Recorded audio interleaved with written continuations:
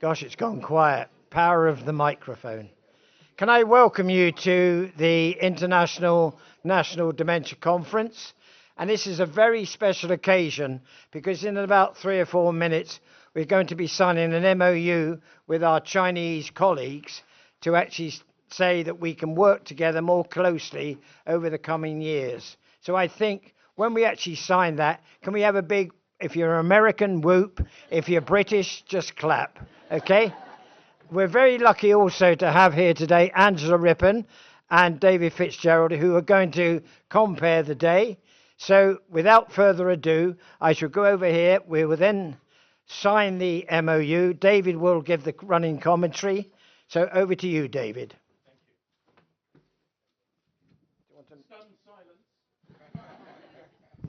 Do you want a mic?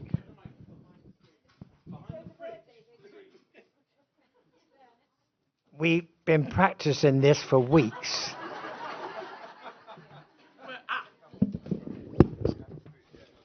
That's it. Hide it from me. I do apologise, ladies and gentlemen. We are here for a very serious moment to sign the MOU. Thank you very much indeed. For those of you that are a little confused as to what an MOU is, I will just read you the opening line here. The purpose of the Memorandum of Understanding is to facilitate discussions between the parties on specific educational projects and areas of collaboration of mutual benefit and interest. When it comes to dementia, this is a giant step forward.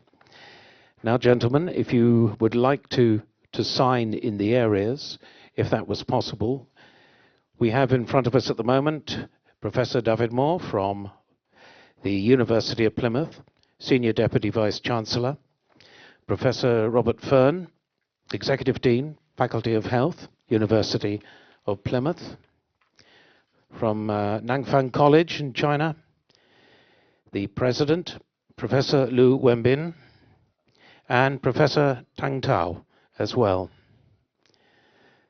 So this is going to be quite a leap forward. The pen is now broken. Okay, that's good.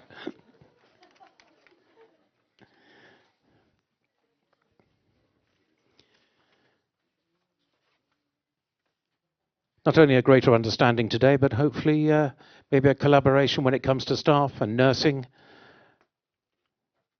Thank you for signing. Lovely.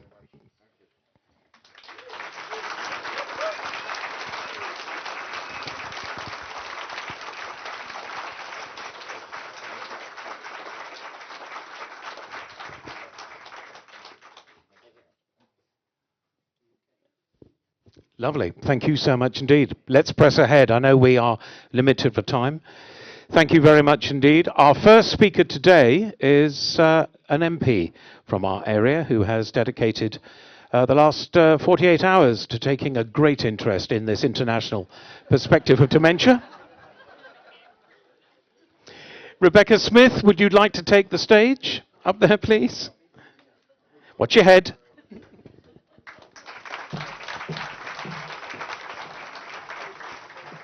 Well, good morning, everybody. And I don't want to start in a defensive tone, but I do think that was a little bit unfair, David, because when I actually do my introduction, you'll realise that this is actually something that I've been interested in for a very long time and have actually been working not necessarily directly with, but alongside and part of what Ian and indeed Liz Hitchens from the Yelm Community Group have been working on. So, but it is true to say that in amongst everything else I'm doing, it was yesterday morning and this morning when I put thought to what I was actually going to say. So there we go.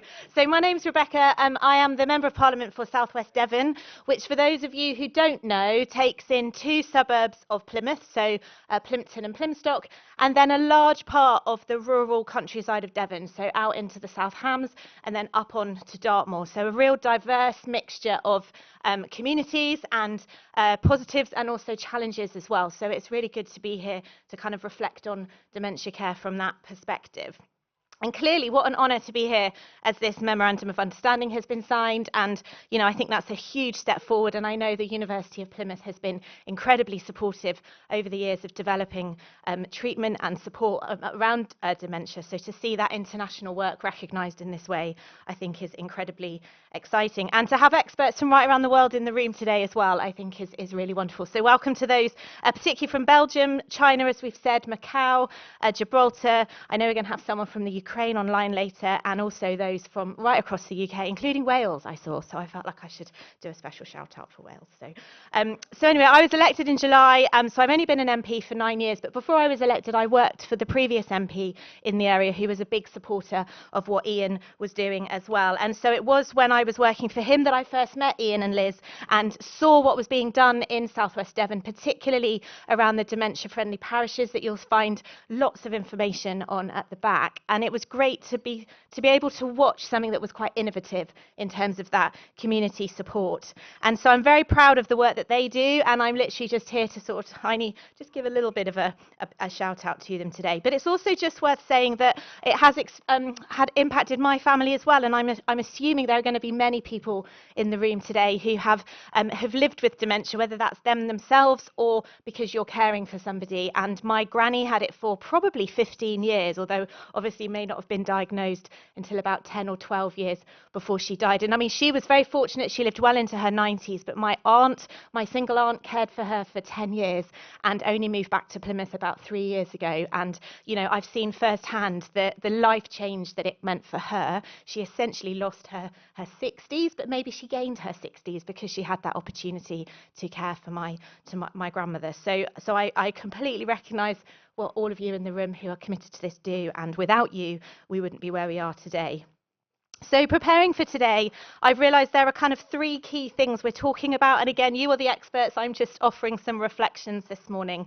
And that is the support we provide for those living with dementia, the diagnosis and making sure that we give that diagnosis as early as possible. And then obviously what we do in the future around medication, both to delay the onset of dementia, but potentially in the future even prevent it from coming in the first place. So, and it's worth just also reflecting, and I was quite shocked when I did prepare for this morning, that my constituency in 2023, some research showed that we had the lowest diagnosis rate in the country. So the South Hams bit of my constituency, only 44% of people with dementia are diagnosed. And when you think that the national aim is to get to 2/3, that's way below that 2/3 estimate. So if we recognise that you can't get support until you've been diagnosed, we really do have a big job to do to make sure that people in my constituency, let alone everywhere else, get that support that they need.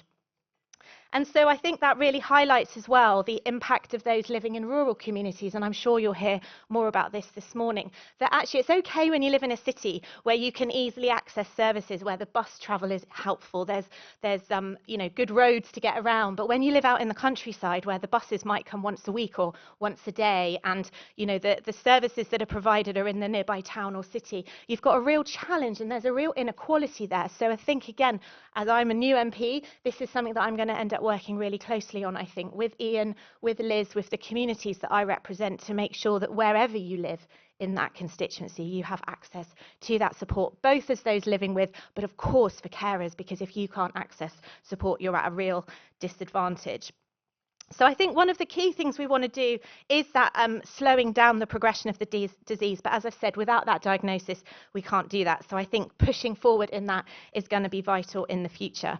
Now, I don't want to be overly political this morning, but ultimately we are standing in between 2 governments and 2 administrations. So I think it's just right to reflect on what's happened in the last 10 years and potentially lay a little bit of a gauntlet down for the new government to say, what are you going to do going forward? So for full disclosure, I am a Conservative MP, so it was my government, my colleagues that were in government over the last 14 years. And actually, I'm really proud of what they did whilst we were in government, because I think we moved things forward a really considerable way over that 10 to 15 years. And there were particular prime ministers who made a real push around this. David Cameron, you might be familiar, right back in kind of 2010 to 15, did a huge amount of work.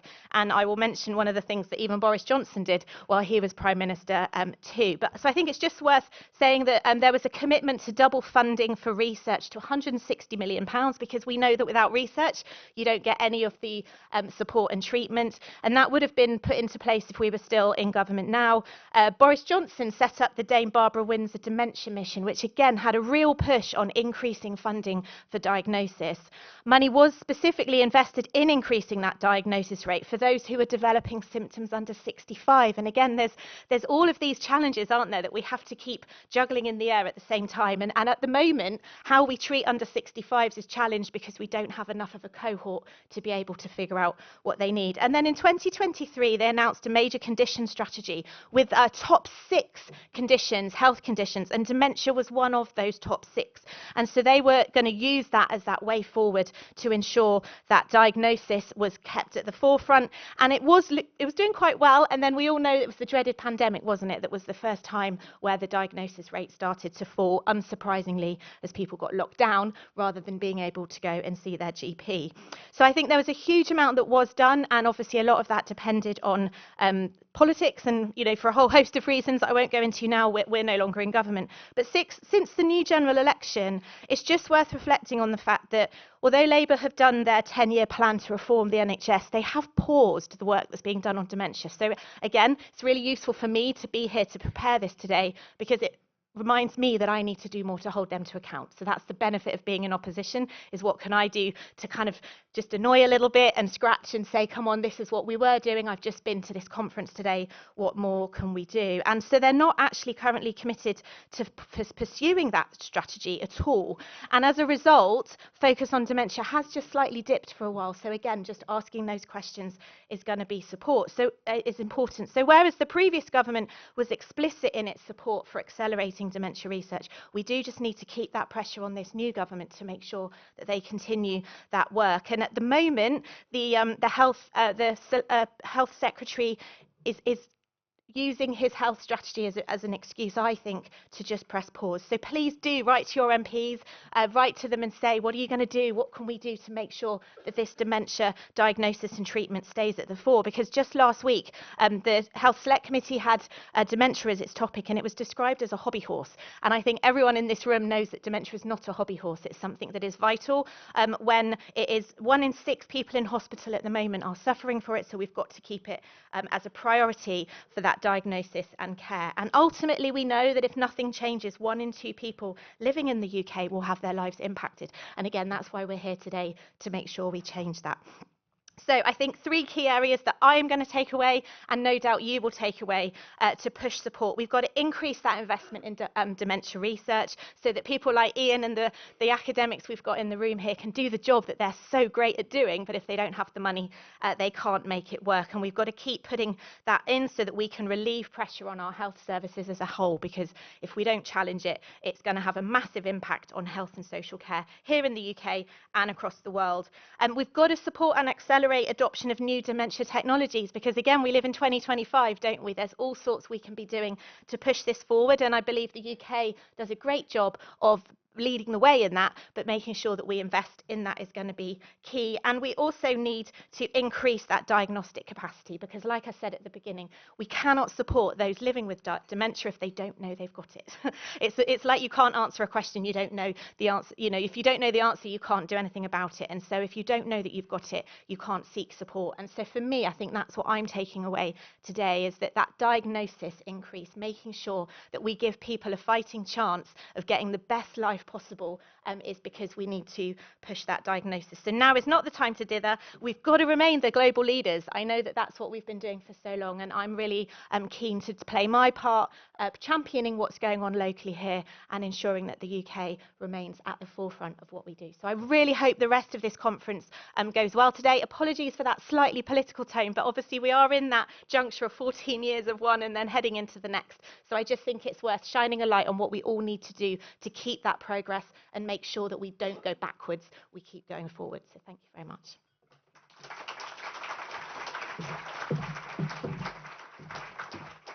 Rebecca, thank you very much indeed. In fact, she reminded us that it was David Cameron who, in 2012, established what was called the Prime Minister's Committee on Dementia-Friendly Communities.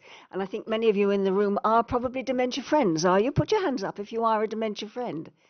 Yes, but you see, that's a particular project which has sort of slightly fallen by the wayside, but really speaks to everything that Rebecca was talking about when she said that we've got to get earlier diagnosis. Dementia Friends are great individuals in helping to spread the message about what dementia is in the community and how people with dementia and their carers can be helped and supported.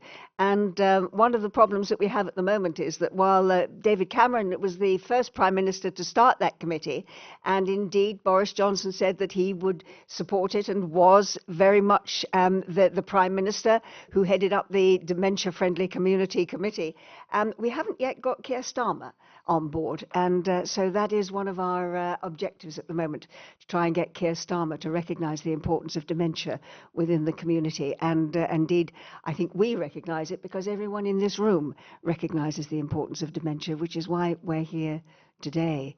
And so, Rebecca, we will certainly be with you on that. And diagnosis, I think, again, is something that the Alzheimer's Society has been promoting for quite a long time now, to get more and more people to recognise that an early diagnosis can make all the difference in the world to anyone who has dementia and their family, their friends, their community.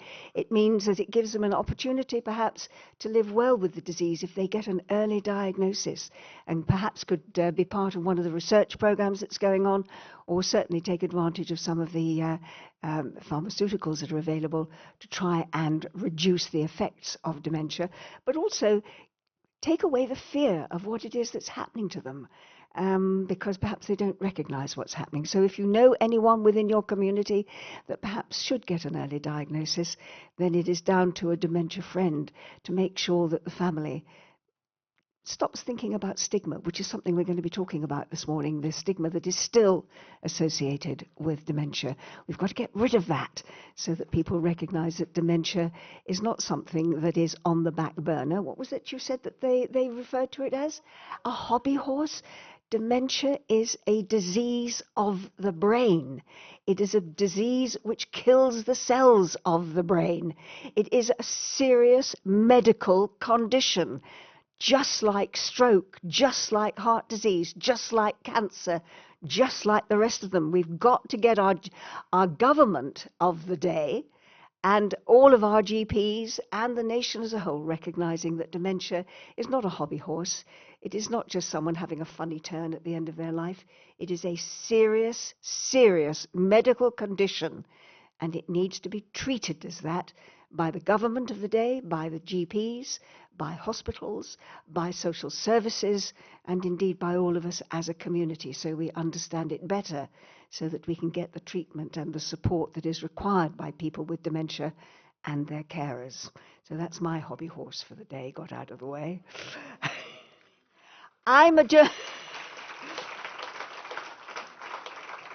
And also, before we go any further with our conference today, Lucy, where are you? Lucy? Lucy, who was singing when we came in. Lucy, actually, she is a professional singer, but she also works as part of Ian Sheriff's team at the University of Plymouth and works very, very committedly to improving the lives of people with dementia. She gave us a wonderful introduction, I think, by singing when we were all arriving. No, that wasn't taped music. That was Lucy, and she's going to be entertaining us again during the lunch break, I think, isn't it? Yes. So, Lucy, thank you very much indeed for some great singing. Now, like my co-host today, David, I am a journalist. We are both journalists, and as such, I think we are both very, very aware of the importance of improving and spreading information about any project or campaign, regardless of what it is, so that you can get much greater public and political support. And certainly that goes for the whole subject of dementia. Since I first became involved with dementia, 21 years ago now, back in 2004, when my late mother Edna was diagnosed with frontal lobe, with vascular dementia, I think the whole subject of dementia really has come out of the shadows. It's become much more something in the public spotlight with greater awareness, not just through news stories or individuals talking about their situations, but through radio and TV drama. The Archers, those of you who listen to The Archers will know there was a whole series. It ran for years on dementia, as one of the leading characters had dementia, so we understood through that drama what dementia was, how it affected the community, and how it affected his carers. Through books, through plays, major Hollywood and international films. We have 2 actors now who have Oscars for their portrayal of people with dementia. And someone who certainly knows the importance of communication is the first of our international speakers today. He's someone who certainly does not leave dementia on the sidelines or treat it as a hobby horse. So will you please welcome from the Flemish Alzheimer's Association in Belgium, Oliver Constant.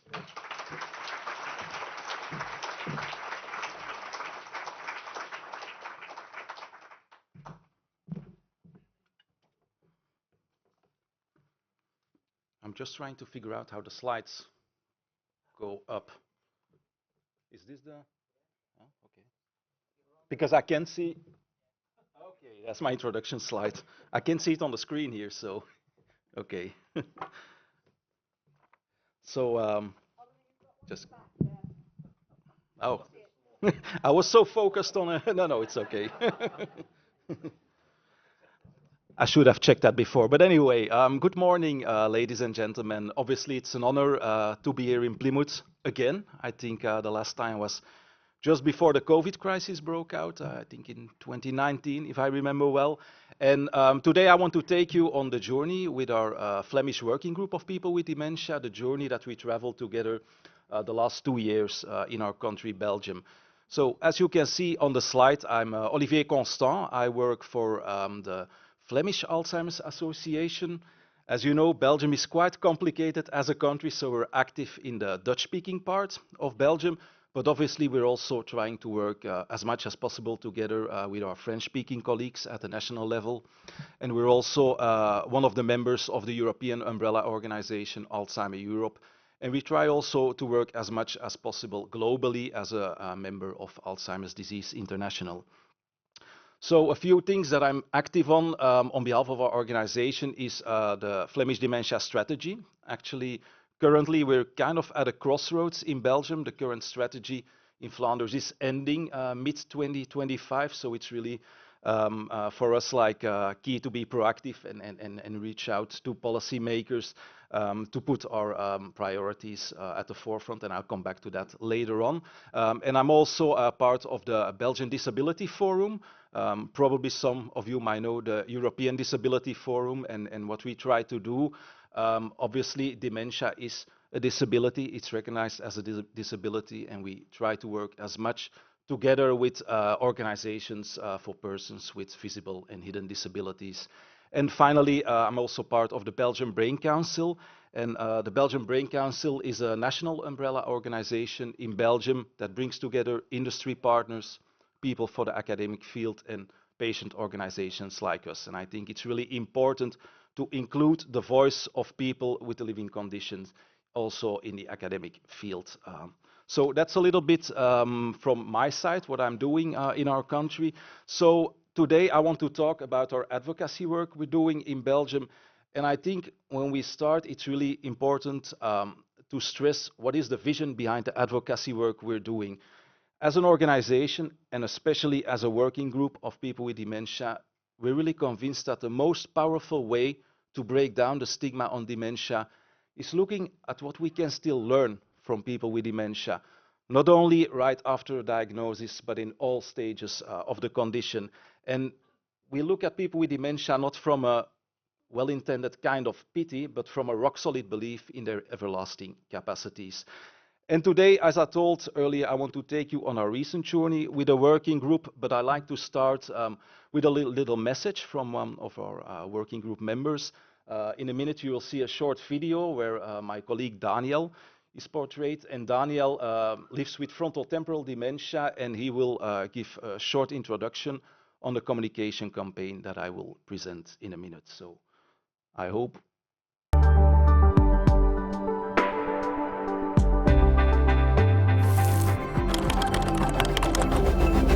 Dat geeft mij een heel negatief gevoel.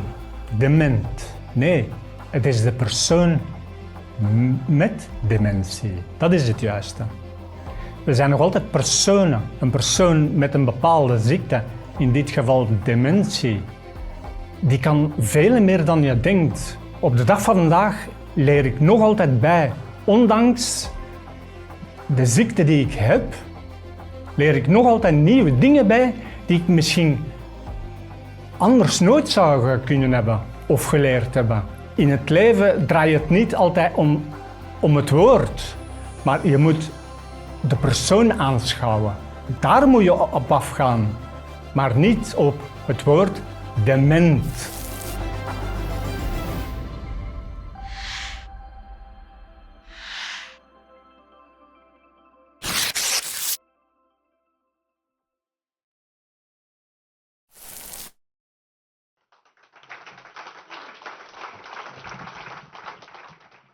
So thank you. That was actually one of the 8 video statements we made with our working group for our campaign. And as Daniel explained, like respectful communication for us is really like the starting point for an inclusive society, and that's why we really want to put it high on the agenda, not only towards media or opinion makers, but also at a policy level.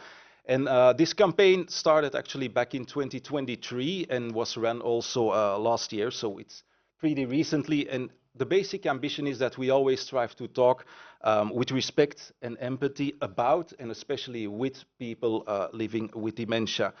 But the question is, how do we do it? And that is why we launched our little media manifesto, which you can see here on the slides. And we also launched, and I have one with me, it's called First Aid Kit for Respectful Communication. Unfortunately, we always have this in Dutch, sorry, but we have the media manifesto also in English. So, and I have a few copies left for anybody who's interested, can get in touch to have one of those media manifestos. So, as we all know, words have the power to connect, to enchant, but words also have the power to hurt and to separate. And words like demented, as we saw in the little video, obviously they can be found in a dictionary. They're all right according to the language rules, but they fall short when it comes to portraying people with dementia and their loved ones with dignity. And our Flemish working group of people with dementia in Belgium looked at what words they want to ban from our language, and we have bundled them, again, in those little first aid kits with cards showing like disrespectful and more respectful alternatives. And we made also the video statements, as you saw earlier, because for us, it's much more about the vision behind the communication. It's not just words. Words express a vision, and that's, you can read, hopefully, what's marked here on the slide, our little media manifesto. It's not only right or wrong. Communication is never right or wrong, but it's respectful or disrespectful, and that's actually like the aim we have with our media manifesto. And I think it's really important to give like the vision also of one of our other working group members. Here you see my colleague Paul Goossens. Paul lives with Parkinson's and Lewy body dementia. And when I asked him what's the importance of a campaign like this, of the media manifesto, he said the following, and you can read it also on the slides. He said, like, for me, communication is a mirror of society. I sincerely hope that people will stop patronizing us as persons with dementia, because respectful language is also a matter of dignity. And I think that sums it up pretty well, what the importance is of this kind of awareness campaigns. So, and what is also a matter of dignity, obviously, is having the opportunity to stay socially active and giving people with dementia and their loved one valuable connections in the here and now. And personally, for us as the working group, the venue today here, the Home Park Stadium in Plymouth, couldn't be chosen more appropriate, because last year we also have been working very intensely on a new project focusing on the value of sports and physical activities for social inclusion. Because we not only firmly believe that sports can help to reduce social isolation and can provide new and enriching experiences, but with our new initiative, we also want to make the topic of prevention relevant for people who already have a diagnosis of dementia. And what we've done is, together with our working group, we've developed a new publication offering advice, tips, and good practices on dementia-inclusive sports activities. And we also wrote a brand new sports manifesto with a clear message. Let people with dementia enjoy their favorite sports as normal as possible for as long as possible, but be conscious of some key elements to make sports experiences tailor-made when it is needed for people with dementia. And this project actually is based on a promising new collaboration between our Flemish Association, the national umbrella organization, but also with the highest division umbrella organization of football teams in Belgium. I guess that's comparable with the Premier League you have here in the UK. Well, maybe not in quality, but in principle. So, actually, we're now really at the start of this project, and as we speak, we're quite actively campaigning together with the Belgian football teams in the highest division on the new sports manifesto. So, now it is time for a little bit of Dutch, because we haven't got it in English. So, I'm sorry, that's it. No, I tried to figure out a solution to explain a little bit what's in our sports manifesto. So here we see again the colleague you saw in the video, Daniel, who lives with frontotemporal dementia. And I don't know if people in the room recognize the person who is standing next to Daniel. It's quite of a famous goalkeeper. No? Nobody? He used to be the goalkeeper for the Belgian team on the World Cup for several times, and he was the goalkeeper of the world, even, I think, at the late 80s. It's Jean-Marie Pfaff, and he was goalkeeper for Bayern München in Germany. Anyway, and he's one of our ambassadors with our new sports project. And when I asked Daniel, what does the sports manifesto mean for you? He said kind of the following bullet points which are marked on the slides. So he said, for me, it's important that as a person with dementia, you can not only attend sports events, but also can be able to participate despite the limitations that I have. Being able to exercise in your own way and at your own pace, obviously, is always important, not only physically, but also for your brain as a person with dementia. So that's a link to prevention that I explained earlier. For me, this requires some key adaptations which are explained in our new sports manifesto. Reduce too much noise and stimuli, provide training for staff or volunteers, point out a clear signalization, make the infrastructure accessible, and last but not least, don't be annoyed by our own rules that we have as persons with dementia. So, what have we done apart from the sports manifesto? The manifesto is really like the starting point. It's a call to action for a more expanded publication that we released at the end of last year on how to become dementia friendly as a football team or as another sports organization. With our working group, we have conducted several focus group discussions, and we really wrote together the publication. We tried to write it together as much as possible based on the insight of our working group members. And as you can see here, the picture on the slide actually is one of my colleagues who runs the project, Els, and she's doing a site visit at a football team called KRC Genk. It's quite famous in Belgium, but I'm afraid not here. So anyway, and they're like the front runner of the project. And so it's important to stress that it's not only about releasing a publication, it's really going on site and looking what's already been done. And in this way, obviously, we want to validate efforts that are already being taken, but also together with our experts by experience, go on site, point out which things can be done better to move forward, and thus in the end sustain the existing efforts for the future. And we are more than proud that the call to action that we raised together with our working group resulted in the first ever dementia-friendly football club teams in Belgium, which is KRC Genk and another very famous football team, KRC Westerlo, which probably nobody will know either. But anyway, and obviously this is not the end point of a trajectory. You always need these kind of front runners, but it's really like the start of making all the football teams, not only in the highest division in Belgium, dementia friendly, but also reach out to amateur football teams with respect for their scope and possibilities. So it's really like a work in progress, and that's like a second project that we've conducted recently. So a last project that I'm going to explain a little bit today is on our policy work. We hope, obviously, that the vision that we promote with our working group will also be furthered, expressed and anchored at the policy level. And that's why I like to conclude today with the latest achievement in which we were very actively involved as a working group. You see here a picture of the cover of a memorandum for our organization's last year elections, and we reached out with this memorandum towards the Flemish government, but also towards the federal government in Belgium, because we had both elections being run last year. And as I told a little bit already in the introduction, we believe that people with dementia and their informal caregivers, as experts by experience, should also be involved in dementia policy from start to finish.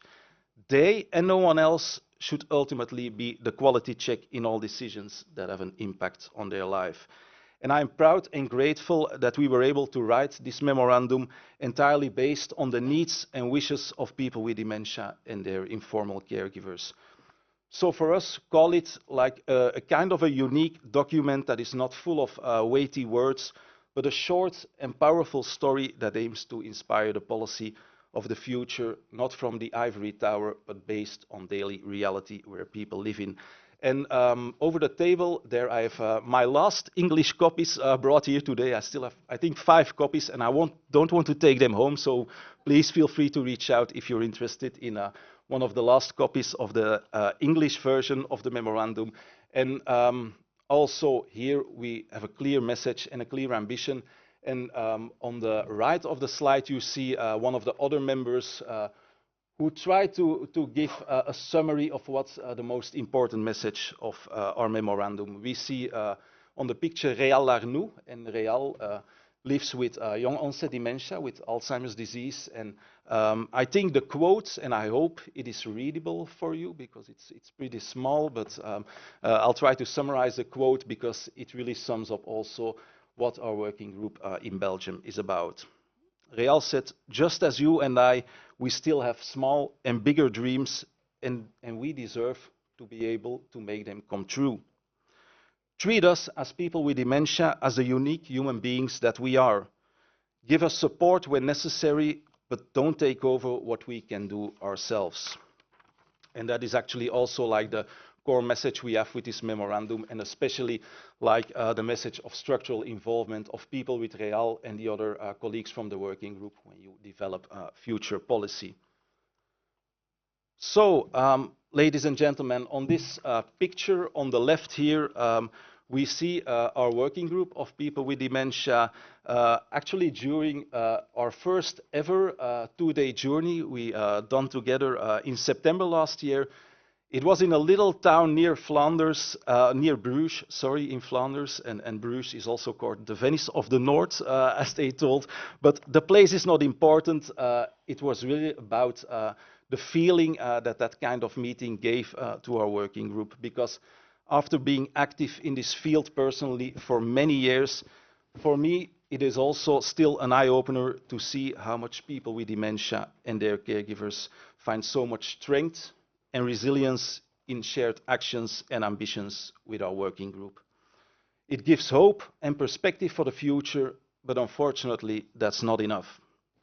I think we need more working groups driven by experts by experience, so that policymakers around the world wake up and that they start translating the long-term policy ambitions of tomorrow into tangible actions today, so they can meet the urgent needs of people with dementia and their caregivers. And I sincerely hope that after today, everybody will leave the conference with an extra dose of energy and motivation to move forward towards this inclusive society and person-centered care that gives people with dementia and their caregivers the place they deserve. Not in the margin, but at the center of a warm and understanding society. And as a Flemish working group of people with dementia, we firmly believe that if we continue to focus with all of you here today on what people with dementia can still do, their condition will disappear behind their talents and not the other way around. Thank you very much for your attention.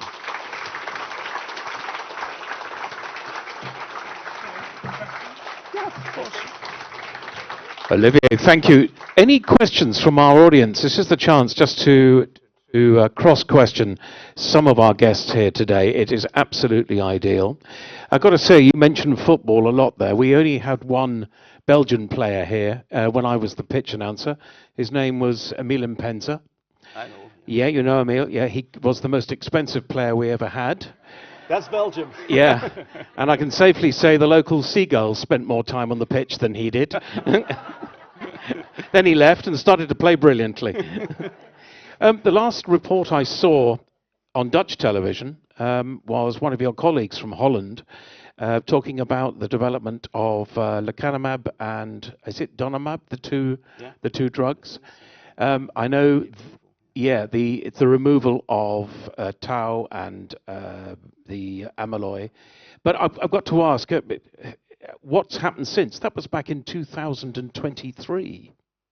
Yeah. Nothing? Actually, no. There's a lot going on. Well, it's a little bit off topic from my presentation, but I'll try to give an update on the lecanemab approval. Actually, as you know, there's like the EMA, the European Medicines Agency. Actually, they rejected the market approval, and now there's new research being done, or there's by the EMA, and now it's still going on, like the approval or not, as well as I'm informed. And actually what we try to do as a patient organization together with Alzheimer Europe, the umbrella organization, is also reach out towards policymakers and stakeholders at the European level, because in our opinion, like access to treatment and medicines should be equal around Europe and even around the world. And today, unfortunately, that's not the case.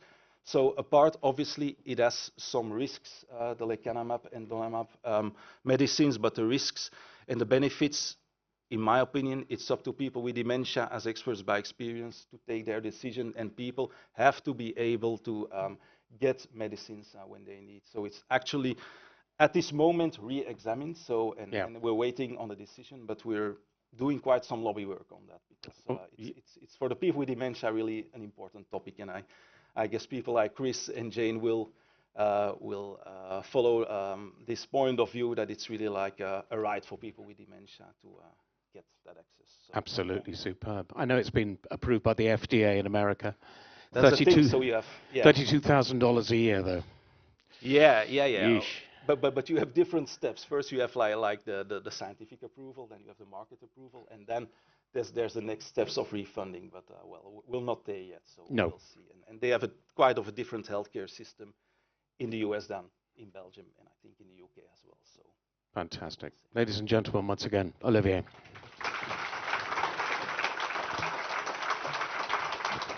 Thank you. Now, this is a treat for me because this is normally the press stage for the Argyle players, and the last player I saw on this stage was a gentleman called Maxim Tavalerov, who is a Ukrainian, a man who's been an incredible influence here on Argyle, and fingers crossed. I know we are facing relegation, but there is still a chance, and the last time I saw this club, they were fighting from the beginning to the end. A brilliant goal. That was against Derby. Okay, I know we lost against Derby, but the atmosphere here was absolutely electrifying. And it was partially dependent on Maxim's efforts into the game. The reason I mention him, Maxim, we are now going to go and cross to Ukraine. And a lady that I've spoken to on many occasions before, Irina Shevchenko, who is the founder and CEO at Nezabudny in Ukraine. Obviously, Irana has some unique issues and problems in the life of Ukraine and within dementia, but it's lovely to see you once again. How about a round of applause for a lady in Ukraine? Thank you so much. Irina, how are you? How are things going for you? Thank you. All is fine. I am so happy to be here today with you. It's really an honor, and I'm very excited. So thank you so much for having me here. Fantastic. Now, can you update us, please? Sure. It is the second time for me to present at the Plymouth University conference, and indeed, it's a big opportunity to share the situation that we are currently facing in Ukraine, especially with people with dementia. I've presented 2 years ago at the conference, and it's actually the fourth year of the war, which is happening right now. It's a bit crazy. And I was thinking of preparing slides presentation, but then I thought maybe I would just talk to you as if I met you there at the conference, because unfortunately I could not travel this time. I'm in Geneva still with my daughter, so unfortunately I cannot have a possibility now to leave her. So I'm here online. So I will just be speaking with you, and at the end we'll show a couple of slides. So first of all, a brief update about the situation in Ukraine in general, just a reminder about the country itself. So at the moment, we are around 38 million people. When Ukraine got independence on the 1991, we had 52 million people. So we actually in Ukraine have one of the biggest demographic crises in the countries in Europe, unfortunately. And after the war started, obviously the situation worsened a lot. There were more than it's around 6.9 million people of refugees all over the world right now. So, and around 3 million of internally displaced people. So a lot of things are happening in terms of movement of people, which causes a lot of additional challenges for people in general. Mostly these are women and women with children, but though anyway, we know that there are a lot of people with dementia who are moving as well. For example, at our helpline, we have around 40% of our calls are coming from people who are internally displaced people. So this is one of the issues that we should be considering, and taking into consideration the overall situation in Europe and in the world. I think this is one of the issues that we have to be prepared to everyone, because nobody knows how the future will unfold. So we from our side can share all the knowledge and experience that we have gained throughout these 4 years.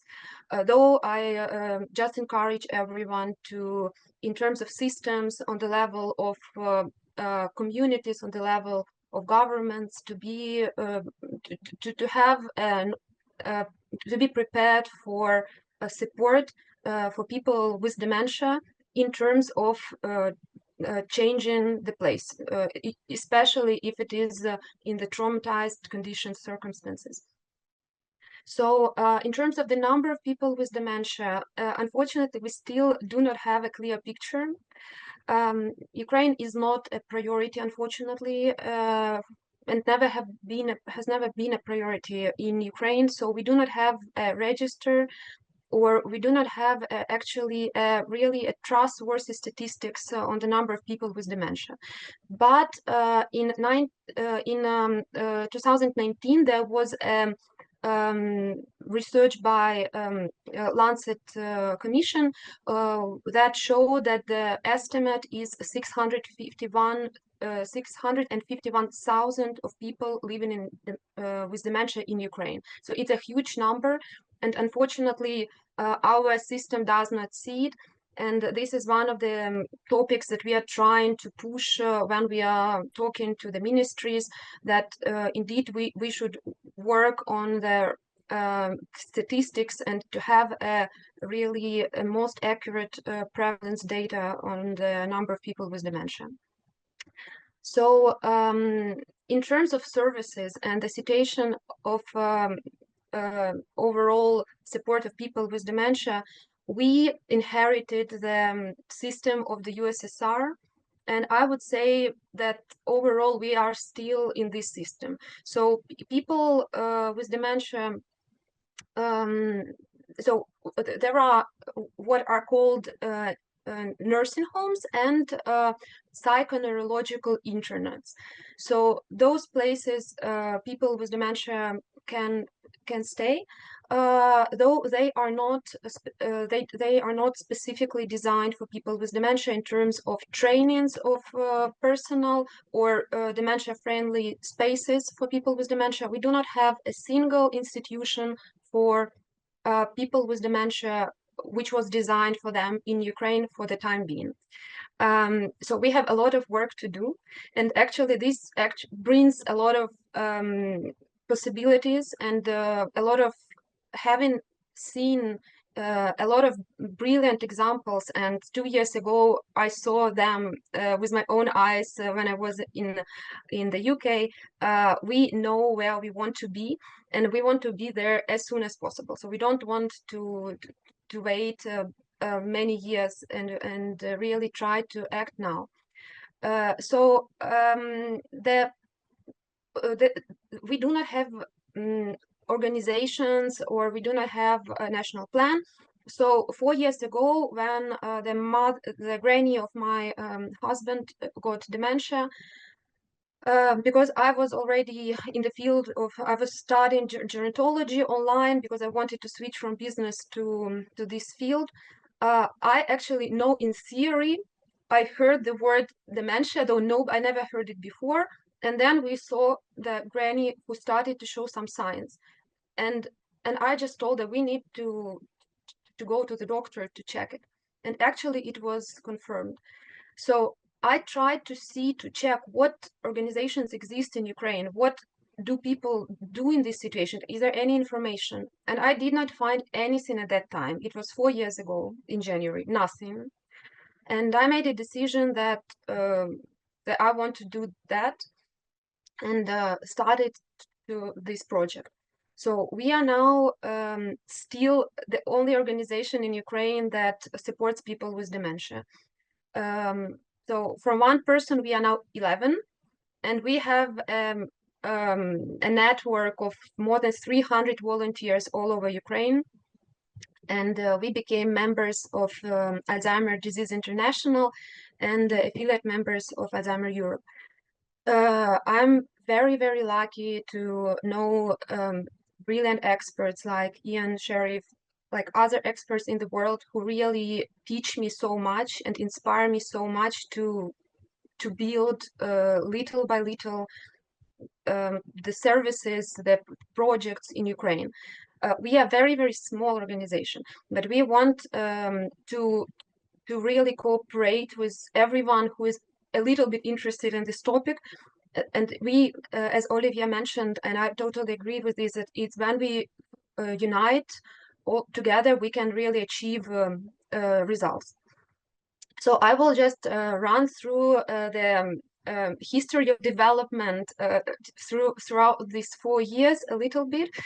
Basically, because my topic is the support of people with dementia. So I basically can talk about our organization and what we do, because I do not know other activities in this direction. But I actually encourage a lot of organizations to start doing it, because I know that in other countries there are a lot of partnerships, a lot of organizations with different focuses on dementia. So I hope that if I present in 2 years or next time, I can tell that we achieved much more. But what we have done so far and what exists basically in Ukraine. So we started 4 years ago with the first program which was mental health support. We started with group psychological therapy. And this is still our core program for these 4 years, because unfortunately, with the start of the war, mental health is one of the national priorities.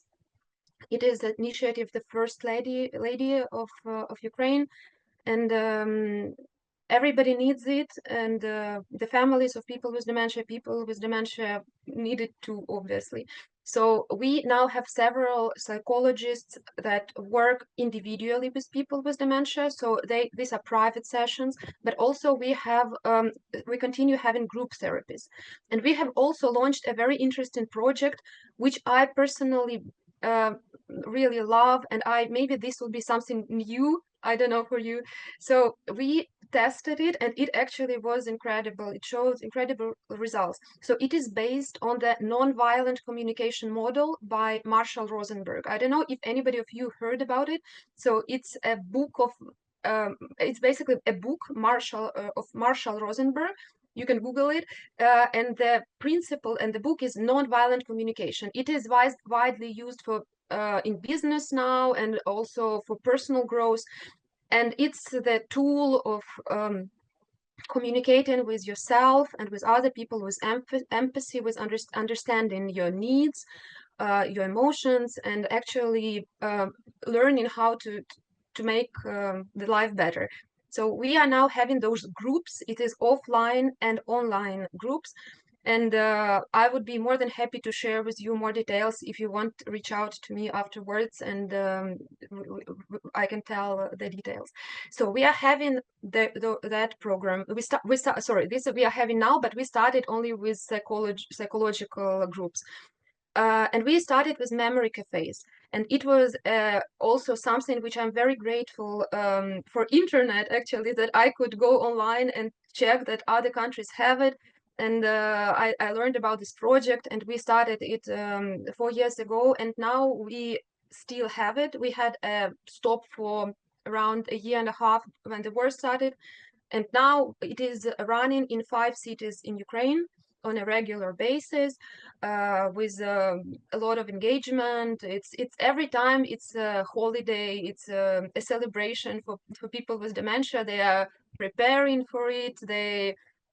So it's something really, like, it's a psychological support, but also really a lot of connection, and they really become friends afterwards. So we are planning to expand, to have not 5 cities, but much more, actually, like in every community in Ukraine, every city.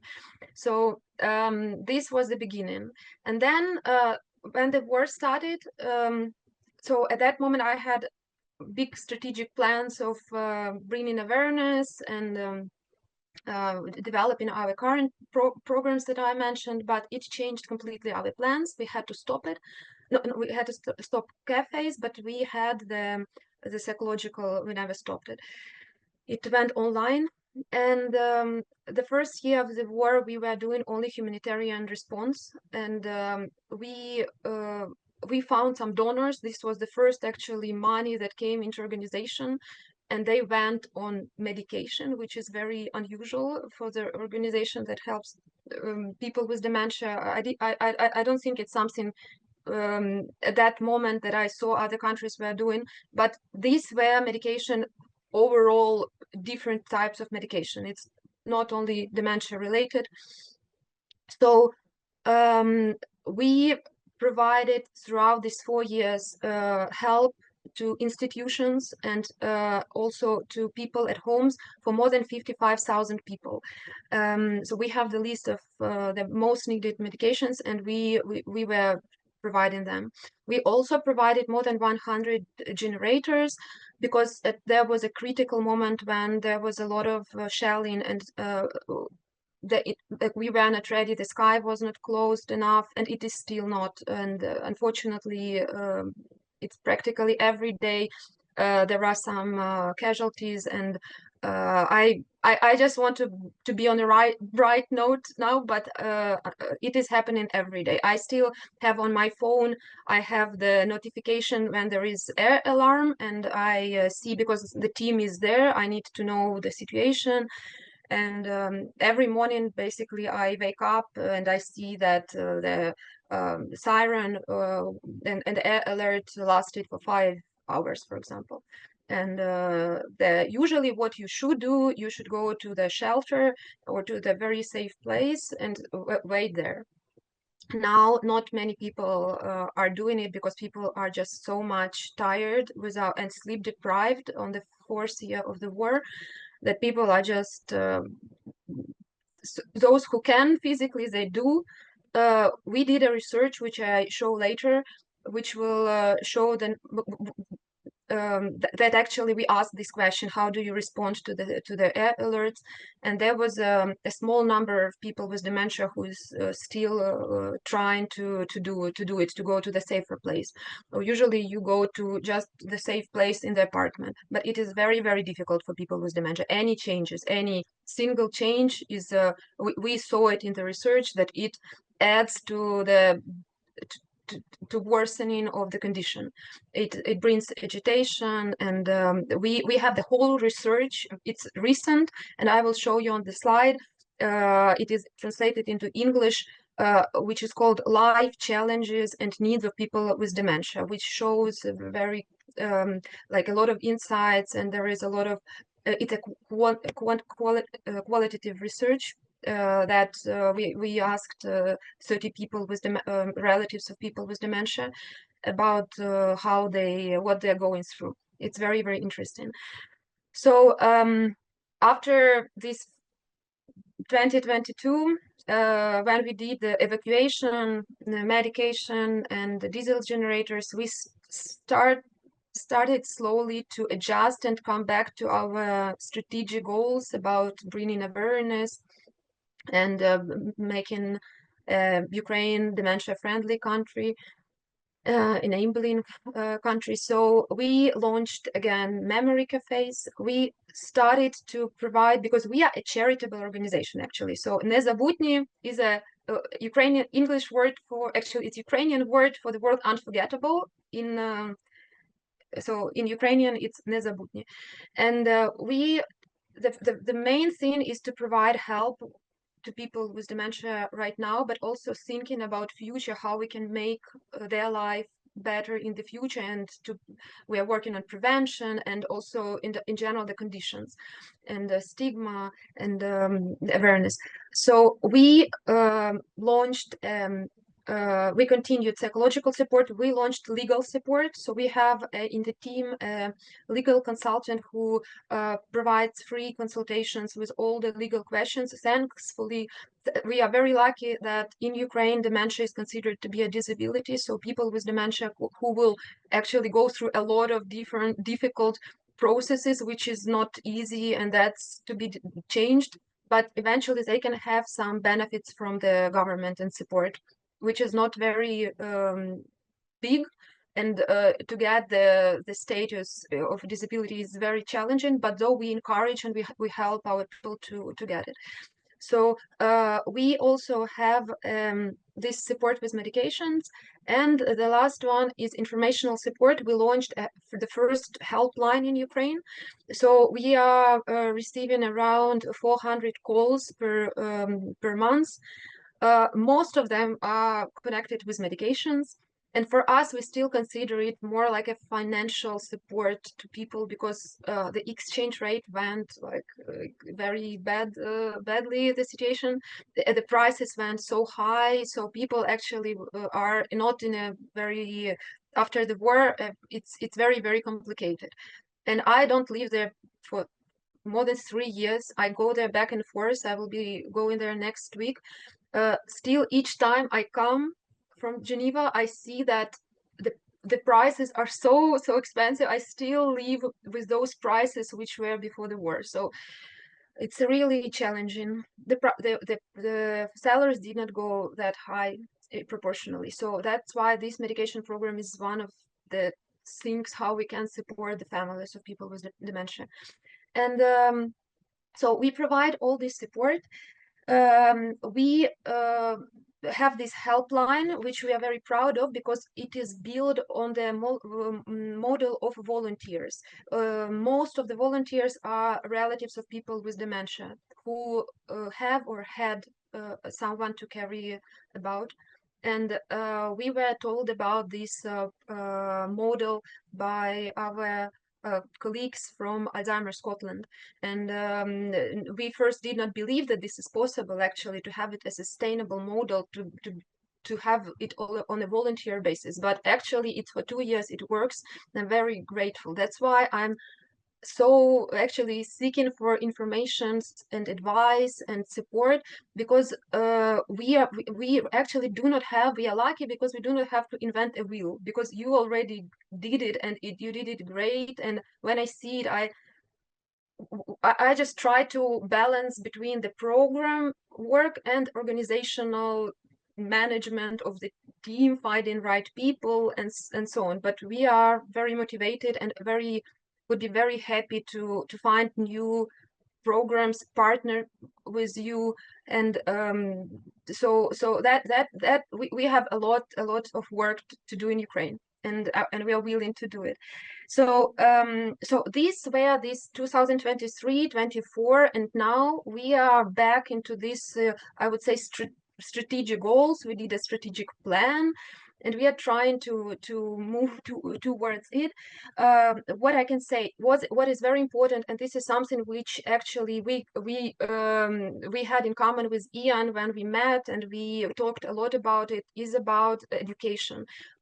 I believe that education is one of the key elements for change in terms of building the system.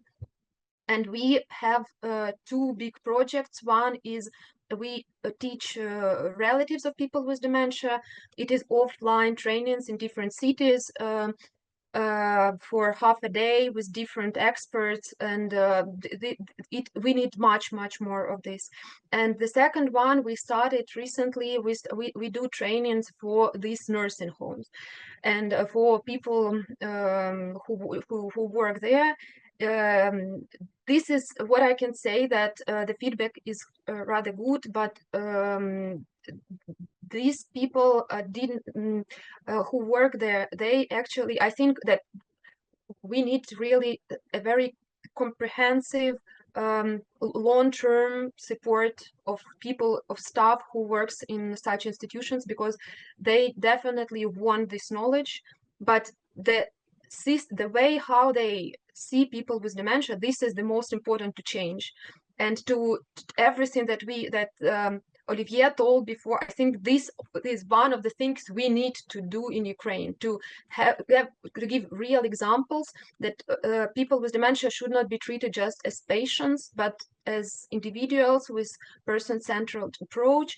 So we are trying to bring this slowly to Ukraine. So we are very open, and we want to do, and we have a lot of plans with Ian on this direction.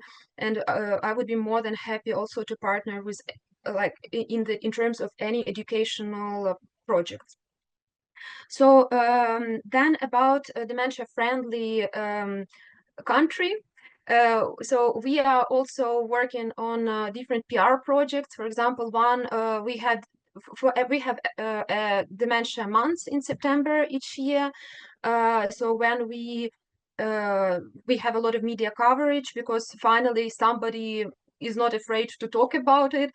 And so I usually come to Ukraine. I was very surprised, because we are invited even on TV on good time slots. We talk about it, so people start slowly, I think, change this perception of this taboo thing. We see some changes within these 4 years. Still, we did another research on awareness, and we last September, and we know that the awareness of dementia is 17%. 17% of respondents know what is dementia, and it was a qualitative research. So it was 1,000 people all over Ukraine, 18 plus were asked, and there were a lot of other very interesting findings. Still a huge part think that this is a normal part of aging. For example, people with dementia cannot enjoy life, and so on. So all these things, this is still where Ukraine is now, but we already have some data, we will be measuring it with each year, every 2 years. So we have the memory cafes, which is also considered as an dementia-friendly initiative. And we also have a very nice, every year we have a very nice photo project with people with dementia, where we tell their stories, and it is also on our website and will be also published in Alzheimer Europe magazine this month. So just the last two things I wanted to say is that about advocacy, because we, as I told, we understand that we are very small, and we want big changes. So starting with the beginning of the war, I somehow, because we actually understood that we have a possibility to provide something real, these medications and generators, we contacted the ministries directly. And starting that time, we are in very good relations with the Ministry of Health and Ministry of Social Policy. And at one point, I met both ministers, and they both acknowledged the importance of the topic and that something should be done. And for several years, I was sending emails, official emails, not official emails, calls. We had meetings, and finally, last year in June, there was a decree on the of the Cabinet of Ministers that by the end of this year, Ukraine should create and actually adopt the National Dementia Plan. So this is in the plan. It is the responsible people are Ministry of Health and organizations, Ministry of Health and Ministry of Social Policy, both. And I'm coming now to, we as a charity created the draft and provided it so that we can start with something. And I'm coming next week on the 21st of April. We will have a big meeting with the Ministry of Health where we will launch the preparation. So just to finalize, I see that, sorry, I'm just talking too much. I just wanted to share. So just I want to maybe show quickly several slides with the QR codes that you can see where are the researches. Sorry, just very quickly, and that's. So I just wanted to share for those who are interested. So this is the study on dementia awareness and attitudes toward dementia. This is this quantitative research. Then, because of time, I was just informed that we do not have much time. Sorry. So this research is about life challenges and needs of people with dementia. This is a qualitative research with a lot of insights where we see needs of people with dementia. For example, here we see that the basic needs which was very actually surprising, that still medical needs were on the first place, like medication, social hygiene support, and social support, care for families, psychological assistance on the second place. And the third research is dementia-related stigma. So we did a research on stigma, also with a lot of insights, which show that there is a lot of different types of stigma in Ukraine currently, and we are working on this. So because of lack of time, just wanted to tell that we are very, very open with, for any types of partnership. Please include us into joint projects. We know people, organizations, medical institutions in Ukraine that we can connect you. So if you need anything in terms of contacts in Ukraine, please also reach out to me, to us. If you know any advocates who can be advocating for the cause of Ukraine, for people with dementia in Ukraine, also that support will be very, very helpful. And just the donations and financial support would be also very, very much appreciated. And this is a link on our website. It is a huge, big website, but still not translated into English, but it is intuitively clear just for the donations if anybody would like to donate. And that's my contacts.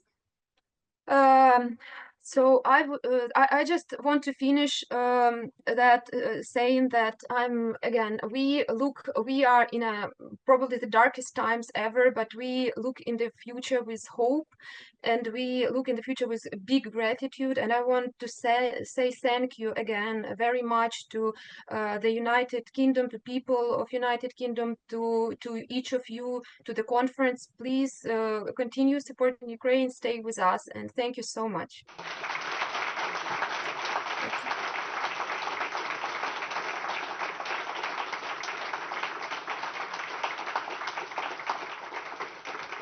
Irana, thank you so much for your time. Last time we spoke, one particular thing came up, and that was the potential increase in dementia among the combatants, your soldiers, because of explosions, percussion, the shock waves. Is that still a big worry? It is a huge worry because we know scientifically that brain injury, but also depression, which is a huge problem in Ukraine, is a big factor, is a risk factor. So we do not have good statistics. That's the problem. So that's one of the things we should work on. We understand and we try to bring it back, and in our national plan we put as a suggestion to put a separate topic on war-related issues concerning people with dementia. So how it can increase the prevalence and what we can do to prevent it. That's Indeed. a risk factor for sure. Irana, look, I'm sorry to end on a downward note, but thank you for your involvement, and battle on. Thank you so much. Irana Shevchenko, thank you very much indeed.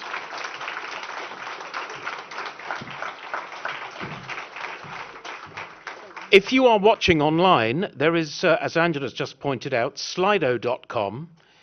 You can message anybody here. There's a QR code. I'm 63, so I have no idea what I've just said. It's over to you. I'm 80. I know even less of what they've just said. Anybody. In fact, there is an opportunity for us to give questions to people. So please do if you have questions.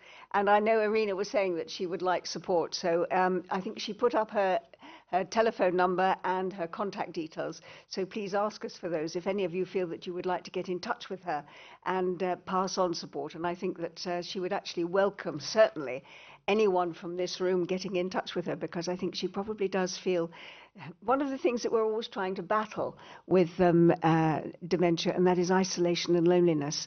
And I feel that perhaps she does feel a bit isolated because, as she said, it was only 4 years ago that people in Ukraine started to recognize anything to do with dementia.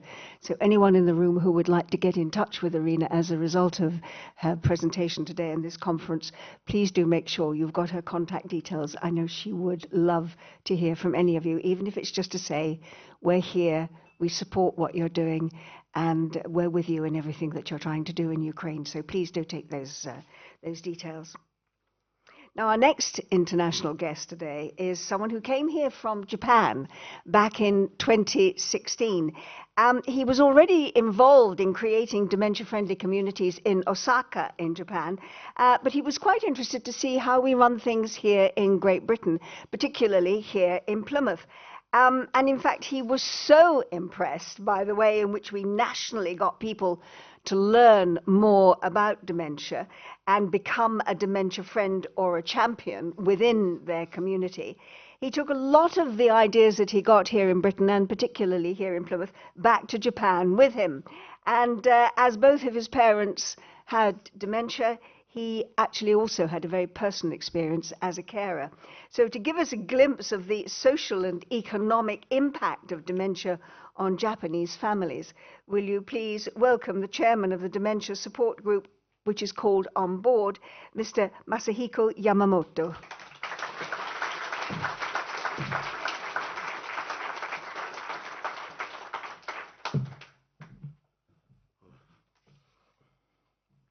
Hi. A little bit nervous. Okay. So let me. Yeah. Okay. So this is my third trip to Plymouth, and when I first came here in 2016, Mr. Ian Sheriff guided me to interesting places such as dementia-friendly bus, library, special parking lot for people living with dementia. I am delighted to be able to visit here again as your great efforts continue. Let me explain a little bit about our organizations. We are engaged in various activities to support the creation of dementia-friendly communities. The main activity is a special class called Dementia Friendly Kids Class to help elementary school students properly understand dementia. The other activity is the promotion of Twiddle Math, which I first met in Bradford when I came to the UK in 2016. We are building a community that supports people living with dementia through knitting. For a long time in Japan, people living with dementia have been subject discrimination and prejudice as if they could do nothing. However, dementia, especially those with early onset dementia, have been increasingly speaking out, and dementia is slowly but surely being understood properly. At the same time, society has also changed with the need to listen carefully to the voices of people living with dementia and to value their human rights and dignity. Japan is aging faster than the other countries, so we have finally realized that we cannot exclude people living with dementia from society. According to an estimate released in May last year, there are expected to be 5.84 million people with dementia and 6.12 million people with MCI in 2040. This means that we will enter a society where more than 10 million people will living with some kind of a dementia symptoms. In population, 120 million. In response to that, Japanese government effort enforced the law Basic Act on Dementia to promote an inclusive society in January 2024. The purpose is not promote comprehensive and planned dementia measures so that people living with dementia can live with hope while keeping their dignity in which each citizen, including people living with dementia, can fully demonstrate their individuality and abilities and coexist, while respecting and supporting each other's personality and individuality. This law was enacted after realizing that people living with dementia are not people who cannot do anything, but are just like us, consumers. I write some articles about interesting initiatives to help those with people living with dementia once a month on a dementia-oriented website run by Asahi newspaper in Japan. I have written more than 30 articles so far introducing the efforts of dementia-friendly companies and local governments that have sprouted up across the country. Today, I'd like to introduce the activities of companies and the local governments regarding economic activities involving people living with dementia, which have become more active in Japan over the past few years. So, the first story is about a small company named Daigo with just 20 employees that manufactures and sells handkerchiefs and socks in Nagoya City. Nagoya City is the third largest city in Japan, and Kita district in Nagoya City has a population of 100 to 160,000. There are many large older apartment complexes in the district, and the numbers of elderly people living alone in the highest in the city at 10,000. In order to promote the creation of a community where elderly people living alone can live as they like without being isolated, the district began creating a dementia-friendly community in 2019. The district official held hearing at a total of 14 locations, including beauty salon, dental clinics, and restaurants that people living with dementia regularly use. A peer meeting was held where people living with dementia actually participated and discussed the lifestyle of people living with dementia and the issues in the living environment surrounding them. The company president of Daigo, a local company that sells socks, goods, silk goods such as socks and belly warmers, also participated in the meeting. The president had no interest in dementia before first joined meeting, but he was originally interested in solving social issues. At the first meeting, he heard that it is so hard for the people living with dementia to put on the socks, and he started thinking about developing a product. He immediately visited a nearby daycare center with a designer to investigate how people living with dementia actually put on socks. He learned that people with dementia have unique situations, such as they cannot understand depths well.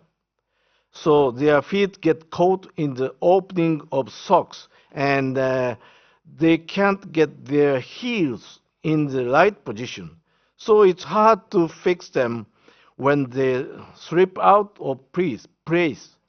Mr. Goto, the president, surprised at one comment from the person living with dementia. I cannot put on socks, so I feel reluctant to go out. Mr. Goto felt strongly that it's not enough to make it easy for caregivers to put on socks, but we need to make socks that are easy for people living with dementia to put on themselves. 2 months later, he had a prototype of a tube-type socks without a heel. Let me show you this unique socks. You see? No heels.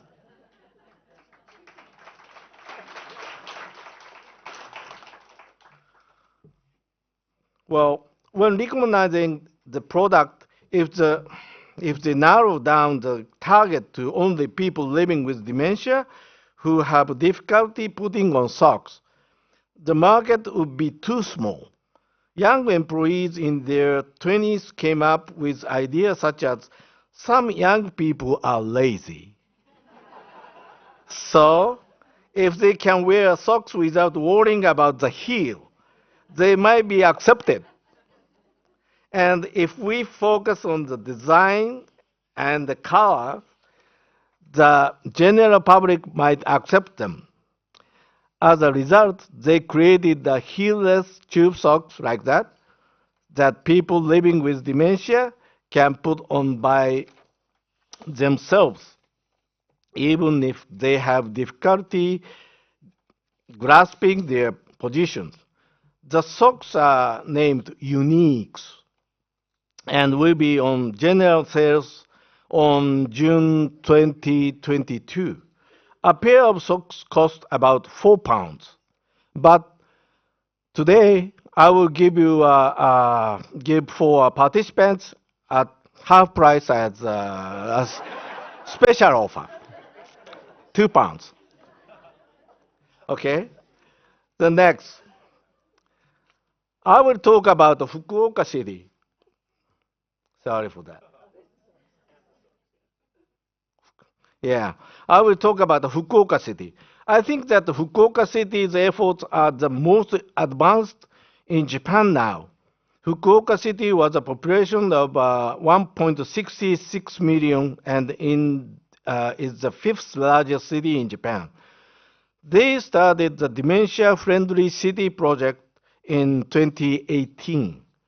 They first established the Fukuoka Orange Partners, a consortium that includes not only the government but also local companies and organizations. Orange is a common symbolic color for dementia in Japan. Currently, above 110 companies and organizations are participating. The Orange Partners also established the Orange Human Bank, which is made up for people living with dementia who help develop products and services for companies and organizations participating in the partners. Currently, there are 21 people living with dementia and 5 organizations on the bank. When companies develop with dementia and 5 organizations on the bank, when companies develop new products, members of the Orange Partners join the product development process and provide advice on the representative of people living with dementia. The goal is to build a win-win situations in which both companies and the people living with dementia. From this, the dementia-friendly gas stove, Safe Plus, that's the name of the stove, was born during a program organized by Fukuoka City for people living with dementia to experience cooking. People living with dementia express positions or opinions such as the ignition button and the control panels are the same color, so it's hard to tell. It's hard to know which button to press when turning on the fire. And there's no fish mark, so I can't tell where the grill is. After hearing this, a local gas company employee consulted with a gas appliance company and the development began. A gas appliance company had more than 100 people living with dementia, and their families actually use a gas stove to investigate its operability. What becomes clear was that high performance stoves are not a necessity. Easy for everyone to use, and the difficulty in operation can affect safety. Taking these opinions into account, the company created the Safe Plus built-in stove, which was released in February last year, and has the following features. 1. A large square handle with make it easy to see the flame. 2. Clear colors that makes it easy to operate. 3. A special voice guide that is easy to hear. Fukuoka City is also working on formulating a guide to dementia-friendly design. Dementia-friendly design has been introduced in 52 facilities in the city, including the new Hakata District Office building and the private nursing care facilities. When introducing design, the design was based on interviews with people living with dementia and the knowledge of the University of Stirling in the UK, which is world famous for its dementia-friendly design. In 2023, the city opened the Dementia Friendly Center. which can be said to be the base of Fukuoka City's dementia countermeasures. The interior is designed to be calm and dementia-friendly, with advice from the University of Ulster in the UK. The restroom and also uses colors and pictograms to make it easy to tell at a glance whether they are male, female, or disabled. Inspired by these pioneering efforts in Fukuoka City, the Ministry of Economy, Trade and Industry has launched the Orange Innovation Project 2023 to popularize participatory development in which people living with dementia take the initiative in developing products and services that meet the needs of people living with dementia through involvement with companies and society, and to realize a sustainable system for this. Currently, more than 40 companies, including Toyota and Hitachi, are participating in the project and preparing to develop dementia-friendly products. In addition to Nagoya and Fukuoka mentioned before, a Japanese traditional ryokan-style hotel called a welfare ryokan that is not only for people living with dementia, but also people with disabilities, opened in 2019. A noodle restaurant in Aoba district, in Okazaki City, the same Aichi prefecture, there is a ramen shop where two elderly people living with dementia work as a restaurant employees. A noodle restaurant in Aoba district, Yokohama City, opens a bar once a month for people living with dementia and their families. There are doctors and nurses on hand to not only drink but also to ask for various consultation. Additionally, in Bep City in Oita Prefecture, which is famous for its hot springs, a survey was conducted in which people living with dementia actually used the hot springs in order to make the public hot springs easy to use even for people living with dementia. In this way, various dementia-friendly spots are emerging all over Japan. I hope that if these spots can be connected to from lines and eventually a surface, the whole of Japan will become a dementia-friendly country. Thank you very much for your attention.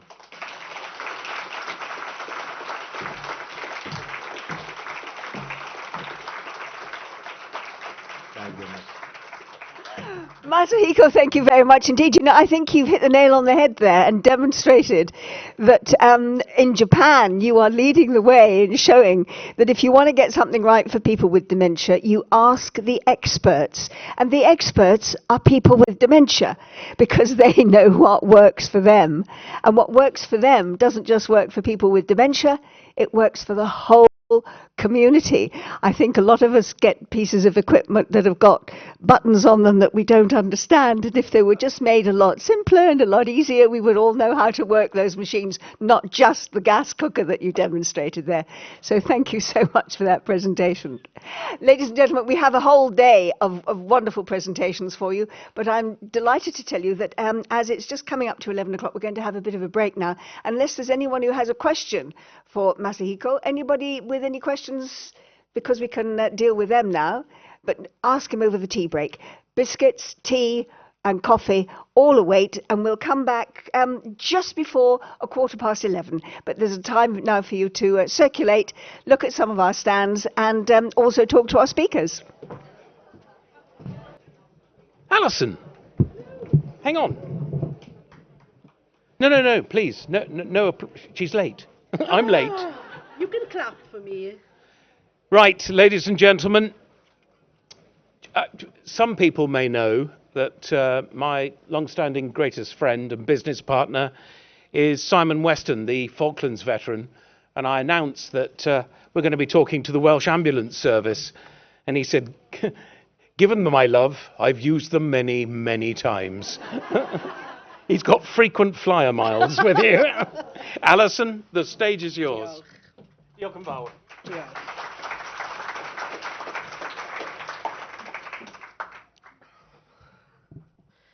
I'm only 4'11", so this needs to come way down. Bore da, siwmai. Mae'n pleser I fod yma heddiw. Diolch am y nghyfarch. Good morning. Bit of Welsh for you. Good morning. I'm Alison and I manage the dementia programme for the Welsh Ambulance Services, and that was just me saying it's a pleasure to be here today. Thank you so much for the invite. Just want to give a quick tour as to what we're up to at the Welsh Ambulance Services, and really keen to sort of share and connect and chat. So here we go. We have a national dementia plan in Wales. It's just being reviewed at the moment, so a fresh one next year, which will be great. We have dementia standards, which came out a couple of years ago. Great. It really gives us structured sort of work streams and partnerships, and allows us to focus on certain areas around our dementia programme. So nationally, hopefully, I think we're in a good place. Translating some of that into ambulance services can be quite difficult. We don't have much money at the Welsh Ambulance Services for our dementia programme. It supports me and my colleague, and a little bit of non-pay monies to support some project work.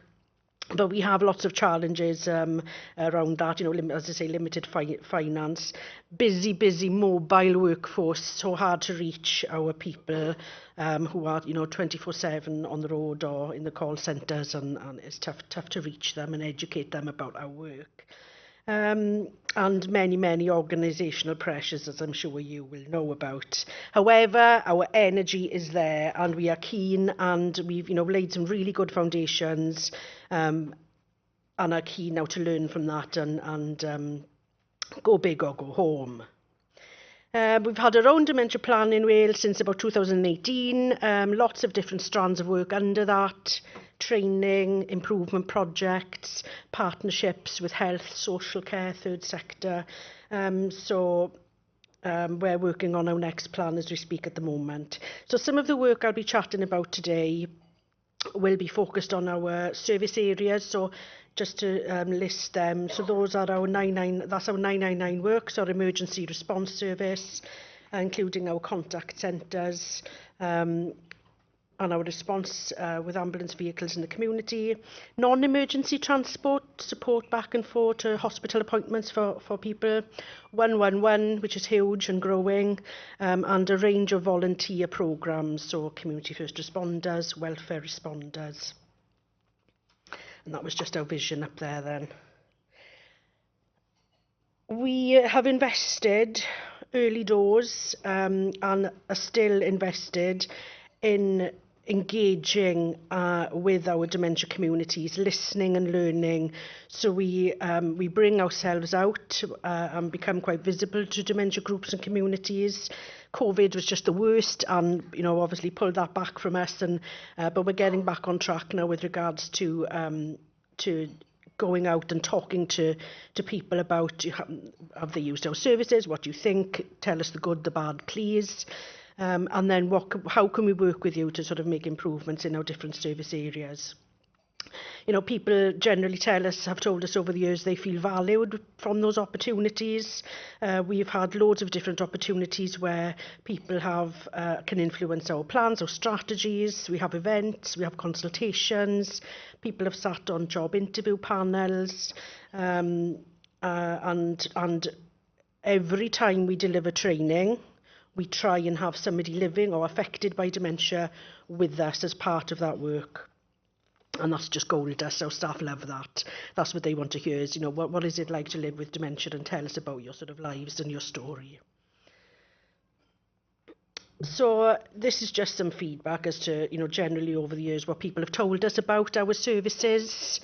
They generally will struggle to be on our vehicles, particularly our 999 vehicles and transport vehicles to hospitals. They're quite bumpy, uncomfortable, smelly, difficult, nothing to look at, nothing to do.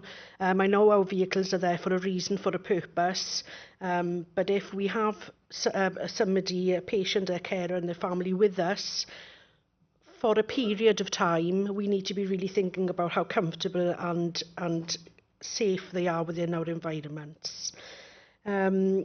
On a long wait outside hospital, I'm sure there's other ambulance services in the world that struggle with long waits outside hospitals, but it's something that we struggle with. It can be tough for people, stressful. There's lots of overstimulation, people tell us. There's lots of noises, lights, sirens, the fumes from outside if this road smells, or exhaust fumes if the vehicle is on and we're sitting outside a hospital. So it can be tough, and especially if somebody's in a medical or social crisis, with a lot of the environment issues on top of that can be tough. So generally people say to us, make me feel calm, make me feel safe. That's the main feedback that we get from people when they're in our care. So over the last number of years, we've done quite a lot of work around our physical environments. So we bring our vehicles, our staff out to communities, come on board, have a look, have a feel, have a play. This is what it feels like. This is what it smells like. Any questions, we will answer it. This is what we do. This is how we do it. So people can familiarise with those environments. We've done some role play in the past where we've even brought our call handling teams out to dementia groups and acted out some 999 calls. So we try and make it as fun as we can as well, as an effective learning experience. So it's all about a bit of a giggle as we go. So we've undertaken a lot of research. We've looked around the world, what's happening, what's occurring from a pre-hospital point of view. Loads of stuff happening in hospitals, in care homes, very, very little happening sort of before the person would come into hospital. So that was a huge learning opportunity for us to really think about how can we translate some of the best practice and the effectiveness of some of different hot concepts in dementia care and bring those into a pre-hospital environment. So a lot of the research looks at things like sensory, how that environment or how that situation affects somebody's senses. So we've tried to focus a little, quite hard on that. And we've really looked at, again, the hot concepts around art therapy, music therapy, reminiscence therapy. They work, they're evidence-based, powerful tools. How can we, is there a role for us to bring some of that into an ambulance environment? There's other work as well around the sort of physical space, so the colour schemes, oh my goodness, really boring, sort of ambulance, they're white cupboards, white ceilings, little bit of green maybe and some yellow handles, and that's it. So what can we do? How can we co-design our environments so they look a little bit more comfortable for people? Also, another massive thing for me is the doors at the back and the noise that they make when they slam. You can see people jumping. It doesn't even matter if they're living with dementia or not. It really grates on you if you hear that door slam in the back of the ambulance. So is there sort of tilt and turn, sort of softer closure systems that we can look at? So hopefully you get a feel for some of the broad concepts that we're looking at to make some improvements on. So, we try to think long and hard, does some of this work have a place in our work, in our services? Should we even be doing this? Do we have time for it? And I believe we do. I'll come on in a moment to some of the sort of small scale projects that we're looking at to sort of test some of these concepts. And yes, it is important for us as an ambulance service, if we're responding to somebody in the community in a medical emergency, and we're trying to make them feel calm and safe whilst responding to their sort of clinical needs. We want to build a connection, build a relationship with you. In order to do that, the more you know about the person, the better. What do you like? What do you not like? If you talk to me about Celine Dion on mashed potatoes, I'll be with you all day.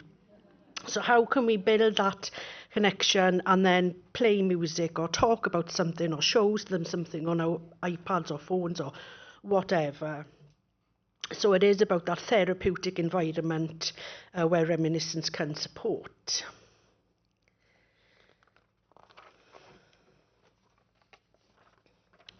So we, as I say, a bit boring slides, but we did some learning from the evidence base, and we found that engaging with environments, if you are living with a sensory loss or a dementia or cognitive decline, can be tough. Dementia-friendly design is something that we're starting to find a lot of research about, but it's not always evaluated, and especially in ambulance services. There are some services across the world who are doing dribs and drabs of work. Nobody talks about it, nobody evaluates it, nobody shares or celebrates. So we're really trying to build in that quality improvement methodology to make sure we're tracking and measuring the impact of some of these interventions that we're carrying out. So, I'm trying to also sell some of this stuff to our senior people, our exec board, to say, poor design disables people. So what can we do proactively and innovatively that looks to change some of what we do and how we do it for people affected by dementia? So just some of the, just some research that we found. There's loads more, so if anybody wants to connect on any of this, I've written some papers on it. But just some, research around what is the impact of artwork, digital technologies, software or hardware integrated into that environment. But some of this some of the research did nod to this can be tough where patients stay for a relatively short period of time. So, hopefully you'll see in a moment that a lot of what we have done has made a difference, and that doesn't really matter to us. So as long as it maybe makes a difference to even one or two people, I'm happy that we've done some of these interventions. So just some examples really of some of the work that we've done. These are our non-emergency transport vehicles. And what we've managed to do on some of this work now is make sure some of these interventions are built in when the fleet are being built in the workshops. So it takes the work out of my hands really with regards to retrofitting. It costs a lot of money to sort of go back and retrofit some of these vehicles. So if the interventions are built in when the trucks are being built, winning. So all new fleet now, which are our non-emergency transport vehicles, are kitted out with some dementia-friendly designs. So we've changed the floor, we've changed the colour of the seats with a yellow piping around the seat as well. Although I've tried a different approach in other parts of Wales. We've done a lovely little project in Ceredigion County, which is stunning on the coast of Mid Wales. And we've really co-designed that work. So we've gone out regularly to dementia communities. We've told them we want to make our environments a bit more dementia friendly. What do you think? Do you think music will help? So they helped us design a music USB stick. So that can be played in the front or the back of the vehicle.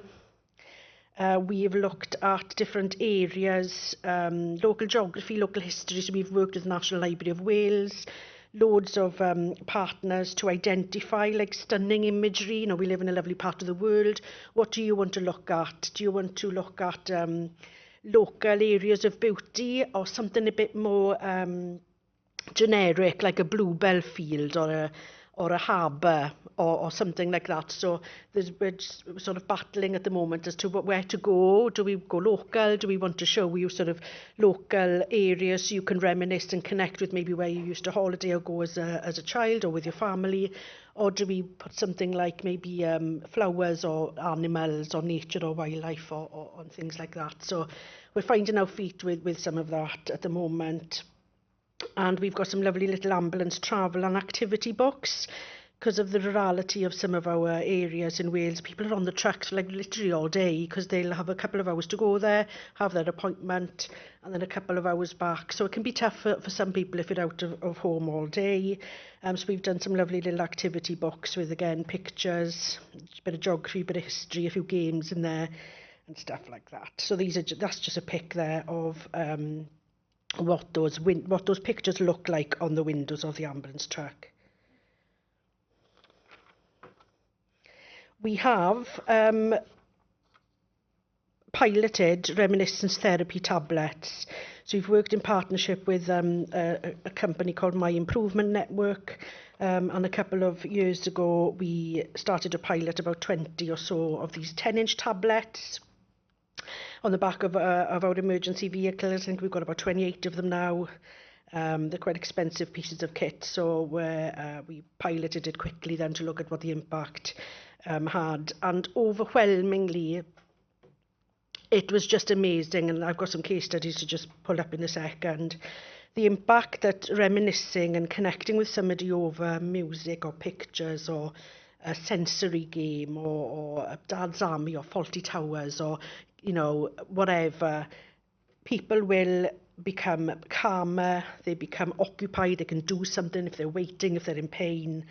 So we found a huge impact on how that distracted them in the back of the vehicle, how it calmed them, how it supported the handover delay. So some of our staff, fair play, would, if somebody was listening to Elvis Presley, for example, would bring the tablet with the patient then into whatever sort of care or treatment room they were going into in the hospital.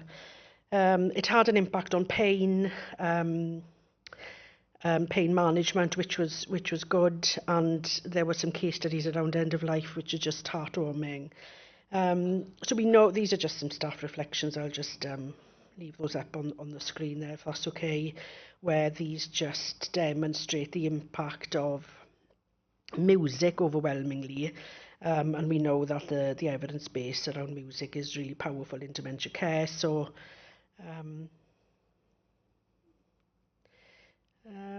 and how it sort of supports agitation. This reflection here just looks at, this lady didn't want to go into hospital.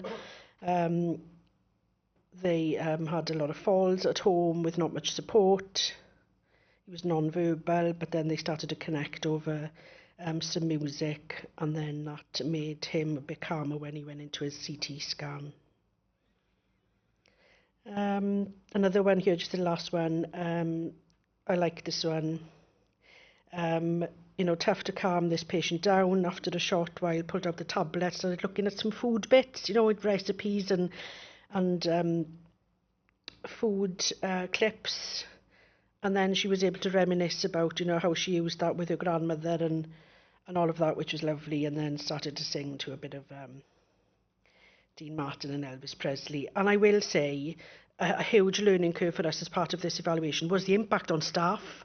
Staff were coming skipping out of the back of that vehicle. I've had a great shift, singing, sang all day, really enjoying that experience then with that person or that family. So, we were delighted with that evaluation, and that we still have those tablets available, but we're moving now into having something we're creating ourselves as well, so maybe it's a little bit cheaper, and it can be available to more staff. And yes, our response staff in our vehicles are important, but we have a huge workforce who are in our control rooms. We have a huge transformation model at the moment where we're investing more and more in our sort of like remote clinical triage, over the phone work, like webcams, even like FaceTiming and stuff like that as well. So it's not just about the physical response. So we're trying to consider what resources we can arm our staff with so that they can have these conversations with people, even if it's over the phone. How to do some mindfulness or calming or distraction and things like that if people are stressed and we're on the phone with them for a long period of time. So we're looking at a toolkit, for example, with some different things on. We're working with National Library of Wales on this, And they were on the news this morning, actually. The RSPB, Royal Society for Protection of Birds, we've started a chat to them about nature prescriptions and having some of those resources available on the back of our vehicles for patients to look at imagery of birds or local areas and stuff like that, as well as like sound bites or soundscapes is what they call them, of different bird noises. Love it. So moving forward, you know, as I said earlier, tracking the impact of this work is essential. We really want to make sure that it's making a difference. And, you know, we haven't spent that much money on things to date. But if we are going to be investing more, I really want to make sure that it's, you know, person-centred and value for money and really making a difference. We have some of our own issues, you know, as I said, some maybe limited finance creates problems with sort of spread and scale of some of this. But if we can create as much as we can in-house, then that will support that. I've mentioned rurality of many of our communities, you know, people on our vehicles for a long period of time, bumpy and comfortable. So what can we do whilst you're with us to occupy you and support you? Loads of sort of Welsh language and other language issues. Obviously Welsh is our first language, so it's making sure that everything that we do is bilingual and things like that. And also, it's been, I think you mentioned it earlier on, Angela, around, you know, a lot of these resources are not just appropriate and helpful for people with dementia. Our staff who have used some of these resources have, you know, done work with children, those, you know, neurodiversity, mental health, learning disabilities, and the impact is just the same. So, you know, it will suit all. I won't dilly-dally on this too much, but I just wanted to mention that, you know, we are talking to our Director of Culture and our Director of People quite a lot around the impact of some of this. I know I mentioned just now the impact on our workforce, but all of this work that we're doing with these sort of techniques and resources really impacts on staff well-being and experience, and then that in turn will influence our culture and how we feel as a workforce. So I just wanted to put a nod to culture, really, because those are really exciting conversations that we're having with some of our senior workforce at the moment around the impact all of this work has on personal resilience, community resilience, and things like that. We're doing some other stuff. You know, we're doing some work with our health boards at the moment, and the focus for this really is around avoiding and diverting from emergency departments. You know, there's so much research out there which talks about, you know, how many people are living with dementia in hospital and what happens to them when they're there, the deconditioning, they get stuck there and all of that. So what can we do? Let's shift left and think about what can we do as an ambulance service to work with our partners to, you know, use our data, use our partnerships to really avoid or divert those admissions. So loads of stuff happening there. Falls is a big one. The main reason for somebody living with dementia to call 999 is a fall. So there's a lot of work to even unpick just on that. We plan to do some more work with care homes to again look at our relationships with do these people need to be transported into hospital? What can you be doing a little bit more in your communities or your care homes to keep them there? I chair the All Wales Blue Light Network, so All Police, All Fire, Mountain Rescue, Natural Resources Wales. So there's a lot of sort of other emergency response people who are trying to focus on dementia. So we rally together to do some work in Wales on that. And just wanted to put a nod to our dementia concern referral. So any member of staff, a volunteer or any member of staff, could be a receptionist, whatever, or a paramedic or a nurse, whatever. If you have a concern about somebody that may or may not have dementia, or if you want support as a carer, we can refer into the Alzheimer's Society Cymru, Alzheimer's Society Wales, dementia concern referral. So then they will contact you back and do that holistic assessment of what's happening, what do you need, how can we best support you. I don't know how much time I've got left. This is a bit... I've had my time. Okay, I will stop there then. Oh, I could be here all day. I love it. There we are. Thank you. And, you know, keen to chat to anybody who wants to connect. Thank you so much. Thank you. You're fine. Sorry about that, but we're going to try and keep to time. But to quote you, back at you, love it. Great. No, so innovative and such wonderful ideas there, Alison. When you mentioned about tablets, I thought, has she come up with a pharmaceutical we don't know about? And then I realised, of course, she was talking about electronic tablets and tapping into things like singing for the brain, which I'm sure many of you have been involved with. That's the power of music for people with dementia, the way that it affects the hippocampus at the back here. But also, I love the fact that you are talking to the experts again, not just people with dementia, but that you're co-connecting and finding a synergy with people like the RSPB, like the culture departments, to make sure that all of you are working together for the same goal, which is making life more comfortable for people who get into your ambulances. And I hope that perhaps other health trusts around the country with their ambulance services can follow your example, because you're setting a brilliant example there in Wales. So thank you, Alison, for that. Now, a few years ago, I had the very great pleasure of going to Gibraltar to learn more about their services for both family, for carers, for family, and indeed the patients themselves in the dementia community. Now, they had a wonderfully active community there, led then by the head of the country's parliament, whose own mother was living with dementia. And I've got a note here which says that our speaker says that she also endured knitting. I'm intrigued, so I'm sure we will find out more about the knitting, as we will more about how in Gibraltar they are working even harder to raise awareness and understanding and to transform the approach to living with the dementia. So will you please welcome the Dementia Coordinator for the Gibraltar Health Authority, Karen Truman.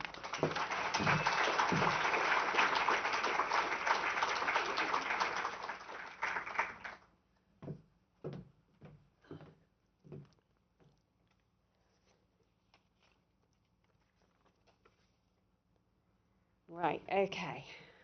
Now I've got to try and stay on one spot because I'm used to walking around a lot, so I will try and stay here and work from there. Anyway, good morning. My name is Karen Truman and I work as the Dementia Coordinator for the Gibraltar Health Authority. It's a role I've had the privilege of having for the last 18 months, although my involvement with dementia has been much longer than that.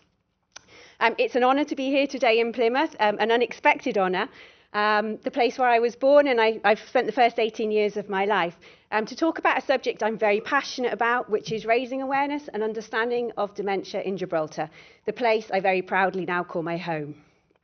So, pictures say 1,000 words, and when I first started this, people said to me, 20 minutes, how are you going to talk for 20 minutes? And I thought, yeah, how on earth am I going to fit it into 20 minutes? Because I can talk for donkey's years. So I will try very hard to stick to my 20 minutes, and it's a very visual presentation from there, and I hope you enjoy it. Thank you very much. So I thought I'd tell you a little bit about Gibraltar to start off with. Gibraltar, we have a population of approximately 38,000. We're waiting for census results to confirm that amount, and also our age distribution to see where we're up from there. We have a size, we're 2.6 square metres, so we're very small, we're very compact, as you can see from the picture above. But it's an amazing place, and it's also a great place for a dementia-enabling community. We are a British Overseas Territory, which means we have great links with the United Kingdom still, and we also use a lot of their guidelines for best practice. And we are the most southern point in Europe, which means we get lots of sunshine. So it's an amazing climate, and we have a lot of sun throughout the year, so it makes it a really nice place to be. Well worth a visit if you haven't been. And our dementia prevalence is approximately 1.2%, depending on the figures that I have at the moment, but obviously we're waiting for some more confirmation there. So I thought I'd give you a little brief on our current update, our current situation.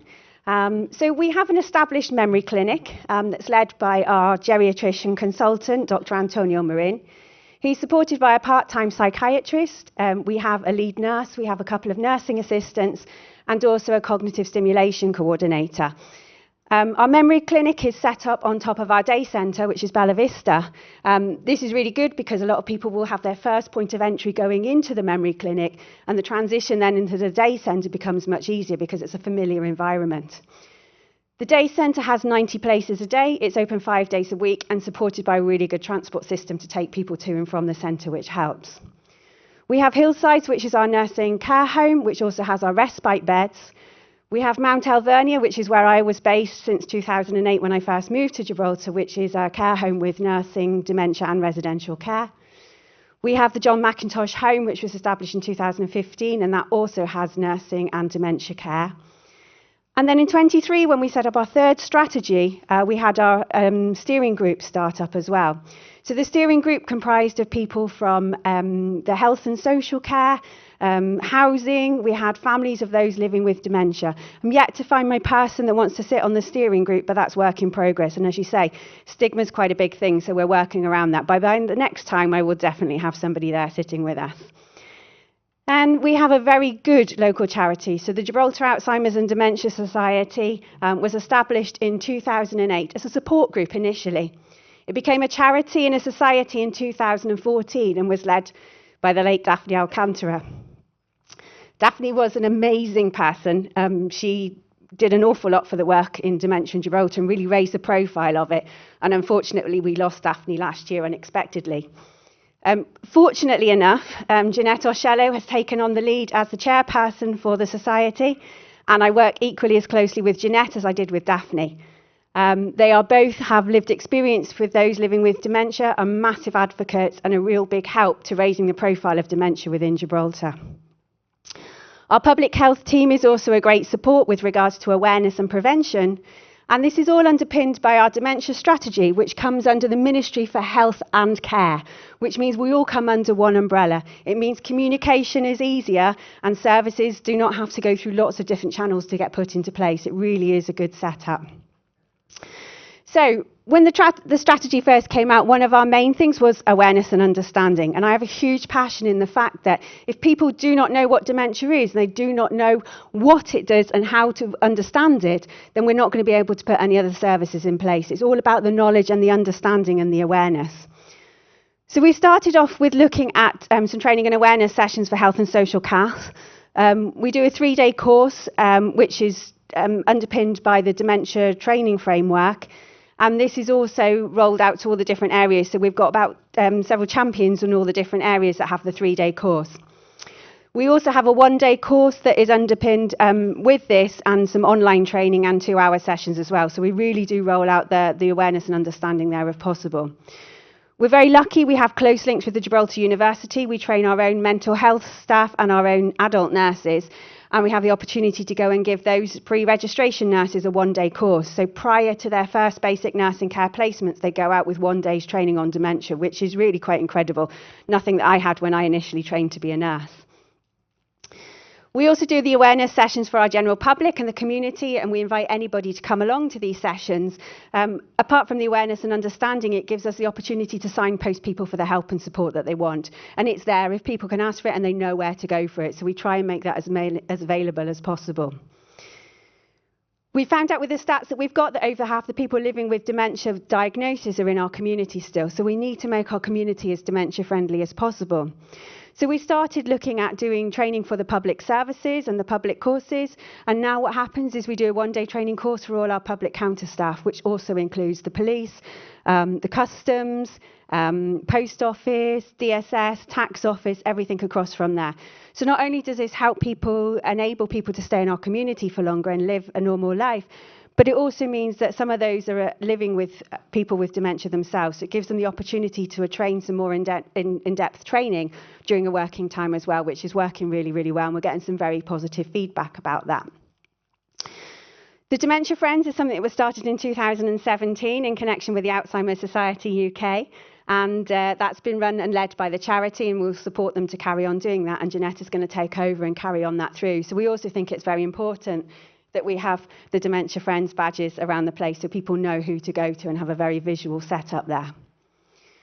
We've been working with the children's groups and societies, and we've got a very strong culture where the grandparents and the children have a lot of time together. We're very small, we live very closely together, and a lot of the grandparents will care for the children. So we really need to tap into those young minds and really make them aware of what's going on, because they're liable to see the early signs in either parents or grandparents, and it's a really good opportunity to work with the children from there. We've been training our professional staff. The guys in our disability services in Gibraltar run a huge setup using positive behaviour support. Now, this is something that is quite new looking with regards to dementia. In Australia, have done a lot of work on it. We've been in conversations with Linka Fisher, some of the guys in Australia. So what we've done is we've trained 10 positive behaviour support coaches in Gibraltar with the aim of raising awareness of how to look at behaviours and understand the meaning behind behaviours. And we're hoping to roll that right out through our services, and we've got some more training coming up this year on that. We've used some work with Montessori training that I picked up at one of the conferences I've previously been to, because understanding the meaningful and purposeful activity is really important to raising quality of life. So we've done some special training to make sure that we get the understanding of that across as well. And we've also looked at the very end stage of things. So with our palliative care team, we've worked with regards to looking dementia and end of life and how it differs from everywhere else. And we've had a specialist course paid by the charity with St Christopher's Hospice in the UK as well, which was very good. So September is our awareness month. We turn the place purple in September. People are sick of the sight of me by September, but it seems to be working, so that's good. So now we get on to the knitting.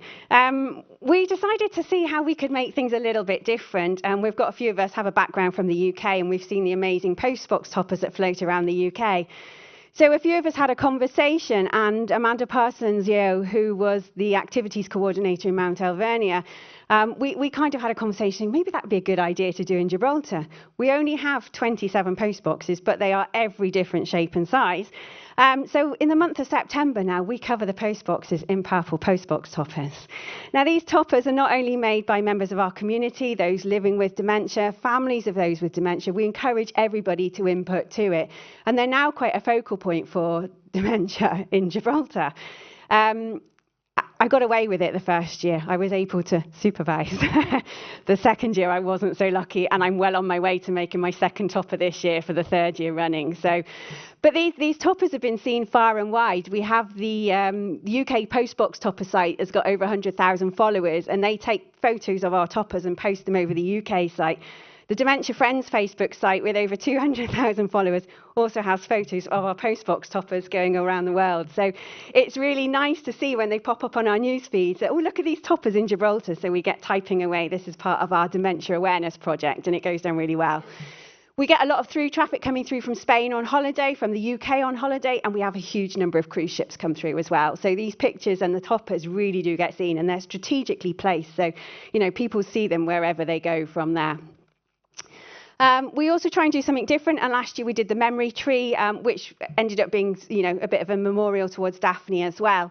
The tree is in our main Commonwealth Park, and because we have such great weather, September is usually a really nice month, so people spend a lot of time going into the park. So people are climbing over it, they look at it, but we have the information on there to say this is about raising awareness for dementia. So for us, it's about getting that conversation out there. Once we've got the awareness, the understanding will start coming after that, because we'll have the interest.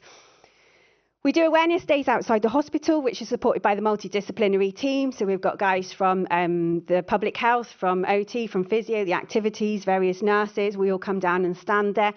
We get people to give out information, or we signpost them to where they need to go for the help and support that they want.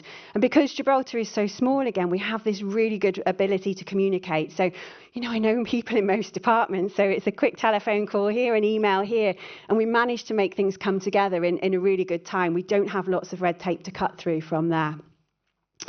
We do a social media campaign, so we did 10 things to raise awareness and understanding to signpost people and things to do. And we also did a post a day. So the idea is we put one post up every day, whether it be a quote, whether it be a point to a different site, somewhere to go. The idea is it keeps coming up in people's feeds.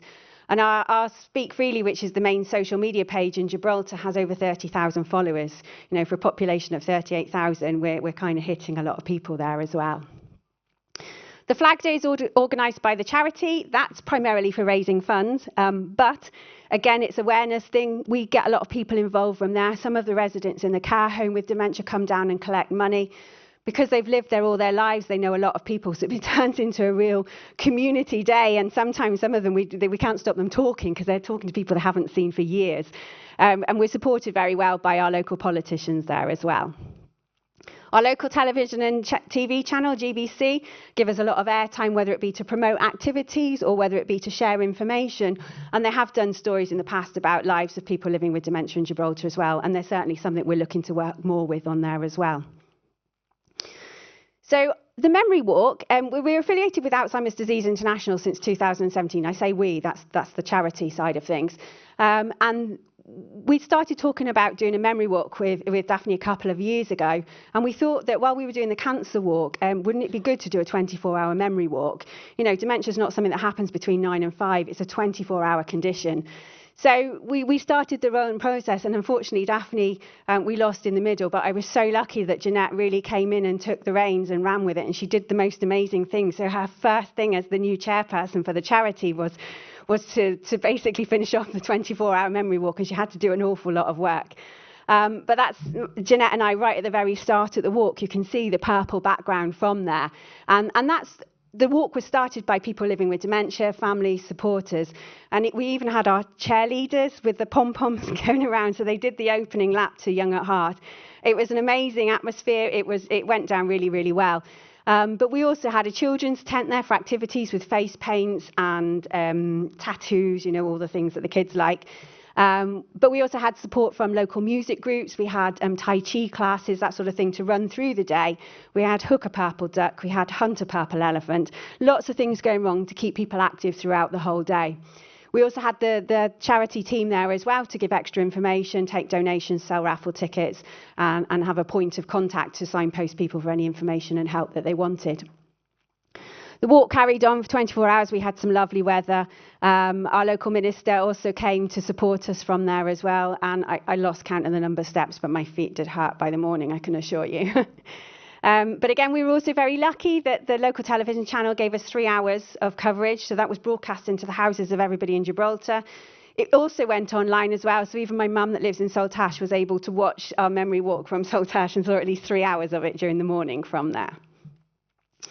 So for the rest of the month, we have some more awareness. The charity organised their own awareness day, which is supported by the agencies.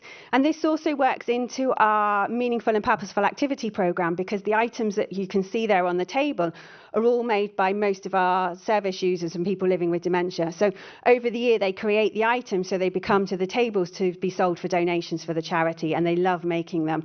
They love people breaking them up and saying how wonderful they are and buying them. And some of them will also come down and sit at the table with us, so another good outing for the day, and they really feel involved and part of it. Our frame that was made by the Elderly Residential Services goes everywhere. We have lots of photos in that frame, and we really encourage people to take selfies as a family, as friends, and again, we share them over social media, so you can see how our social media turns purple very quickly throughout that month. We did some couple of awareness sessions, and we were given the extra prestige that the Mayor's Parlour was allowing us to use it. So we had a lovely session in the morning and the evening so that families could come at different times from there. We have a Wear Purple Day closest to the 21st of September, and we have that so that the local businesses and workplaces can wear purple and really turn the place purple. These are the guys in Mount Alvernia that I worked with, all wearing purple on that day. And we were very lucky. After a few years, we've managed to get the schools involved. So for the first time, we had the school children wearing purple as well. So I went into the local assembly on one of the schools, managed to talk to the children to explain why they were wearing purple and the importance of dementia from there. Having said that, the schools do promote the awareness, and quite often they will make items, you know, the necklaces and bracelets and cookies and things to sell. And the Dementia Charity is one of the charities they select to do, which is really good that it is in the minds of the children in our community. Mount Alvernia is lit in purple and has been for many years, and that really is halfway up the rock. So it is a focal point in Gibraltar. And we also have the castle lit up in purple as well. Now, the castle's lit up throughout the months over the year through the different charities, so it's well known. My daughter knows in September that is for dementia. However, it might be pink or orange another day, and then she will always say to me, "Mummy, why is the castle lit up in colour this day?" So it is a thought-provoking thing, and it gets people talking about the different charities that we have over there. So we've been very lucky that Literary Festival in Gibraltar has been running for a number of years now. It's sponsored by a local company, Jabunco, and is put together by our Ministry for Culture and also the Tourist Board.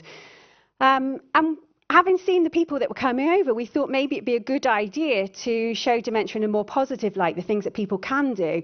And we know that people with dementia have written some amazing books. So we asked the lovely Wendy Mitchell if she would come over and talk at our literary festival about her book, What I Wish People Knew About Dementia. If you haven't read the book, it is an incredible book and it's well worth a read. But she gave us the most amazing speech. She sold out all her books and I had the most incredible 3 days with her in November 23. And she's an inspirational lady and the time with us will always stay with her. She was incredible. So it went down so well that last year, we had Peter Berry and Deb Bunt come over to talk about their book, The Slow Puncture, another lived experience book, amazing as well. And I've been reliably informed it's available on audiobook now as well, that is worth looking at and reading. And these guys both gave talks about lived experience, about how they were. So this was showing dementia in a real positive light. And we're moving from this idea that, dementia is not a life-ending condition, it's life-changing. And the more people know about that and more people can understand it, then the better chance people have of having a good quality of life. So I don't talk much about the research side of things that we're doing, but we have started on a really big evidence-based collection, working with the consultant and the team out there. We're collecting all the data now from date of diagnosis through to end of life. We're plotting, so we know the age of diagnosis, we know the type, the cause of dementia, we know where people are living, we know what age they are, and we also then will know the different progresses along the way with regards to functional scores, mini-mental scores. We're looking at how many people attend the day centre, how many people don't, how many people, does that slow the progress of going into care homes?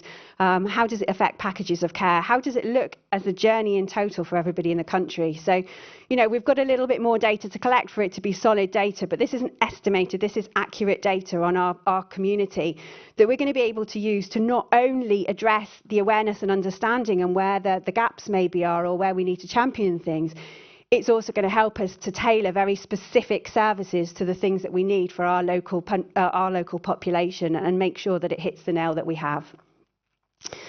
So, future plans. We did an amazing conference back in 2019 and the lovely Jane and Chris came over to open our conference. Karen Breeze, who's a specialist nurse in Shrewsbury, came to talk and Simon McDermott came to share the story about his Song a Minute Man dad, Ted. It went down really well with our local consultant and also the head of the charity. So this year we're going to try and do our own local conference that really champions our local services, everybody that has an input to the dementia journey so that we can tie that together and demonstrate what we have to offer to our local community. The postbox toppers pop up at Christmas, but we don't do 27 and I usually have to make a small part of this. And I had to talk to 85 5-year-olds in the school. That was quite challenging. And when I started looking at the UK books, it didn't quite hit our culture. So we've looked at developing a local book now that will do that, and we're hoping to put that out in the future. We're supporting Norms McNamara in his World Walks Against Dementia in September. The university, we're developing a master's course to do the professional education as well. We'll carry on in our September month, working with the charity because that's a huge part of what we do, and public health for prevention in the future. And all of that comes under our strategy, which we're reviewing year on year to make sure we're heading in the right direction. And I've had the... So thank you for listening, we're done. Thank you. 27 post boxes. 27.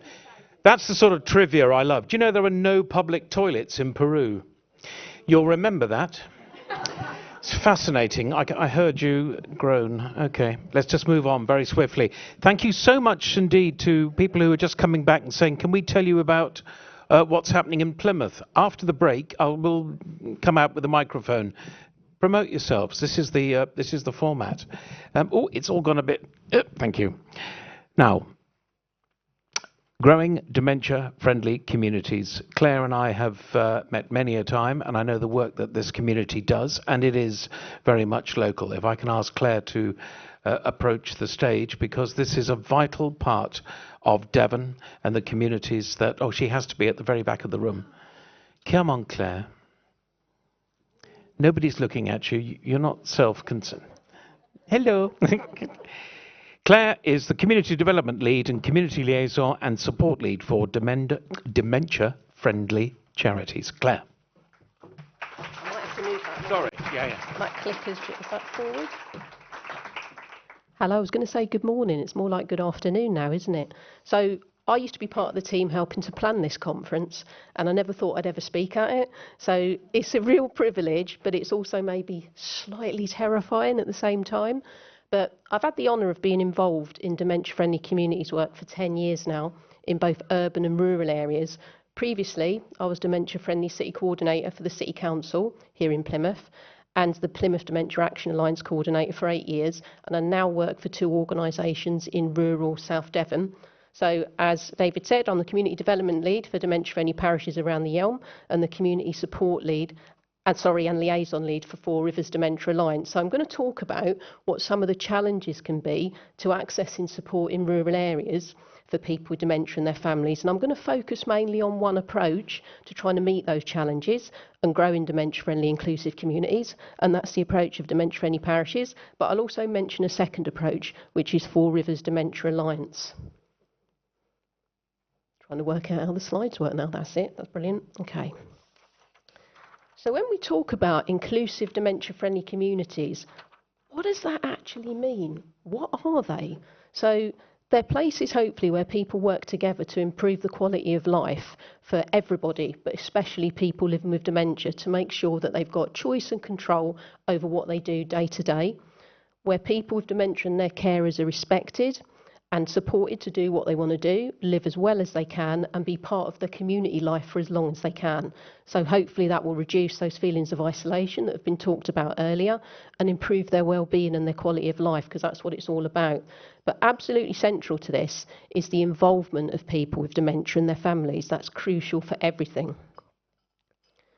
Also, they're places where people in that community have got an increased awareness and understanding about dementia, and that can help to break down that stigma that's been talked about already and reduce fear.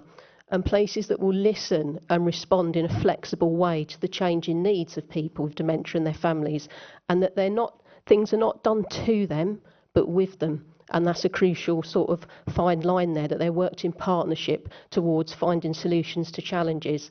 And also places where people with dementia are seen as much, much more than their diagnosis, and their potential is recognised. And they're open to everybody, and people with dementia are fully integrated into them.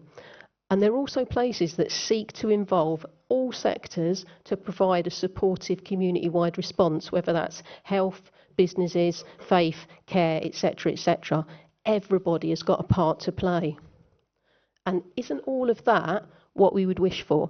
But for people with dementia and their families, the reality is that there can be lots of barriers to getting support, regardless of whether they live in an urban or a rural setting. So some of those barriers are denial about having dementia, stigma, and that can be real stigma that someone's experienced or perceived stigma, embarrassment about having dementia, difficulty sort of finding their way around the system to find the right care and support, and a lack of awareness of what support is actually out there and available. And of course, if a person's needs aren't being met, that increases the stress on their carer as well and impacts negatively on the quality of life for both of them. And often people with dementia are given information about dementia and support just after diagnosis, when they might be struggling to accept that diagnosis and understand what that might mean for them going forward. And they're often not given information again at different points of their dementia journey. So that doesn't accommodate the fact that obviously people's needs change as their dementia moves along. And that all sounds pretty tough, I'm sure, but if that wasn't enough, people with dementia in rural areas can experience lots of other challenges in accessing the support that they need. So obviously rural areas can be more geographically isolated, so it can be harder physically for people with dementia to take part in social activities. The person with dementia might feel excluded and lose friends, becoming more isolated and lonely. And the impact of that sort of stigma can be felt more keenly. So in smaller communities, some people might fear that people that have known them for years and years and years might gossip about them. So they sometimes don't tell other people about their diagnosis or ask for help. And there's often little or absolutely no specialist support provision in rural areas. So people have to spend a lot of time and money travelling longer distances to nearby cities and towns to access support in those areas. And public transport, that was mentioned earlier, that can often be unreliable and limited. In some of the villages here, near to Plymouth, there can be only one bus a day. So that can make it difficult to get to and from health appointments, get a diagnosis in the first place, or just do everyday regular things that we all do, you know, and take for granted, like go shopping or go out for a meal.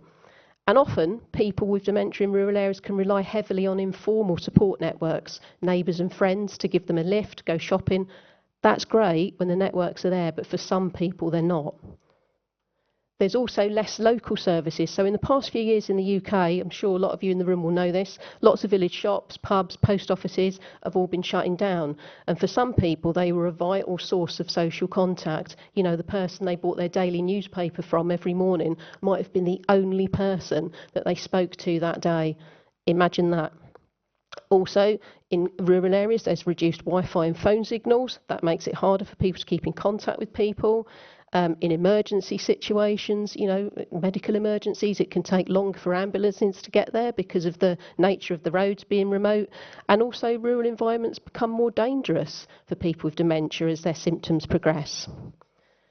And also, people with dementia, often their world can start to shrink, can't it? Because they start giving up the things that they really have always enjoyed as their dementia moves along.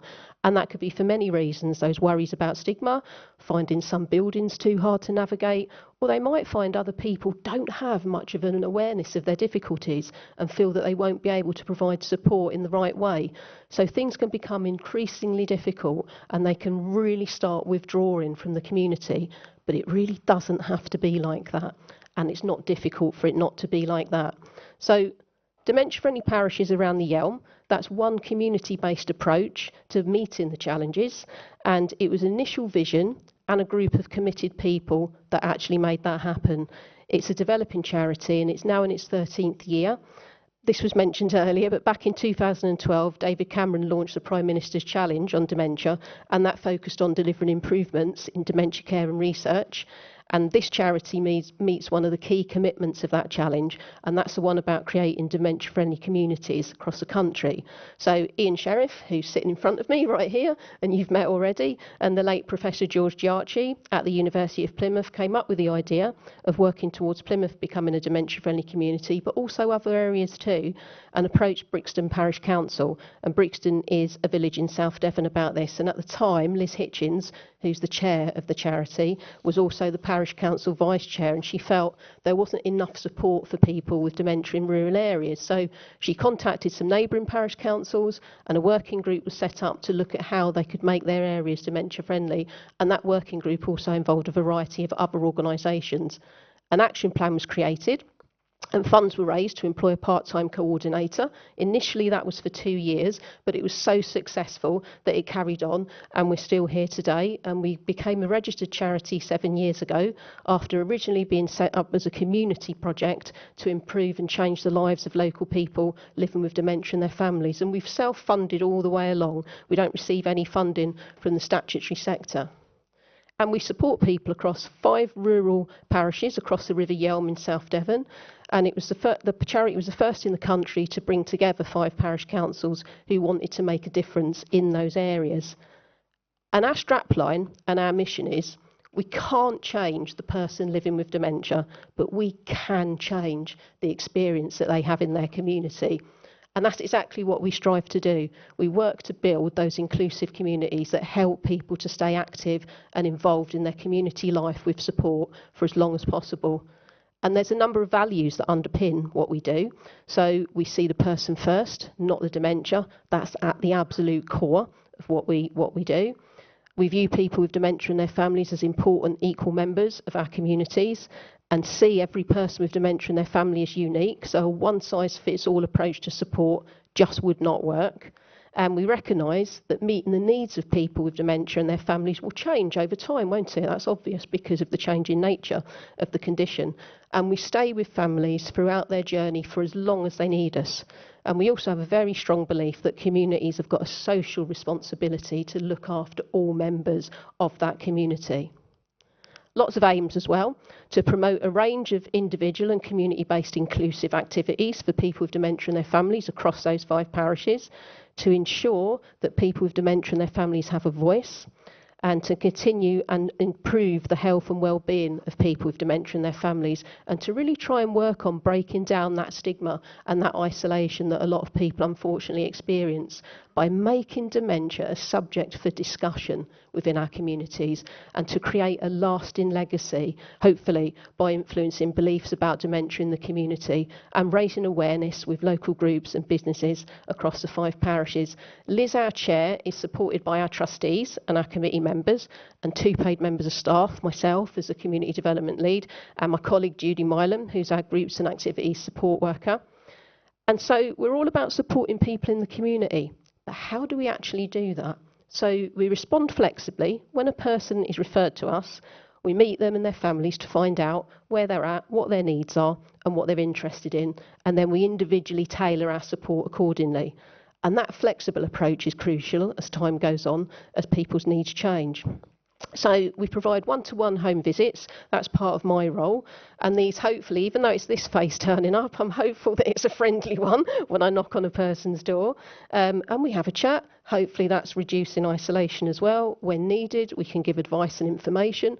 Mostly that's dementia related, but sometimes it isn't. Practical support with things like claims for benefits, filling forms out, a lot of emotional support, and encouragement to sort of take part in our groups and other sort of local groups as well. And that support to families can continue long after the loved one has died if they want this.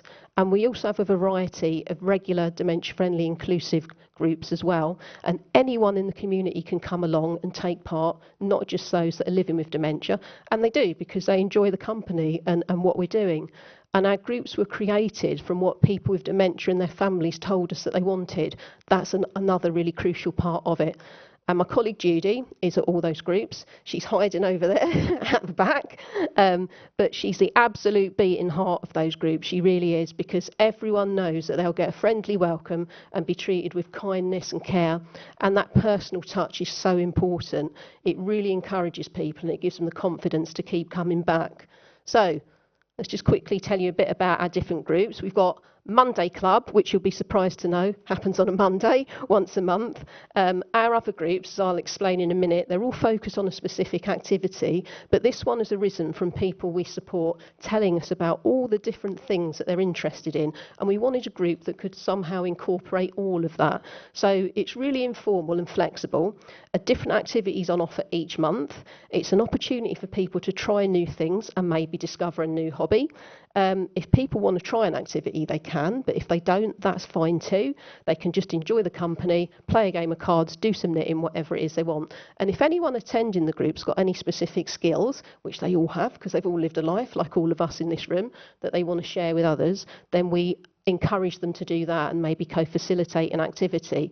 And at the moment, we're working in partnership with South Devon National Landscape on their Life on the Edge project, and that's all about preserving rare species of invertebrates in the area. So the project offers a different art and creative activity with a focus on nature. So the pictures that you see here on this slide are products created by the group members from 2 of the previous sessions, bookmark making and silk painting. We have gentle exercise once a week, 2 sessions of that. The initial session became so popular that we had to start a second one. We have a small team of experienced physios that take it in turns to lead the group each time. And it's mostly gentle seated exercise to music. Sometimes resistant bands are used, like you can see in this picture. Sometimes light weights. And usually there's lots of laughter throughout. That's the key to our groups as well. It's fun, so people hopefully keep coming back. Walking group, we have that happens once a week, and that's led by Judy and Peter Hearn, who's also over there. He's one of our charities trustees. It's agreed with everybody at the end of a walk where the following week's walk will be, all at local places, and as people all have differing levels of mobility, it's a gentle amble. No one's trying to break the 4-minute mile or anything like that, and there's an opportunity to carry on socialising in a cafe afterwards. Then there's our weekly Listen and Laugh reading group. This is again led by Judy and Peter. So passages from books and poems are selected each week and shared informally. No pressure on anyone to read aloud if they don't want to. They can just listen, come and enjoy the company and hear others reading. And it's a lovely, gentle group, and that often dissolves into laughter at some point as well. Then there's coffee and chat. That happens once a month at a local pub at one of the parishes. Very informal. People come for a cup of coffee or tea and to socialise, and the chat can vary from what's been watched on TV recently to politics, offloading stress and more. Depends on who turns up. Singing along, that happens once a month. That's led by a local choir in one of our parishes. Familiar songs are sung with printed song sheets provided each time. Again, people can sing if they want to, or if not, they can just listen, and there is a tea break so they can carry on socialising afterwards. And we also started Carers Catch-Up Group a few months ago, and Judy and I facilitate this one together.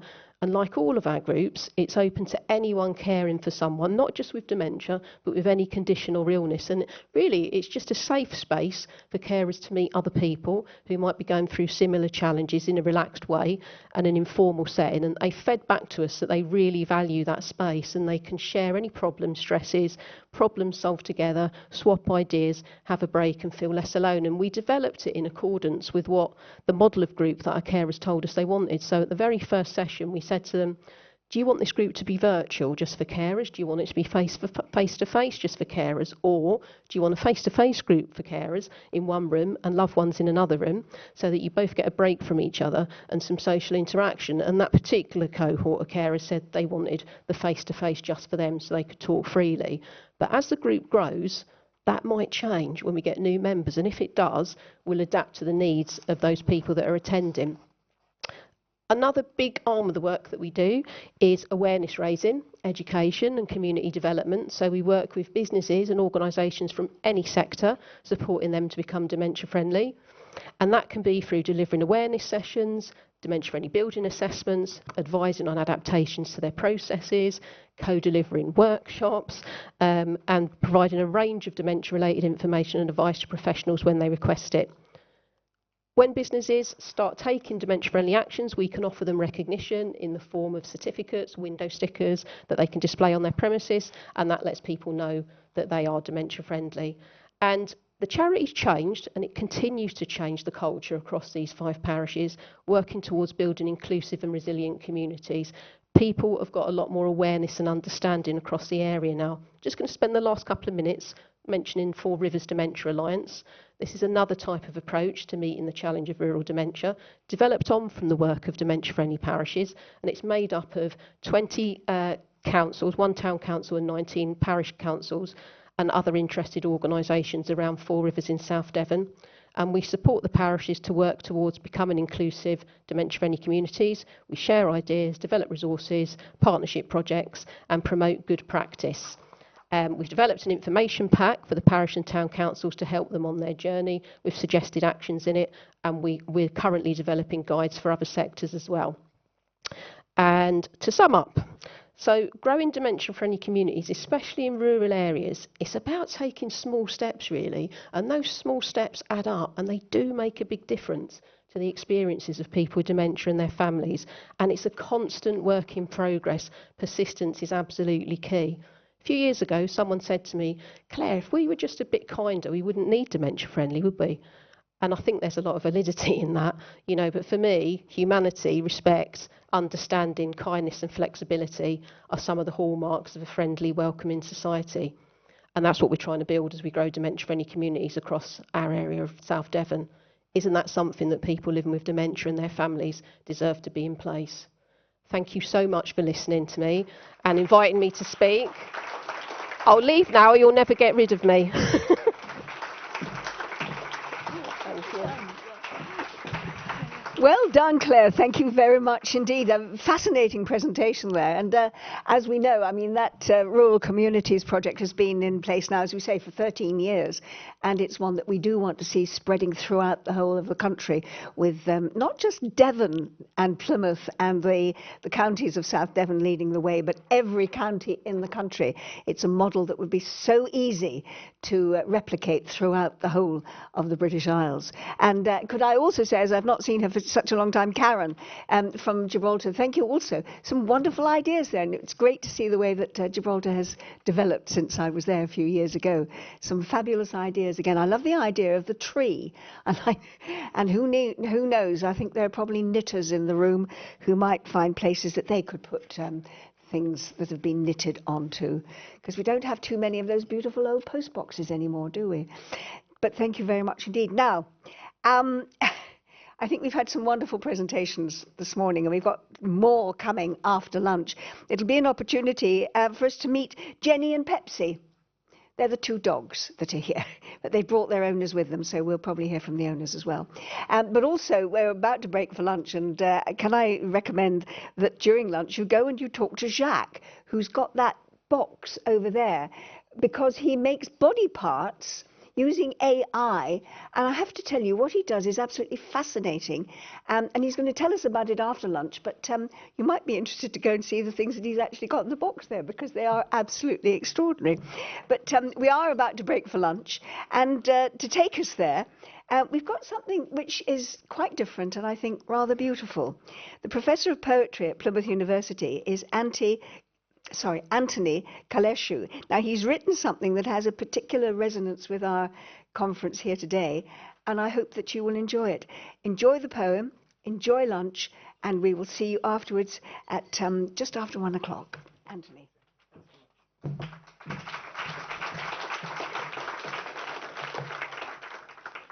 So I'm grateful to be here. I've been kindly invited by Ian for the past few years, and the work that you're all doing is so, I think, vital for the evolution of our humanity and as a people around the world. So it's always such an important kind of event for me to take part in.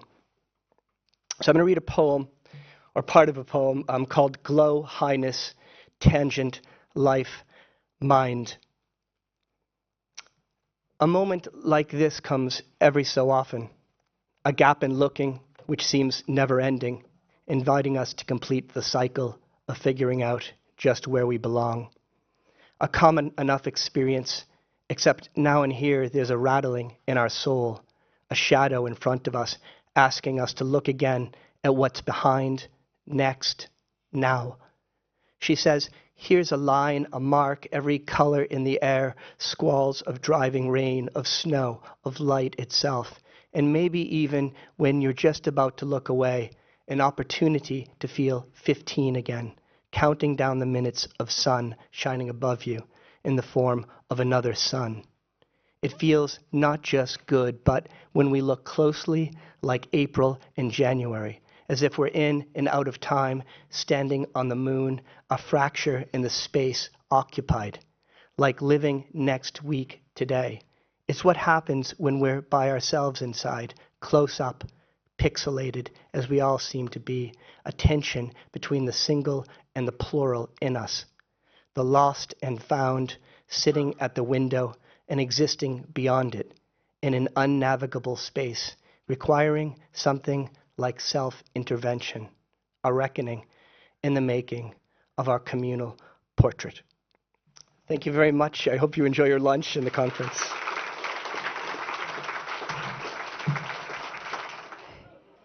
I hope you managed to get something to eat at lunchtime and also did a little bit of networking and talking with people. We're about to start this afternoon, so if you wouldn't all mind taking your seats, that would be terrific. And can I take this opportunity while you do so to welcome everyone that's joining us online, because we're being simulcast at the moment to people in, I think I've got this right, Australia, in Canada, and elsewhere in Europe. So we are not alone here in Plymouth. We have the world joining us and watching. And also in China, yes. It's all over the world. We are being simulcast elsewhere in the world. And in fact, I think we have something like 1,000 university students joining us from China. So should we say this afternoon, welcome to all of the guests that are joining us.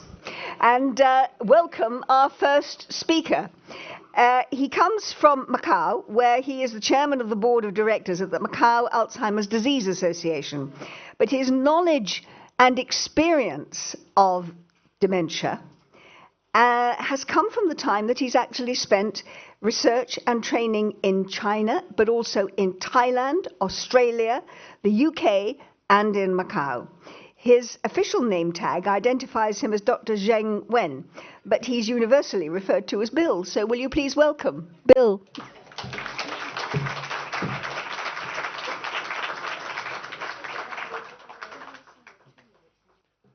Good afternoon. I'm Dr. Bill from Macau Health Bureau. I would like to present developing Macau dementia-friendly community. Macau is a very small city. It's a special administrative region of China with a population of 500,000. However, it's an aging population. So the older person account 70% of the population.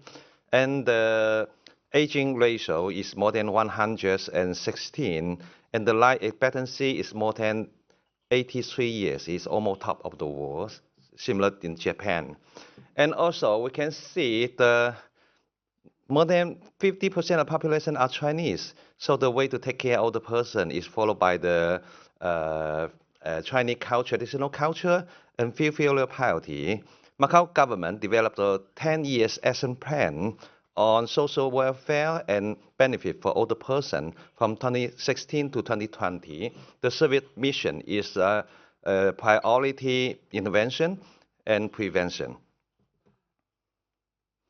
And Macau dementia community is to provide a better life for older people living with dementia and their caregiver, and aim to raise the public awareness and understanding, and reduce the stigma and isolation, and to empower the people living with dementia to recognize their rights and capability, and to enhance and integrate the medical service and social care together.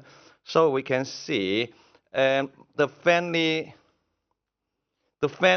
we had 5 elements: family government, family organization, family caregiver, families caregiver, and families resident. We can see the family government, Macau government developed a dementia service network for earlier prevention, for earlier detection, earlier diagnosis, and early treatment and early supports. So we can see the earlier prevention, Macau government had a lot of public lecture. You can see our director to deliver the public talk about dementia in person. And also we hold a lot of activity. You can see we train the NGO together, working together. And also for the earlier prevention, we provide the cognitive assessment course to the community care. We keep the standards in the later reliability together. Also, we streamline the referral procedure.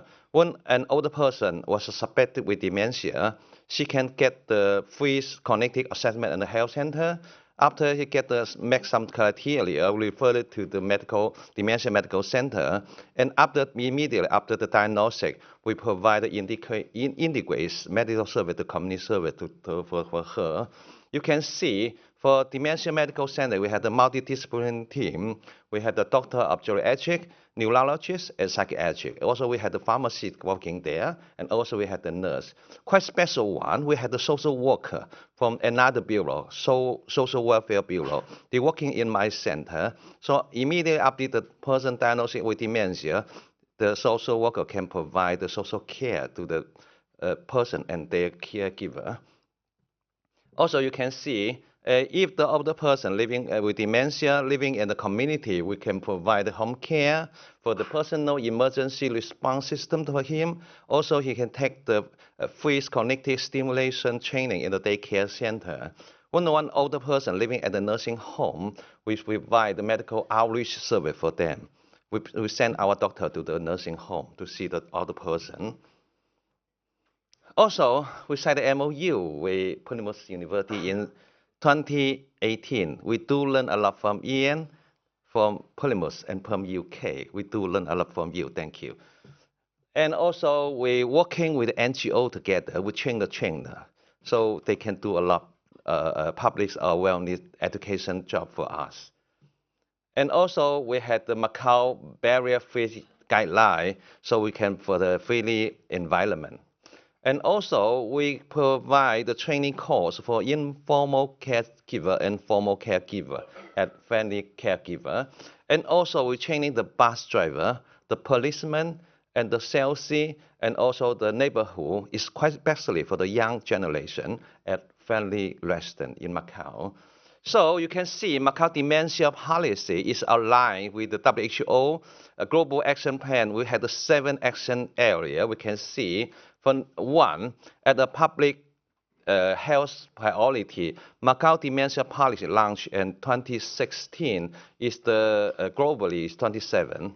And we can number 2, Macau Dementia Center set up in 2016. So it's commits to provide the public awareness education and promotes dementia-friendly community in Macau. For 3, and Macau Dementia Center committed to healthy lifestyle for the resident. We have the earlier prevention of dementia. And for quite especially one is the 4, and we set up the medical center. So the diagnostic rate is more than WHO requirement, more than 50% of the population. So it's quite efficiency one. Also, we had the social support center there. So we provide very earlier support for the older person living with dementia and their caregiver there. And also for the 5, we working with the social welfare bureau together. We can see we can provide a very comprehensive community service, home care, personal outdoors emergency response system, and nursing home. So we're working with the social welfare bureau together. So we can see we can support the dementia person and also their caregiver. For the 6, we had the information system. We set up a very special website. It's quite efficiency in the pandemic tested periods. We can have a lot of information on the website. And also we set up Macau Dementia Logistics. It's quite big data collection because it would provide the free charge service for older persons. So we can, our big data including 99% of the population of dementia persons. So we had the big data, we can see a lot of things over there.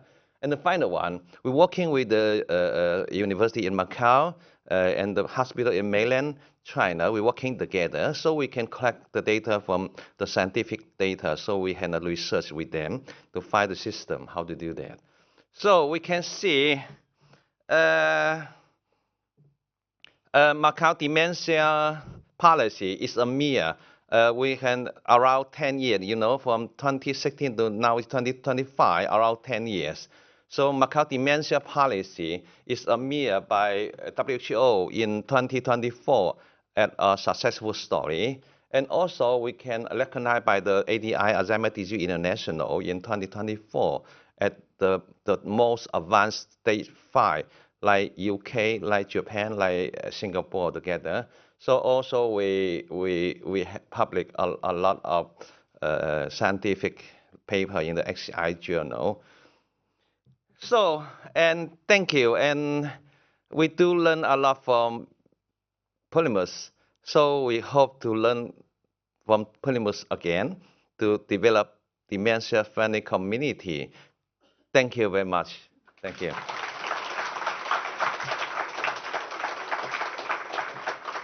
Thank you. Thank you. Bill, thank you very much indeed. It's always a pleasure to see Bill. He has attended several of these. Thank you so much indeed to Moments Cafe, a memory cafe. What would persuade you to come and see us? And the simple answer is cake. I have accepted cake. I just need to confess that to you. If there is an investigation, I have taken the cake. It's lovely. Also, somebody asked me, why did you get involved with dementia? I said goodbye to my mother in 2004. She died in 2009. The last 5 years, my mother was in a home, beautifully cared for, but she had no idea who I was. So it has touched every one of our lives. And I am so glad that in some small way I can be here to help spread the word and keep the message going on in hopes that one day dementia will be a thing of the past. So I hope that answers your question.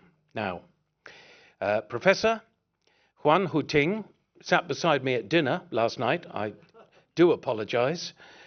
She's an incredible driving force, Executive Director of gerontology. Is that pronounced correctly? A study of old people. That's why she was studying me last night, I think. And chronic disease care. She is from Nanfeng College in Guangzhou, China. If you'd like to come up. Thank you very much indeed.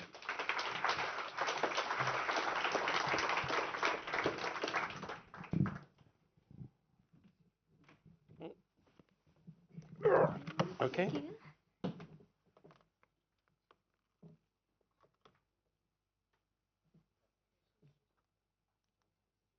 Okay.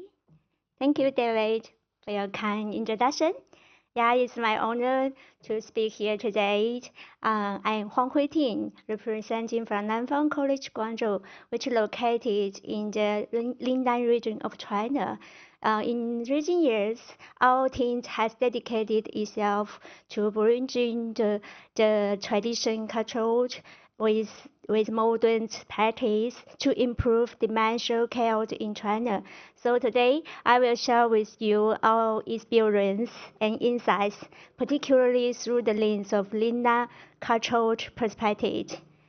To begin, let's look at the current state of dementia in China. As we all know, the prevalence of dementia is increasing in the world, including in China. So many research in China indicated that the MIC has offers around 33.59% of individuals aged 45 and above in China. And this data you can see shows that there's a higher rate observed in the rural area compared to urban settings. And this map highlights the spatial distribution difference of cognitive dysfunctions of China, so showing significant regional disparity. And Linnan region here in right is the highest prevalence zones in China. So whereas Linnan region, there's many people ask me these days. So you can see it is located in the southern parts of China with lush green hills and historic villages. But however, despite its natural beauty and cultural richness, when the Linnan region faces the substantial challenges when it comes to dementia care.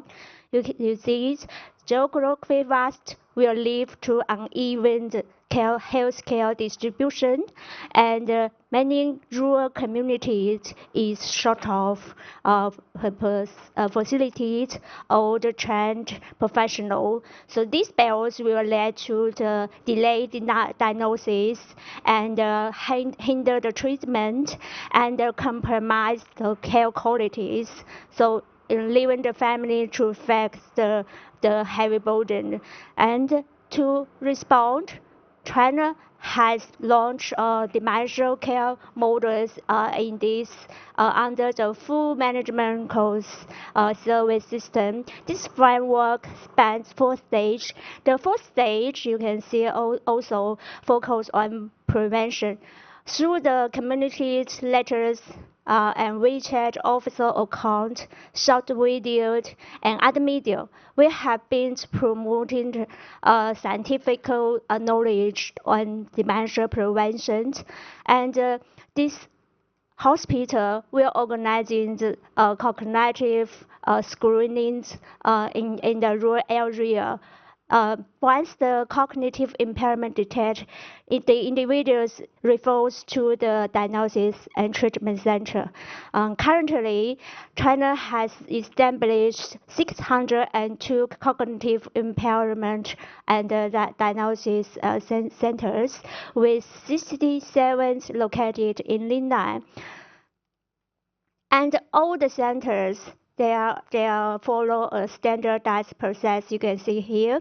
Once the detections of the cognitive impairment, all the concerns raised by the dementia the person with dementia, all their family members, and initial assessment will be held at the memory clinic, and if there's abnormal results, they will lead to the advanced test to classify the cases as abnormal or normal or MIC or SDC or dementia. And the multi-disciplinary teams will design a tailored treatment to help these people with something like medicines, no drug therapy, or caregiver support. With this following grow-out, there will be optimize the rehabilitation processing and rehabilitation care model in rural China relies on 4 models. You can see it.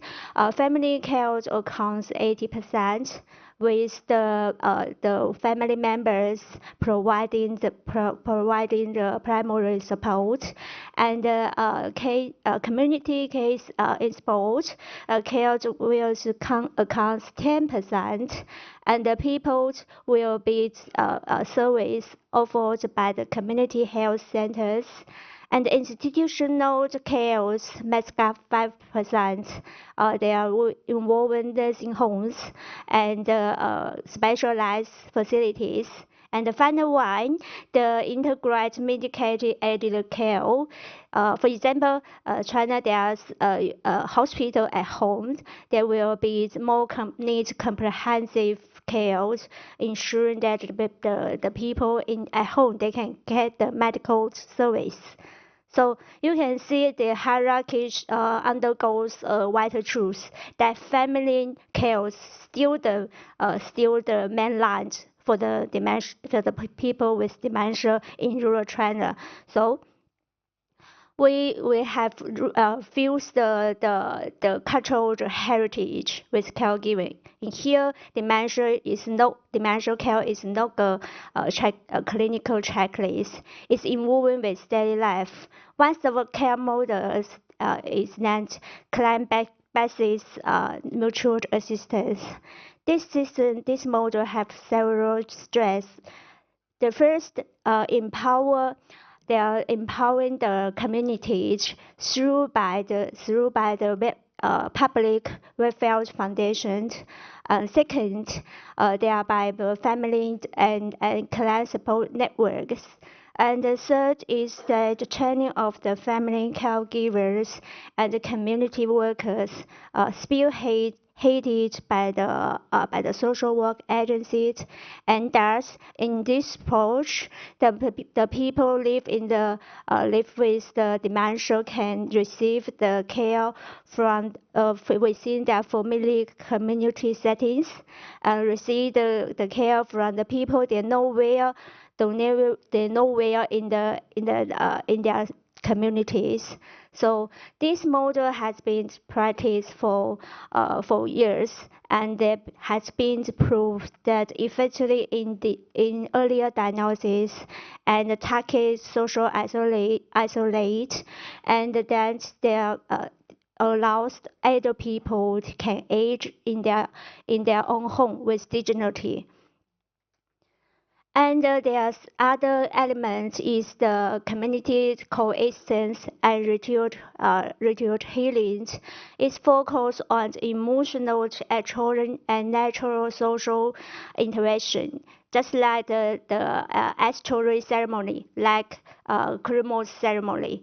There's many people gather together, and they make the people with dementia feels more connected and less isolated.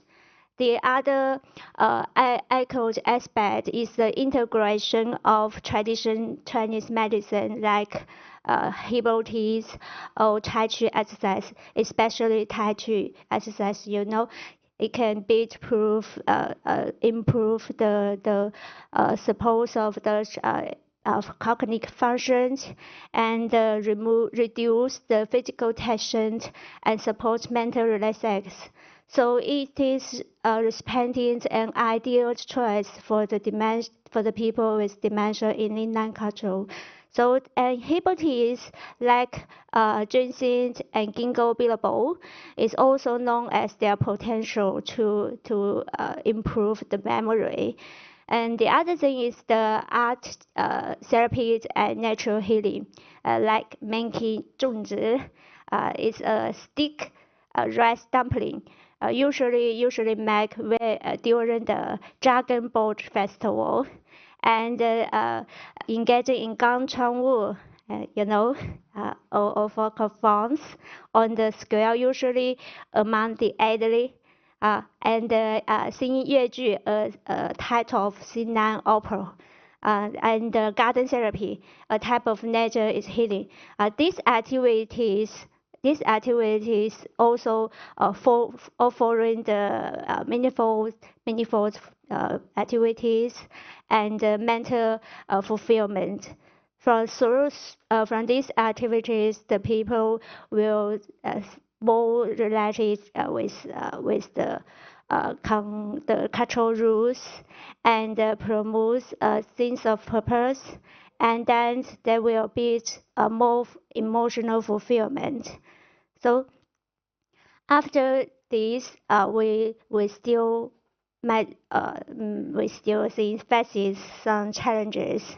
The most pressing things, I think, is the same with other countries. Is the migration of younger people, urban areas, leaving the elderly still live in the hollow community with limited support. This creates the disparity in care, and the traditional family care model becomes unsustainable. And the reluctance is the integrational cultural clinic exists. The reluctance, especially for elderly to ask help due to the fear of becoming a burden. So it will lead to the delayed diagnosis or the interquartered quality of care. So there's another, as I mentioned before, there was an imbalance in resource distribution due to the wide geographical area. It means that still many communities is in shortage of the facilities or even the basic health care facility. So it is still a most sustainable challenge for us.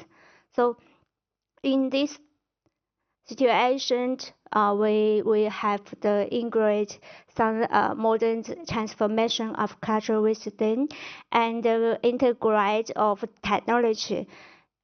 As you can see in this picture, is one of the rural towns has integrated AI to take cognitive health screening, and after they take a clock drawing text on a digital screen, they will analyze the earlier signs of the cognitive impairment. And the AI driven is a advanced development in rural China. Many towns has used these tools, and after these AI agents, we also have the China integration, internal generations. We have integrated this model, and you can see this model is a multi-layered models, and it links three key organizations.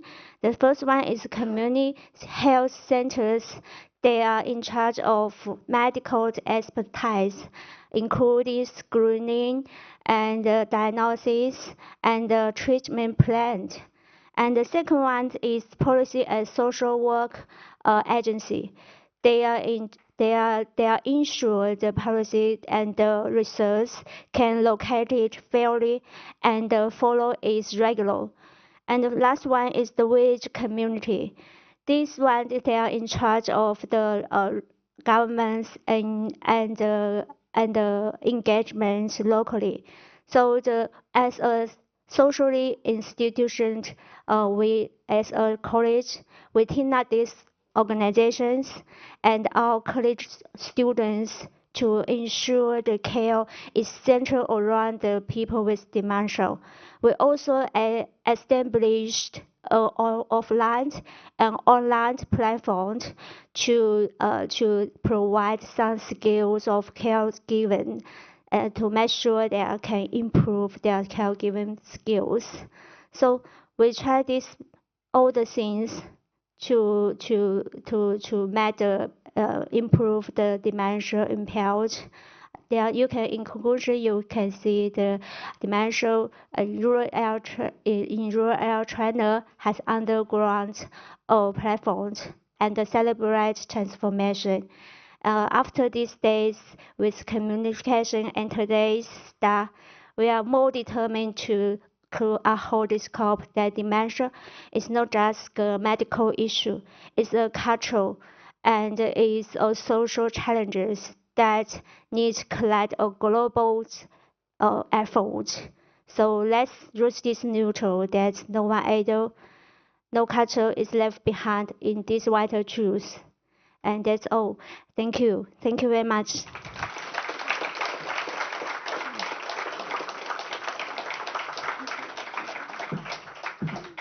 Professor, thank you very much indeed. In fact, talking about that combination of traditional Chinese medicine and AI, you have teed us up perfectly for our next speakers, because I have to say, in the 59 years that I've been a broadcaster, I've done scores of films, documentaries and programs on the subject of health in all of its forms.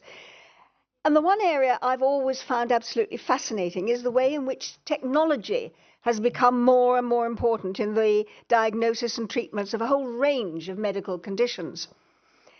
From that time until now, I mean, thinking about the rather primitive iron lung treatment that people used to have for polio, to the advancements in MMR machines, incubators for premature babies, remote surgical techniques, and more recently, the introduction of AI, artificial intelligence, already being used in speeding up GP appointments and brilliantly in the more rapid diagnosis of cancer. It is all a brave new world. And to bring us up to date on how digital health technologies can support people living with dementia, will you welcome Doctors Hannah Bradwell, Leonie Cooper and Rory Baxter.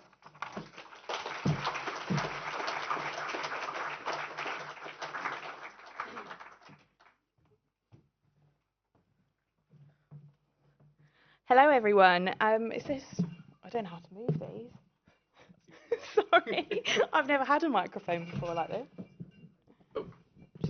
There we go. Thank you very much. Perfect. So yeah, hi everyone. My name's Leonie, and with me today I've got Rory. Unfortunately, our colleagues were unable to join us today. Hannah Bradwell fell ill yesterday, so she's unable to come, but she sends her apologies. So Rory and I are both from the Centre for Health Technology at the University of Plymouth. So we work with a whole host of technologies, all focused on health and well-being. So this afternoon, we're going to run you through just some examples of the work and technologies that we've been working with, primarily with older adults, but also we'll link it through to people living with dementia as well.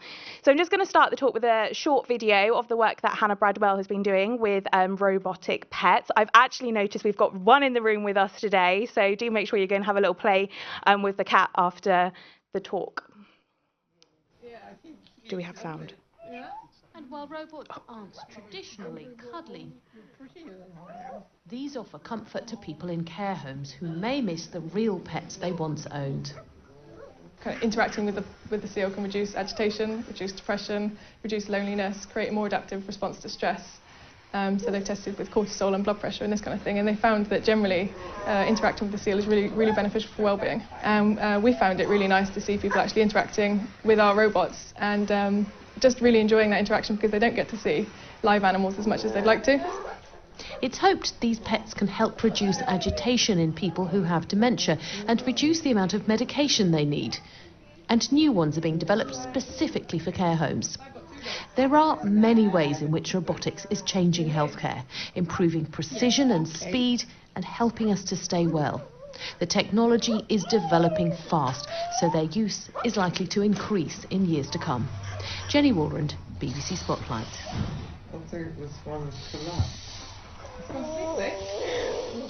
The dinosaur one always weirds me out a little bit.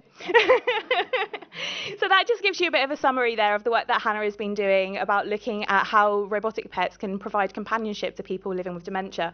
In fact, actually, we were only at a conference a couple of weeks ago, and I spoke to a lot of caregivers that were actually have the robots in the homes, and they were like, we couldn't ever bear to take them away now from our residents living in there because they have such a companionship and they bring them such joy. So it's fantastic to see how technology is starting to be used and accepted as well within the care providing places. A key finding actually from the work that Hannah did though is we do a lot of work on co-design. So essentially we go out into the communities and we find out what people want from technology rather than just focusing on what people think they want. And actually it's little things like a developer thinking that they want a rubber dinosaur, but actually they don't want that at all. They actually like quite a still, soft cat that just purrs and slightly moves for them as well. So we like to go out into the community and find out what people actually want from these technologies. So for instance, the seal one that you see on there, everyone thinks, oh, that's a little bit weird. The idea was that that would be the perfect animal that people would want within the care place. And they've spent, I think it's £5,000 when I last checked how much the robotic seal was. But it actually provided the same effects as one of the £250 cats or dogs. So it's really important that we actually take these technologies out into the care places, speak to the residents, speak to the staff, make sure they're easy to use and make sure they're actually purposeful. Some other technologies that we're actually working with. So Sentai is one business that I work with quite closely. This was designed by a man whose father had been diagnosed with dementia and was living independently still within the community. His dad was getting really annoyed with him, constantly calling up saying, Dad, have you taken this medication? Have you done this? And his dad said, just leave me alone. I'm fine. I'm doing this. But ultimately, he was really benefiting from having those reminders. But he didn't want to just constantly feel like he's being helicoptered by his son. So they created this voice-based technology where essentially the speaker is within the home with his dad, and it actually provides reminders to him saying, oh, Mark, don't forget it's time to take your medication. Have you got time to take that now? If he hasn't got time, it doesn't keep nagging him. It comes back in 15-20 minutes to offer another reminder. But at the same time, it's offering reassurance to his son because it provides a feedback loop to his mobile phone. So it will say, Sentai reports that your dad has taken his medication, or actually there's been no update on that. So that it's providing that kind of constant loop of feedback. It also includes kind of sensors, so it kind of starts learning the routines for the day. When does Dad get up? And actually, is it time to be concerned that we've not sensed any movement yet? So it's not designed to kind of replace that kind of family relationship or anything, but actually to improve that informal caregiving experience that they're giving. So we're actually hoping to take this technology into our communities soon to really understand the impact, but most importantly, learn how we can make it better, make it a better experience for everyone. Another piece of technology that we're working with is virtual reality. We do a lot of work in virtual reality within the Centre for Health Technology, and one of the businesses we work with is called VREP. And the focus on here is actually not so much for the person living with dementia, but for the people in the community around them. So that through virtual reality, we can learn actually how we can improve the environments for people living with dementia, whether it's increasing the contrast, changing carpets, the different reflections, and actually giving you the experience of what it can be like in those environments for people. They also have like filters, they can add different sight impairments, etc., different hearing abilities. And actually, I've been in this virtual reality experience and it was overwhelming, and I can't quite explain to you at all in words what it's like until you put yourself into that environment, what it's really like. So it's all about training people, increasing empathy, and giving people that little bit extra understanding that you're never going to get until you have that lived experience yourself. So ultimately, we have a lot of work in co-design. We really understand the importance of working with end users in designing technology. So one of the big projects that we've had within the Centre for Health Technology is the GOLD project. So this stands for Generating Older Active Lives Digitally. And this was an intergenerational project. And what I mean by that is bringing the old people and the young people together in a room. Because young people don't know what it's like to be old, and quite often the older people don't have the experience with the technology. So the idea was to bring them together so that they could actually start to design and use digital technologies and decide how they want to use them to help increase their health and well-being. So the focus of the project was looking at kind of physical activity, increasing reminiscence, and giving people access to places they may not be able to access anymore.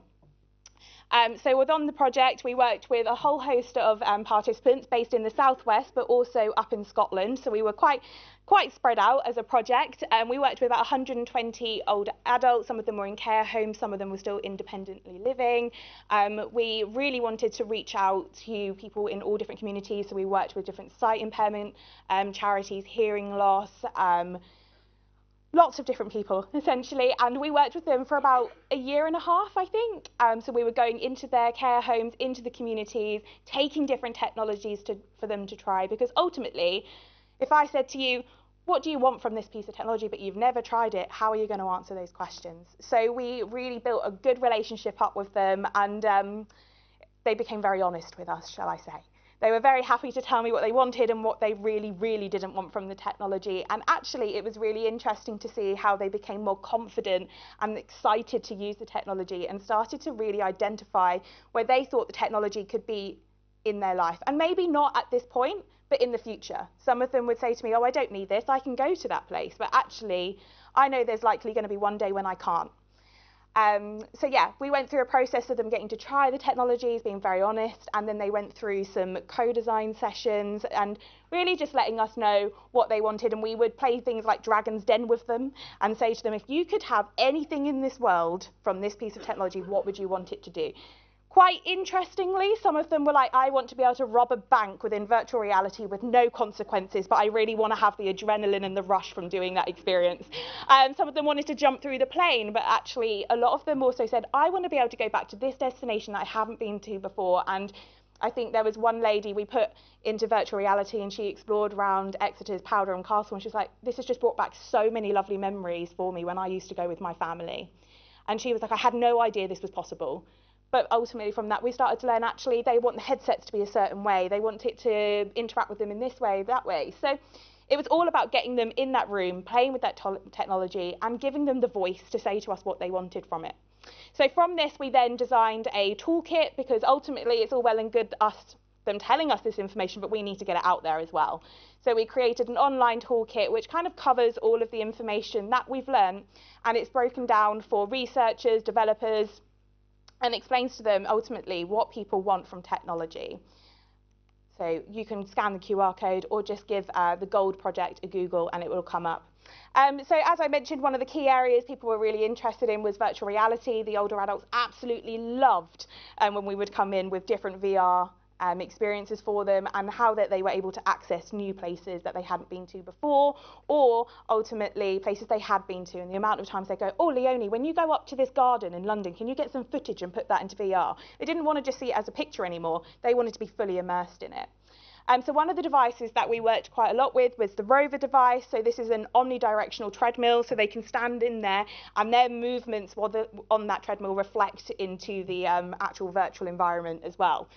So they're also able to then explore the actual places rather than just passively sit there. It's giving them that movement, that activity, but we can make it a social experience as well. So I was in the virtual reality with a lady in Plymouth, but then we also had a care home in Oxford, and we were having full conversations about what we were seeing and doing, giving them that kind of social connection that they wouldn't ultimately have in their care homes anymore. So yeah, they got to play with all of that. We did a co-design experience of that. So this was another example here of a business thought. Yes, all the older adults are absolutely going to want to go on this omnidirectional treadmill. Actually, can confirm not all of them do. And actually they were like, actually we'd really like a seated version, because for some of us we don't have the mobility to be stood up, but we feel like we're missing out on that experience. So as you can see in the picture there at the bottom, the business then responded to that feedback and created a seated treadmill experience. So they're still getting that movement. In fact, some of our participants actually adapted it to be able to do with their hands as well, had it on a table, being able to still get that movement, and it was motivating them to move. And this was, to us, it may not seem like they're doing very much, but actually to those participants, they were like, oh, I'm worn out, I've got muscle aches and everything. So they're actually getting that movement. There's kind of games within there as well to continue to motivate them. And I think always do a little shout out to Joyce in that top picture there on the omnidirectional treadmill. She was a pure example where actually one of the care staff told me there was no way she would ever want to get on that. She was on there every single week. It was difficult to get her off of there. She invited us along to her 103rd birthday party. She's a 103-year-old on an omnidirectional treadmill exploring all of her national heritage sites that she can't access anymore. And yeah, it was really nice to see there how that technology was offering her that experience.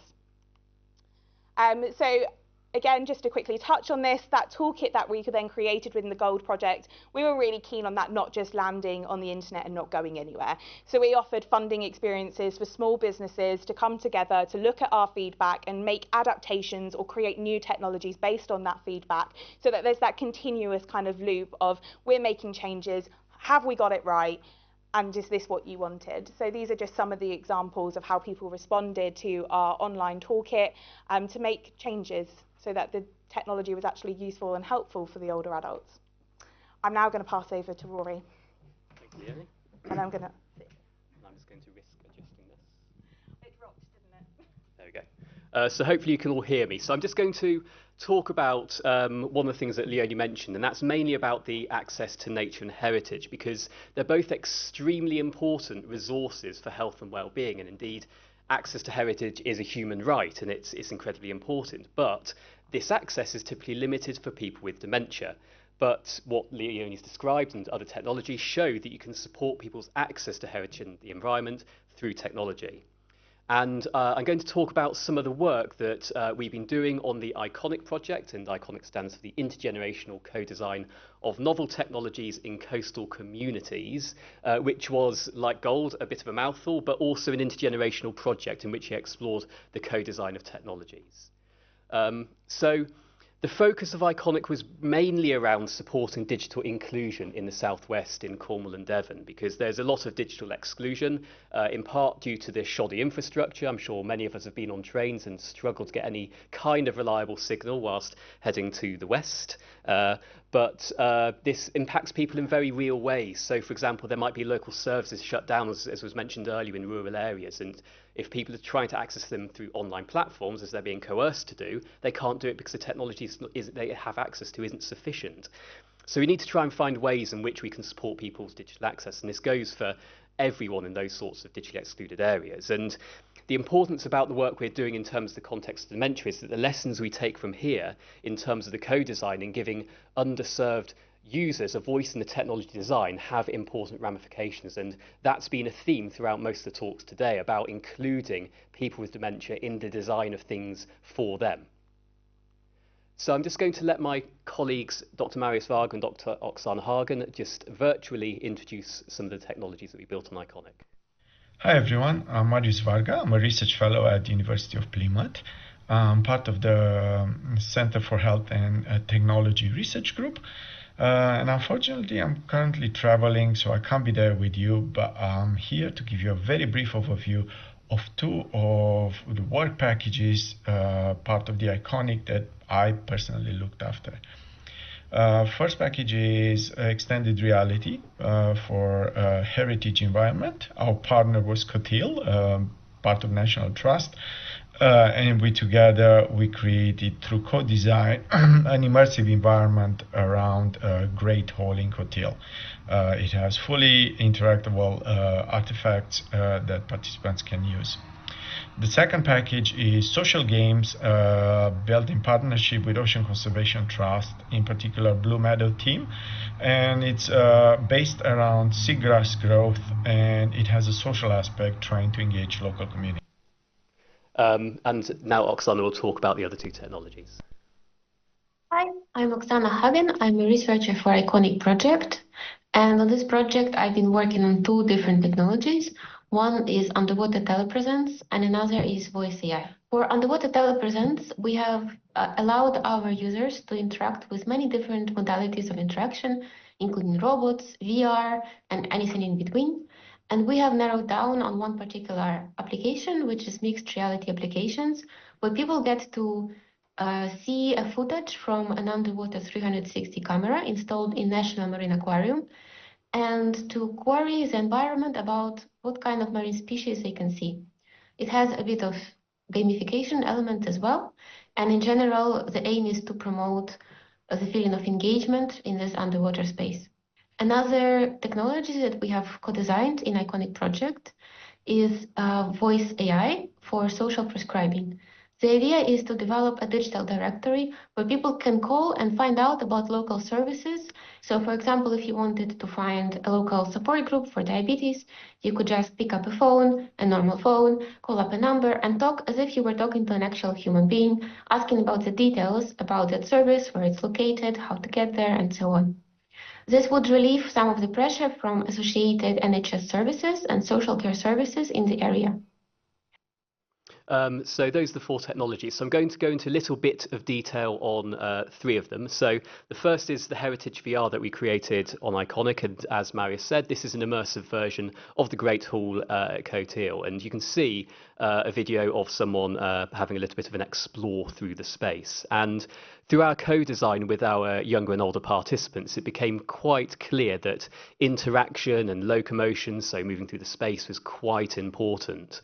And some of the ideas we got from our participants did vary across the generations. So a lot of our younger participants were a little bit more conservative, small c conservative with their ideas. They were more constrained about what they thought the technology could do, whereas the older generations were much more fantastical, as Leonie referenced when she was talking about the participants who wanted to go robbing banks. So we had some really wonderful ideas from our participants. We weren't quite able to include all of them, but we were able to essentially meet a middle ground and have this immersive experience. But despite that, the fact that we were able to create this, there was still some issues with the accessibility of the virtual reality headsets. So they're designed as tools that are ideal for anyone and everyone. However, for older adults where there might be a greater amount of frailty, the weight of the headsets, and particularly with some headsets where all the weight is distributed to the front, it can be quite problematic. Similarly, the controllers can be quite difficult for some older adults with arthritis or issues with dexterity to use. So we needed to try and find ways around that. And one of the other technologies that we worked with was our underwater experience, which you can see playing through there on the right. This was built in conjunction with the Ocean Conservation Trust. So building on some of the work that Freya over there with the stand has done with the Oceans for All project, to give people access to the tanks at the National Marine Aquarium. And our participants really wanted a virtual reality immersive experience due to its portability and its potential to be taken into care homes, to be brought to people, to give them the opportunity to reminisce about their own experiences with ocean-based spaces, or to have something interactive where they can do a bit of learning about the environment. So in the video there, eventually you'll see some AI-powered fish identification, which I think is about to happen here with the starfish. You'll see the magic working there, and it just comes up with a little fact when people selected in the environment. So we're able to create an interactive environment that might be able to provide meaningful activity for many people. And the final technology I'm just very briefly going to describe is our voice AI. So we almost got through the day without hearing about AI, but it's reared its head over the last half an hour. So I'll talk about what we've done with Iconic on it. And this was a technology that was focused around supporting access to digital resources for those who don't have digital access. So for people with limited or no internet access, this technology is an artificial intelligence you can speak to through a phone call. So there's no requirement for a laptop or tablet or smartphone. Through a landline, they're able to speak to an artificial intelligence and get online information. So it's quite an important resource for supporting people's digital access.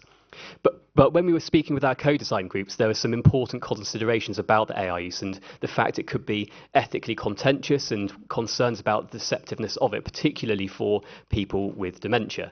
So we need to do further work understanding what the needs are for different user bases for this kind of technology.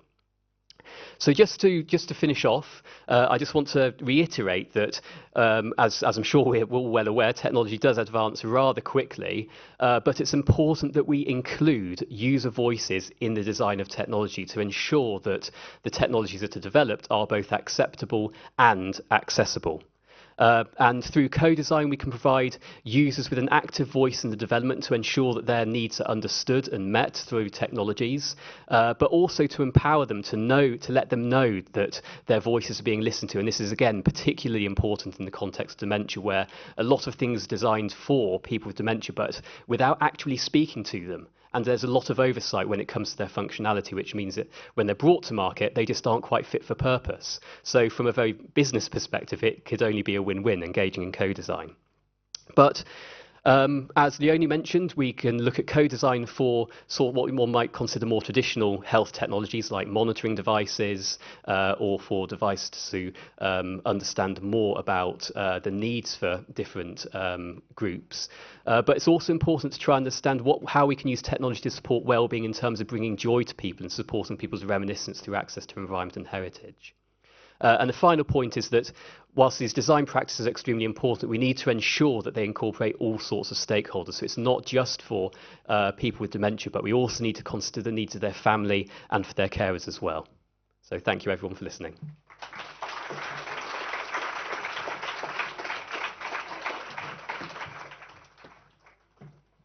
We press on. Now, actually, last October, I had 3 trips consecutive very quickly. First one was to Amsterdam, the second was to Tenerife, and the third was to Rutland. Yeah. 1 hour and 20 minutes to Amsterdam, 3 hours 25 to Tenerife, 7 hours 30 minutes to Rutland. And the journey home lasted longer than my first marriage. I'm only saying this because our next guest also suffered that trip. The Associate Professor in Dementia Research at the University of Plymouth. Will you please welcome to the stage Dr. Nicholas Farina.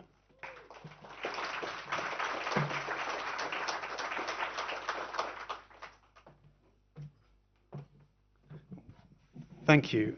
So I benefited by taking public transport that day. So the 10-hour return trip only took probably 5 hours or something like that. So, yeah. So yes, welcome, good afternoon. So today I'm going to be talking about dementia stigma, and particularly in relation to the largest global survey of dementia attitudes that we ran last year. So dementia stigma has been referred to a couple of times during today, and I'm just going to give you a little kind of insight into the underlying theories behind it. But when we talk about dementia stigma or public stigma towards dementia, essentially it can be broken down into 3 areas. So first of all is knowledge, so misconceptions or ignorance it may be called. Second is attitudes, such as prejudice. And third is behavior, so that's the actual discrimination that may occur from stigma. So these 3 concepts are interlinked. So having misconceptions can lead to poor attitudes and prejudice, which then leads to the act of discrimination. So to give you a kind of a more physical or a kind of practical example, we see here that actually we may find that someone might hold the view that there's nothing we can do to improve the lives of someone with dementia. And as such, they say, well, what's the point of spending time with someone with dementia? And as a result, then the actual discrimination that occurs is that they go, okay, well, my aunt's got dementia, well, what's the point of going seeing them? So essentially, they then leave their aunt who has dementia, and they become most isolated and alone. So that leads us over to the World Alzheimer's Report 2024 survey that was commissioned by Alzheimer's Disease International. So in this survey, we were able to reach 40,000 people worldwide, 35 languages, and 166 countries and territories. And this survey taps into all of those 3 elements: knowledge, attitudes, and the actual discrimination. And this has been a replication of the 2019 survey. So in 2019, we did the same survey then. So we're now able to make some comparisons between 2019 and 2024. The one thing to note is that we can't guarantee the same people answered in 2019 as 2024. So these are kind of just general trends in data, kind of patterns that we've observed globally. So if we look at the general public's knowledge, man, it's testing my eyesight now from up here, but I'll look down here. So it's useful to receive a formal diagnosis of dementia. We see that 96% of people agreed with that statement, which is pretty good. I mean, obviously, 100% would be better.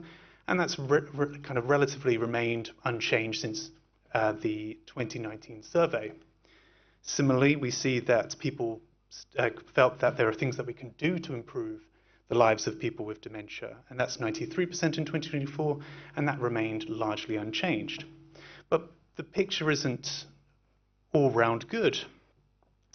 We still see that, well, in 2019, 66% of people said dementia, or incorrectly said that dementia was a normal part of aging, and that has increased to 80% in 2024.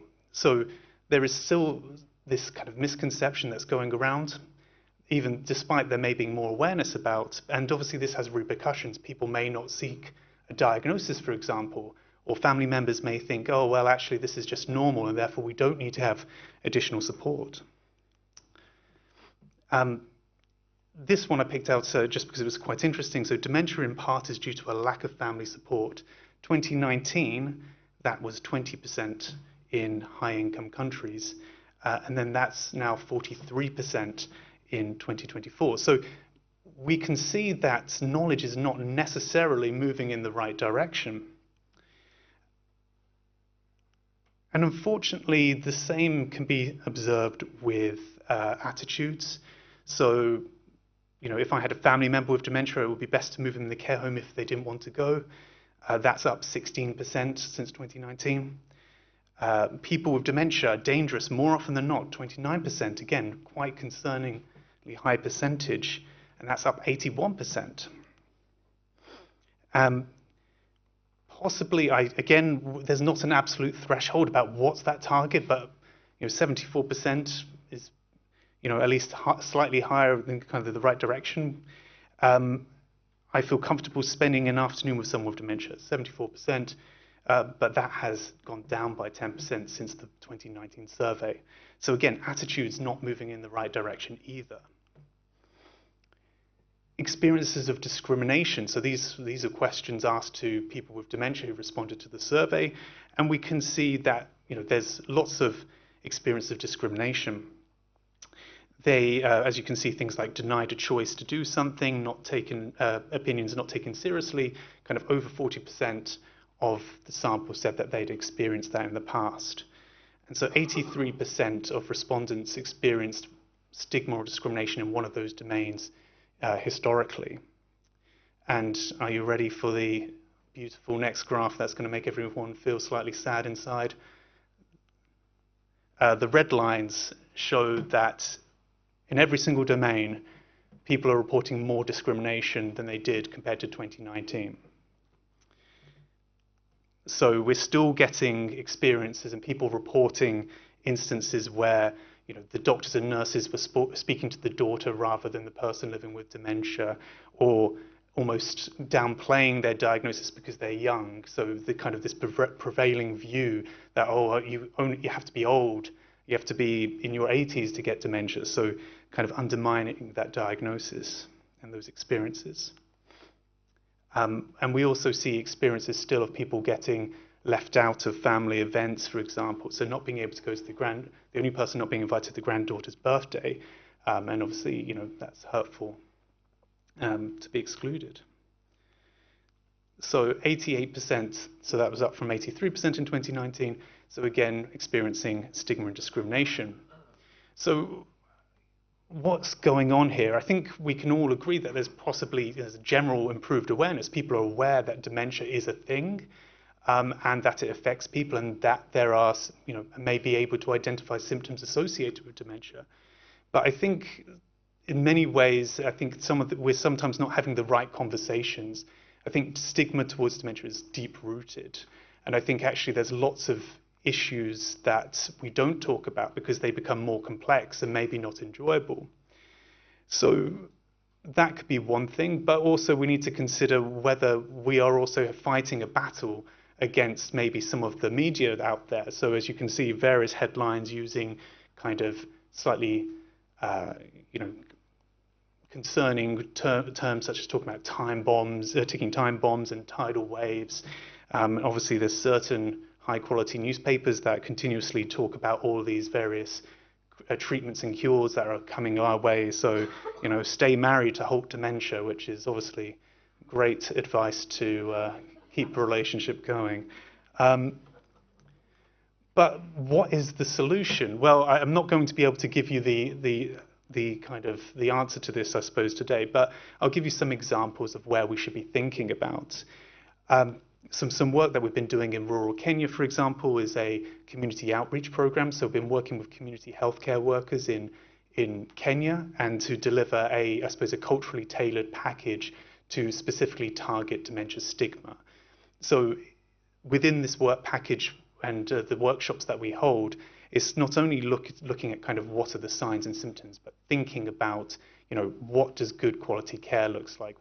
How can people live well with dementia? And also providing some kind of more culturally specific information. So one of the misconceptions in rural Kenya particularly is the idea that dementia is due to witchcraft. And obviously that can be particularly stigmatizing. People get isolated, shunned, locked away, or worse. So there's things here that we've developed a kind of an education work package that ensures that we're tapping into lots of different areas of what it is to live with dementia. And that includes ensuring that there is some form of information that we provide. We provide videos that come from people with dementia and their carers telling their story, because that's very important, ensuring that people understand what it is to live well with dementia. And within this work, we've evaluated it, we did research, and we've seen that there have been, at least in the short term, improved attitudes towards treatment, living well with dementia and care. And now we're continuing that project further, where we want to see whether this intervention can have the same benefits, say 12 months later, because that's what we want. We want a sustained change. The other area that I feel that's quite important and I'm quite passionate about is the idea that we should be looking at changing attitudes in the younger generation. So the reasons why this is, and it might be obvious to many people because obviously today we've heard lots of great initiatives that have thought about including young people within whatever programs they're delivering. But they represent the next generation. They are going to be future doctors, nurses, paid carers, unpaid carers, but also people like politicians and people working in the media. They also reflect a truly cross-section of society, particularly if you can introduce these initiatives within schools. One of the problems that often I see when we're looking at kind of raising awareness or tackling stigma in an adult population is that usually it's quite a self-enrolling type process where people, they offer a course and people enroll onto it. But usually the people who are enrolling to the courses are people who are already probably have the better attitudes than the average person in the population. So that's also a benefit of looking at looking at school as a way to intervene. There's lots of evidence that changing attitudes at a young age is easier. So if you look at the mental health stigma literature or views on the environment, we see that by addressing those topics at a young age, that actually is easier to change. Because as we get older, our attitudes become more difficult to change because we become more set in our ways. And finally, I suppose most importantly, I think, is that we tend to underestimate young people's experiences of dementia. So actually, we've done our own research and we found that about 65%, 70% of young people, so this is adolescent age, have said that they've come across people in their community with dementia. And actually, there were about 25% to 28% of young people have said that they've actually previously cared for someone with dementia. So these aren't small numbers. And what that means is that these young people are having experiences of dementia, but often that's not been formally contextualized. They haven't been taught about it in school. I mean, some schools do teach about it, but it's not on the curriculum. So it means that really we have an opportunity that we can shape the future generations by kind of ensuring that we're tackling these stigma and attitudes at a young age.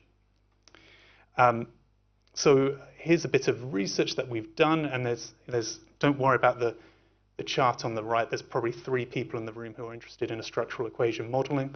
But the point is that really we did another survey of young people, so adolescents in England, and essentially looked at the association between kind of what their previous experience of dementia were, what their knowledge was, and their attitudes. And what we found is that young people who had experiences of dementia in the past had better attitudes towards dementia. And that had a kind of a direct effect, but also within this kind of diagram, what we also found is that actually those contact experiences was a great way to not only improve knowledge, which then led to improving attitudes, but also it had a way of kind of improving kind of an empathetic response. So people had an empathetic response towards people with dementia, and that in turn helps improve attitudes. So really we need to be thinking about how we can, whether it's kind of intergenerational programs, but we need to look at ways in which we can get young people and people with dementia in the same room together. So in summary, I suppose the global picture is not looking too great. We're seeing more kind of evidence of stigma and discrimination globally, and it doesn't appear to be improving. And what that kind of, as I alluded to before, is that actually it appears that maybe increasing awareness in general may not be sufficient enough to improve attitudes, to tackle discrimination. So we need to be thinking about ways in which we can develop other strategies to tap into stigma specifically. And ultimately, I think it's the key message is, I suppose, not to kind of rest on our laurels here. I think we need to kind of ensure that we keep pushing forward in all our great work. And I think really it's important, I think from an academic point of view, is to ensure that we're evaluating our successes so that we can replicate it elsewhere. So I just want to thank all the funders that have been part of the various research projects, but I also want to highlight for anyone who's interested in dementia research, particularly if you're interested in risk reduction or improving the lives of people with dementia, is to go onto the SPIN Dementia Network Plus website where you can sign up. You don't have to be an academic, you can be people with lived experience. There's various newsletters you can sign up to. If you're an early career researcher, there's also funding opportunities, networking events, and anyway, there's lots more information on the website, so please do look into it. And if you're here in person, there is a stand over there in the corner, so please do check it out. But I think I have done this well in time. Thank you.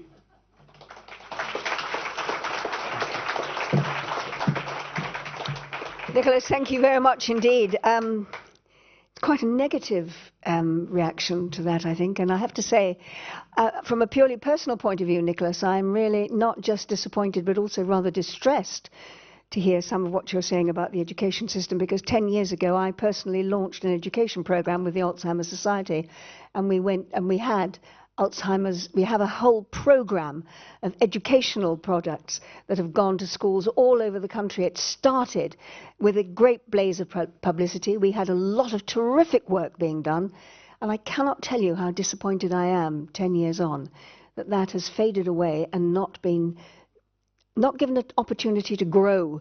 And because what we did discover, I hate to say this to an academic, but you reinvented the wheel with the research that you've done, because we had already discovered all of that, knowing that by educating young people, primary schools, senior schools, even into universities, in what dementia is and how you live with it, and learning from their personal experiences of having grandparents or members of the family who have dementia and how they reacted to it, we learnt so much from it.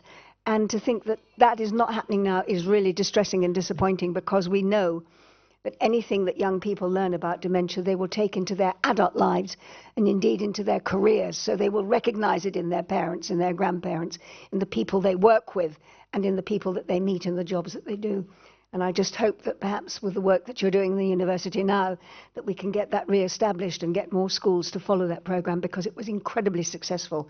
And the fact that it's fallen by the wayside, I'm sure, has something to do with funding, but it is extremely distressing that it's not actually continuing. But also what you were talking about was stigma. And I'd like to bring onto the stage now two people who have personal experience of so much of not just what you've been talking about, Nicholas, but what everyone else in this room has been talking about now. I'm joined here on stage now by the chair of Alzheimer's Europe, Chris Roberts, and the chair of Alzheimer's Europe Carers, his carer, Jane Goodrick, who, you've got microphones there, I think, and I've got one here, because we're going to We've been talking about the way that it's important that people with dementia are included in all decisions that are made concerning people with dementia. And of course, Chris, that is something that you have been doing for a very, very long time. But do you find that there are still too many areas of work in dementia, whether it's research or social involvement and social caring, that actually people like you with dementia who have personal experience of it are not being consulted, and therefore the things are not being done that really could make a difference? I think from what you just said, the last speaker, everything's changed and nothing's changed sometimes. That's how I feel. 1 minute I'm so involved, we're actually part of a research team, and then the next minute you're being told you're not wanted. So it changes so much depending who you're talking to and what you're talking about, which is wrong. There's so much work being done in Europe now and across the UK, and yet there's so much work still to be done. It's mind-boggling. Do you think they need to talk more to people like you in more areas of government, of social services, of research, of medicine, of the charities themselves? Absolutely. The biggest problem I've seen over the past few years is that as soon as you get diagnosed with dementia, people automatically assume that you're stupid. It's not. I'm cognitively challenged. I have a terrible memory. I get mixed up with things, but I'm not. That could apply to half the population, darling. Yeah, especially with my wife, we know estrogen anymore.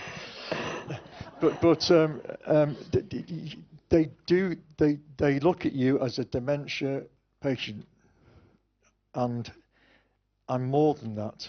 You know, you shouldn't make assumptions about people. I might have been a professor, I might have been a researcher, I might have been a judge, I might have been a coal man. I actually worked underground in the coal mines, but people make so many assumptions about people with dementia, and you're usually wrong.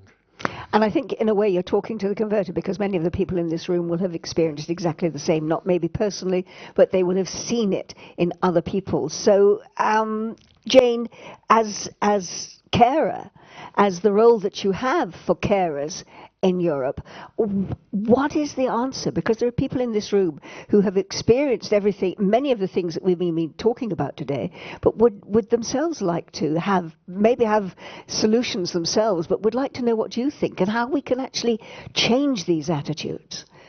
Lord knows we've been trying for long enough.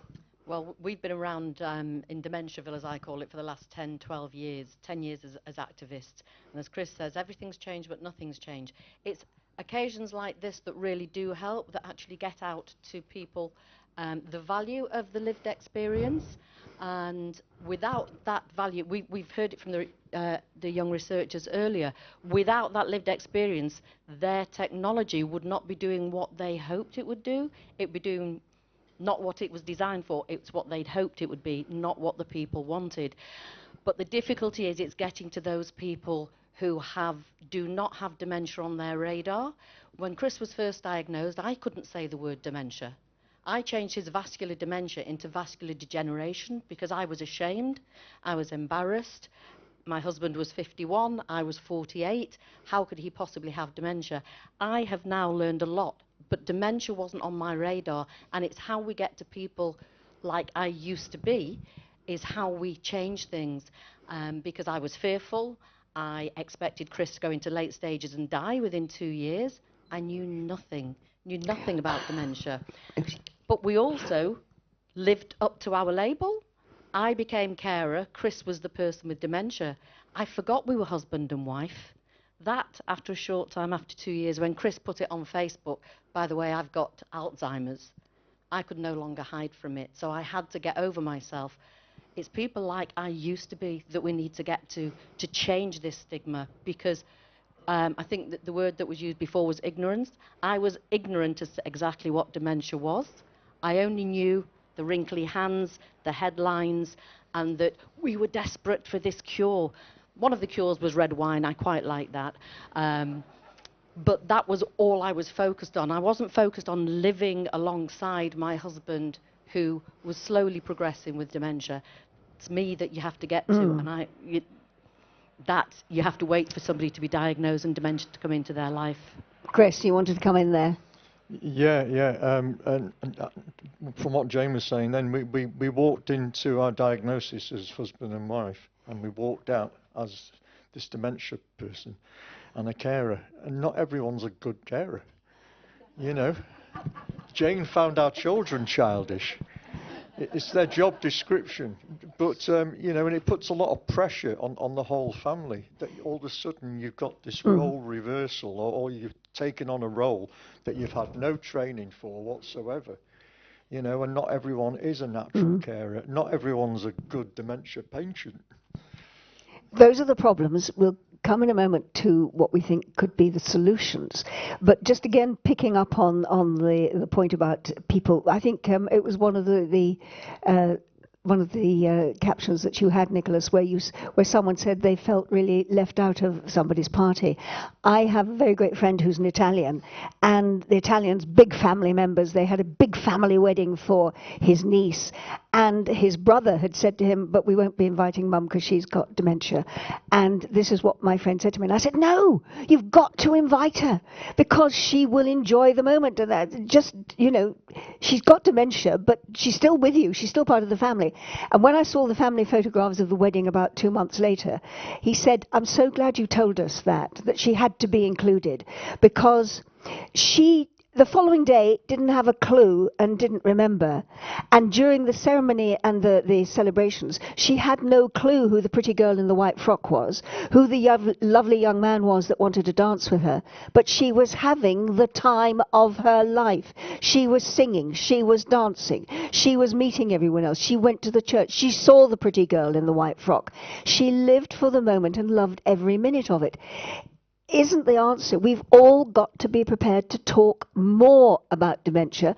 Let's leave perhaps some of the work of research and medication to the doctors, but as ordinary members of the public, shouldn't we be talking more about dementia to more people, about what it means and how we can support the dementia community? Yes, we should, and it brings me to our very first experience of peer support. Our CPN, our Young Onset Community Psychiatric Nurse, set up a peer support group. She said to us, what do people with dementia like to do? We said, well, what do you like to do? Point taken. We set up, she set up a group in a pub, and we went along to support her because she'd done it at our idea. But we didn't really want to go because who wants to sit in a room full of people with dementia? And when we got there, they were just like us. They were ordinary, normal people. They weren't the people with dementia. And we used to, especially when a new couple came, which one's got dementia and which one doesn't have dementia? And that's how it becomes normalised, going to places and having your peer supports where lots of other people are. I love the parish where they have the carers for all carers of whatever condition. These are the things that help. It's speaking about it, but I absolutely 100% agree with you about let's get to the school children. Our daughter at 14 went to school. We said, you need to tell your teachers. She told the head of year, and they said, does your dad still recognise you? Yes. Oh, well, come back when he doesn't. He still recognises her 12 years later. This is so. Not only will we get to the school children if we can get it into the schools, we get to the teachers as well. And this is the way I see it, the intergenerational work, the work the ambulance service do in Wales, which should be rolled out across the UK. Really well, I mean, there have been examples today of things that I'd never heard of before. I'm sure you had too. What do you think you have learnt from today that could be extended across the whole country, where things are being done in pockets, in silos, like the work that's done with the rural communities, like the work that they're doing in Wales, like some of the things we heard of in Gibraltar? What has really attracted you today that perhaps you weren't aware of before, that you think is a really great idea? Well, I was talking to the AI man before, but he's coming on afterwards. He'll tell you that. I love everything that's going on in Gibraltar, but that actually really, to me, highlights it's a small area. It's a contained area. They can get to everybody. We in Wales, we're 3.5 million people. We can get to our government because they're not quite so high and so distant for all the very reasons that you have in England. The UK government are difficult to get to, as you alluded to before. That's where we see the pockets like Gibraltar, we see the pockets in Yelm. I love the way you the way you word it. It is a postcode lottery, but we need to spread the word because we have fantastic work going on in all areas for people with dementia, for carers, for other conditions. But it's getting it out there, it's rolling it out. It's all, again, down to a resource issue. And we're tired. We're actually stepping back from the work because we've been here a long time. It's time to hear the fresh voices, to find the people on your group. Don't use that as an excuse. If you can't get somebody in, go to the Alvern, the care home. Go and ask them there if you can't get them into the room with you. Make the effort. Go out and speak to people. Don't be afraid to speak to us, because you know what? We're ordinary. We just have a different condition that you can speak to us about. Don't be afraid to engage people. The worst that they can do to you is say, no, thank you, I'm tired, or something like that. It's up to you to get out and spread the word. Did you actually think to go back to the headmistress, Jane, and say, you've got it all wrong. Why can't my husband and why can't my daughter come and talk to the school about dementia? Why did you do that?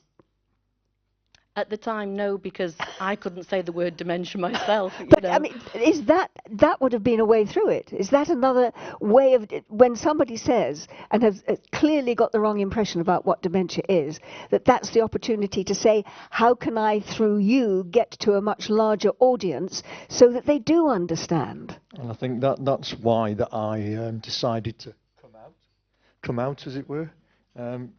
And speak about my dementia. You know, I shouldn't have to hide behind a disease that I had no control over getting. And the more I spoke about it, the more I told people, the more I educated people, the better I felt. And the better we felt. The best thing that we did at home was have honest conversations. You know, there's no reason to perpetuate the very, very stigma that we moan about by keeping secrets. Dementia Friends, you became involved with, didn't you? Yeah, I wanted to try and get some confidence back, and I thought, what can I do? Because a lot of things I couldn't do anymore. And I thought, well, I can talk about dementia, and I saw the Dementia Friends programme. So I thought, I'm having this. I will go on the training session to become a Dementia Friends trainer, wherever it was. And I applied for it, and they said, no, sorry, it's not in Wales yet. It's only in England. So, okay then. As I said, dementia doesn't make you stupid. I give them the wrong postcode. And so I went to England to do it. And you know what? It was fantastic. I learned so much on that day, but I also learned that I still had value, that I could do something with Jane's help. And we both used to go out and do the Dementia Friends sessions. But only once did we explain that I had dementia before we started, because then I felt people weren't listening to me, they were looking at me while I did the session. So we always used to tell them in the end that we told them in the end why I was doing it, that I had dementia. And the mouths dropped, and I thought, I've just explained, it's not about age, it's not about this, it's not everyone's in the late stages, and you're still shocked. Jane, you're a carer, so and again, you as we said, you chair Alzheimer's Europe carers. The situation for carers is pretty dire in this country, isn't it? Because believe it or not, even though, as we've said, you know, if you don't sugarcoat it, what we're talking about with dementia is a disease in which the brain is actually being killed off gradually, cell by cell. It is being killed off, which is why you are losing the ability to remember things and to function in the way that you may have done previously. We haven't got that message across, which is why people who have cancer, people who have Parkinson's, people who have any of the other major illnesses, all of which deserve to have support from the government, get social care support. They get proper support with help with individuals who have those conditions. Carers of people with dementia do not. How are we going to get that changed?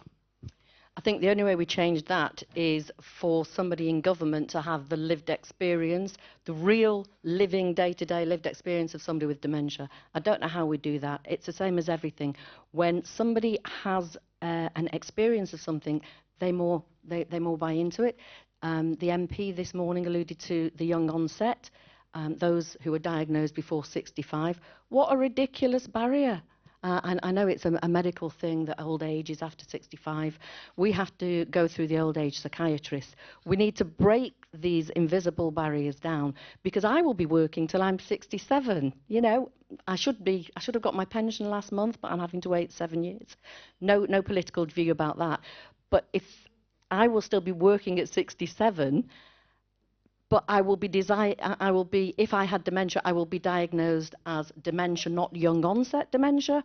So all these barriers have to go.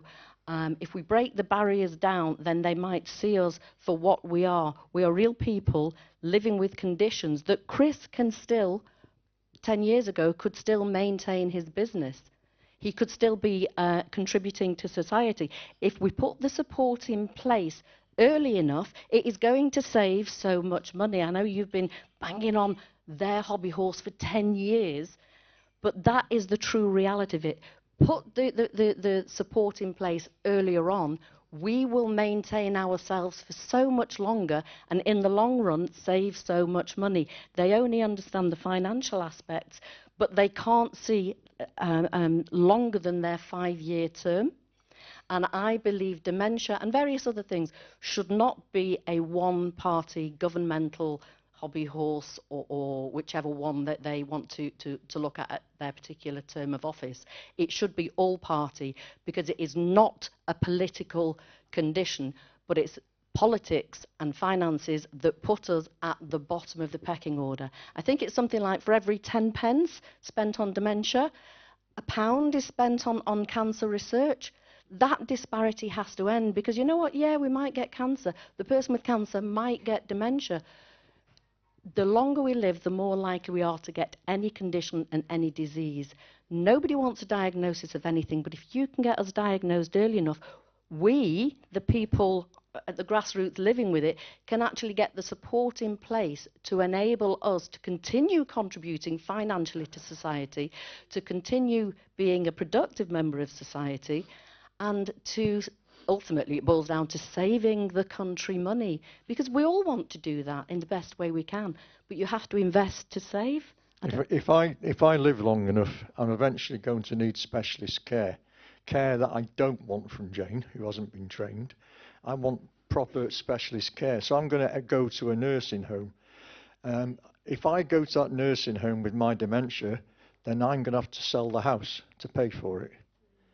If I'm lucky in my dementia, because I also have emphysema, a lung disease. If I go in with my lung disease, I won't have to sell the house. So we're really hoping that if I live long enough and I do need this extra care, that they accept me with my lung disease rather than dementia. I mean, how terrible is that? It is a question of changing the attitudes of individuals, but specifically changing the attitudes of government, of the Department of Health and Social Security. It's getting to them. It is therefore getting to your MP and lobbying. And I think one of the things that I suppose gave us all hope back in 2012 was when David Cameron, who had someone in his family with dementia, put dementia at the top of his agenda for health. It has subsequently slipped down the agenda to the point where it does not even exist, I think, as far as the current regime is concerned, which means talking to them. And now that there are 400 new MPs in the House, getting to those new MPs that have perhaps not had the message before. So it is incumbent, are you both saying, it's what I certainly think, but you're the ones being interviewed, that we should actually get in touch with all of our MPs. We should lobby them without without any kind of hesitation, and just keep lobbying them to say, you have got to look at dementia for the people who have dementia when they're diagnosed and the carers who are going to look after them and the families. Look at it as a serious disease and do something about it. How many of you in the room have ever actually got in touch with your local MP and talked to your local MP about dementia? That's barely 10% of you. The rest of you, do you feel empowered sufficiently to do that? Do you believe you should do that? I mean, we're talking up here, we've got mobile microphones. Is there anybody in the audience who has an opinion on any of this, or who would like to put a question to Chris? Now, I'm going to give you this one, and I'm going to go, you can have that one. Chris has got that one, and I'm going to come and find out who you are and what your question is. We have to keep knocking on the same doors.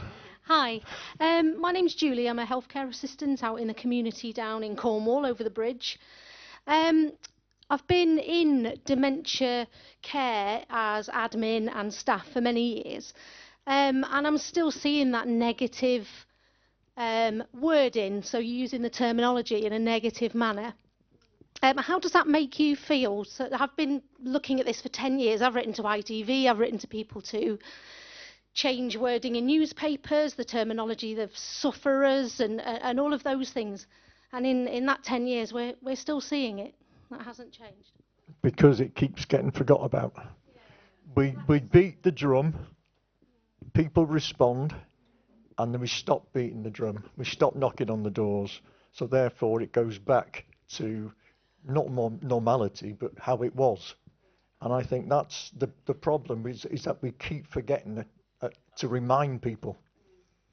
I think if you call people out where you see it around your table, but one of the simplest things you can do is please stop using the term service user. It's a person using services.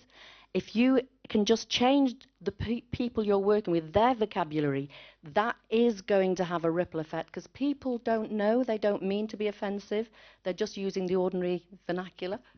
Professor David Salter's got a question as well. Thank you. Just to say, I'm a former carer and also a bioscientist. 20 years ago, I organised the first conference at the University of Plymouth about dementia. And I also spent 13 years as a Plymouth City Councillor and worked with Ian. So during my time as a City Councillor, I was trying to get through the message to social workers, for whom I was then the political lead, to actually get better informed about what people with dementia and their families might want.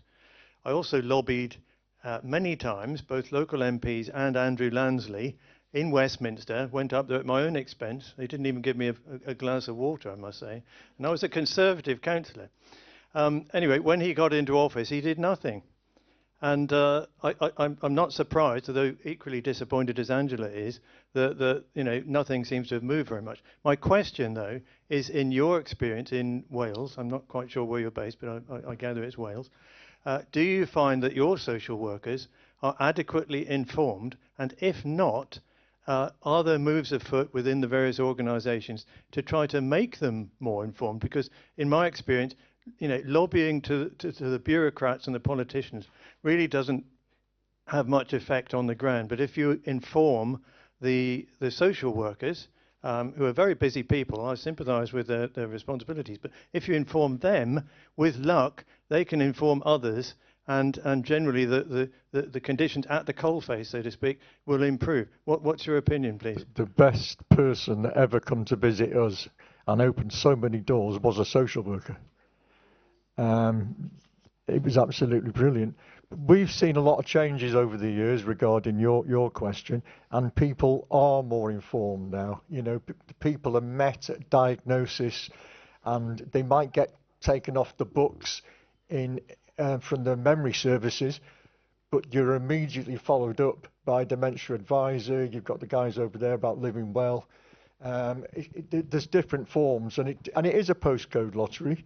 In Wales, as you heard before from Alison, we've got the dementia standards now, we're making sure that all the memory services are all talking to each other, that they're all working by the same rules, by the same regulations, doing the same thing. We've also got the hospital charter. I think Wales is way more ahead than England at the moment regarding stuff like that. But it shouldn't be just Wales, it should be everywhere, and it shouldn't take a politician or a government to say that. As you said, the staff should be doing it. You know, it should be in their plan to inform people. We found so many services over the years, but we didn't know what to ask for in the beginning. And we found that until recently, the last 2 years, you had to ask for these things. How can you ask for something you don't know? You know, it's very difficult, but we've seen massive changes over the last couple of years. Massive changes. So the pathway of standards in Wales actually gives people an idea of what to do. You know, like when people are diagnosed with cancer, they go into the room next door, they're given leaflets, they're told this is what will happen next. Nobody knows what to do when somebody presents to a GP, possibly with memory problems or some little issue. We've now we have pathway that this is what you do. Nobody then is left behind, including the social workers. But again, it's down to the particular preference of the social worker. They might have a particular specialism in one area, you know, like a doctor, and that's the difficulty. Our social worker that opened the doors had a special interest in dementia, and that really helped us. We were extremely fortunate that way. But what Angela said before about contacting your MPs, it does work if enough people do it. In Wales, Chris, we gate crashed a government open meeting for social workers for all the professionals when they were doing the Wales Dementia Action Plan. We got heads up about it in South Wales, went down at our own expense, went in there and asked, by the way, who's on the expert working group? Do you have people with dementia on there? Well, actually, no, we haven't, because she put her hand on Chris's shoulder. You know, it was an unsuitable environment, and you know they don't like to travel. Within that, long story short, two people with dementia and one carer on the expert working group. We got £10 million for 5 years off the government when there was no money on the table. That's where calling them out works. Can I just say that our sound engineer was just whispering to me because he said there is a letter online. It's just from someone called Trudy, and it is it's on. Oh, if she wants to know if there is one, not that she knows. Sorry, but there are letters online. If you go to the Alzheimer's Society, there are lots of letters online. You don't have to make it up yourself. There's material there. Use it. Bombard them. Be relentless with this. Just keep throwing it at them until they take notice of you. There's plenty of opportunity for you to find material online that you can use, that you can send to your local MP and to whoever's in charge of social services for your local council. Just do it. Bombard them, because that's the only way that we're ever going to get the messages across. And I think we have to say thank you very much indeed to both Chris and to Jane for joining us. And we're going to have a break now for a cup of tea. And if you can come back, please, so that we're all in our seats by 3:15, that would be good. And talk to them both during the break.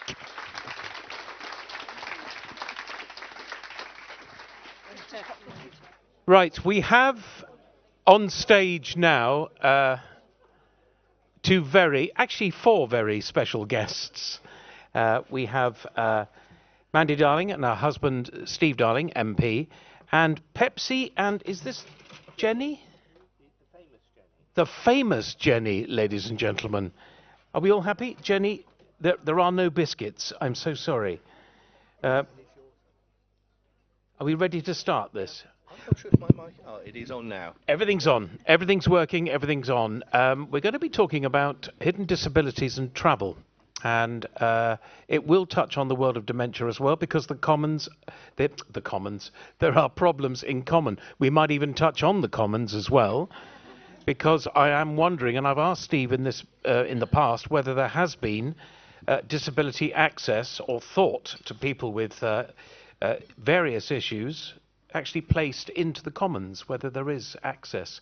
We'll come to that. But ladies and gentlemen, Mandy and Steve Darling. So thank you. So I'm Steve Darling. I'm the Member of Parliament for Torbay. I'm the Liberal Democrat spokesman for the Department of Work and Pensions. Just giving a nod to disability, the House of Commons Select Committee, Modernisation Select Committee, did actually only have a hearing the other week around disability access, both for people with sensory conditions and other conditions. So it is grinding on extremely slowly. The other bit that I did also want to touch on, which is around the Green Paper that has come out, and just before I'm very alive to the previous speaker was saying reach out to your MP, influence them. So we do hold regular surgeries. That's an opportunity. I just want 20 minutes of your time to unpick my world for you, and maybe you can write to the minister, or just ask your MP to be the postman for you and get that out there as well. Or equally, ask the minister to ask them to do a written question. So there are real opportunities. But I'm touched by dementia. I'll just explain my condition. So I've got something called macular degeneration. That means my world looks as if I'm walking around with a kaleidoscope on the go a lot of the time. It also means that I can sometimes hallucinate without the need for drugs. So it's a bit of a challenging world, and Jenny does help me an awful lot. She thinks the world is there to love her, whether you want to or not. So she's an excellent bridge builder. But my father sadly had dementia. It was written on his death certificate as it is, as the charitable advert says. People die a number of times when they have dementia, and sadly he was marked by that. But also my mother-in-law has dementia, but I'm sure Mandy will do some of an introduction herself around things. My name is Mandy Darling. I work for a charity called Devon Insight. We support people living with the challenges of sight loss and other disabilities, because lots of people we support don't only have sight loss, they may have mobility issues and also dementia. I'm also a local councillor on Torbay Council, and I've been touched by dementia. My mum had a diagnosis of Alzheimer's 17 years ago now, and my mum is a very stoical lady, and when she was given her diagnosis she sobbed, and she sobbed because she'd seen her mother and her grandmother both die of dementia. But even now, after 17 years, all is not gone. She doesn't recognise me, but she can still read, and it's quite amazing really, because I don't write very often now, not being able to see, but just occasionally I want to keep the skill. So a couple of weeks ago I thought, right, so I wrote her Mother's Day card and I took it to her in the home, and she read it and she read it and she read it, and she smiled, and I'll remember that moment, that time. So there are precious times, all is not lost. But as I say, we're here today to cast a spotlight on hidden disabilities, and what we can do and what can be done to help. And I'm going to hand over back to Steve now to talk about. Yep. So the first slide should hopefully be up now, and it's London Transport. I know people who are fully sighted and fully all the rest of themselves find it challenging to go on the underground. And I know Mandy and I, 35 years ago, used to live in London for a period of time, and with our visual impairment, we would have to count the number of stops from when we got on to when we knew that we would be getting off, to be able to know which stop to get off. Things are much better now. We've got the announcements as you get to different stops. And about 15 years ago, I participated in a stem cell trial where I had 200,000 stem cells injected in the back of my eye to see if things would burn a little bit brighter, which they did, but not for long, sadly. And I went on the underground an awful lot then, and it actually, every time I went on there, I'd almost always have to ask somebody for help. And 99% of the time, as long as they spoke English, they would be helped. So it rebuilt my faith in humanity that people would often go the extra mile and assist you there. So we go on to our next slide now, and there's a gentleman there from TfL, and if you are challenged for whatever reason, TfL are, Transport for London, are incredibly helpful. I must admit, on one Sunday evening when I went back up to Parliament to be ready to be at it first thing on the Monday morning, I found that the Circle line was sadly not operational. So I had to go a circuitous route to get to my flat in Westminster. And they were, I'm sure that the orange jackets actually hide angels' wings under there, because they take you directly to the tube, usually seated behind the driver, but sadly not in the cab with him. And at one point we got to a station, the driver jumped out and said, "Aren't you getting out here?" And no, it's the next one, honestly. And then they're there waiting for you at your destination to see you safely out of the underground station.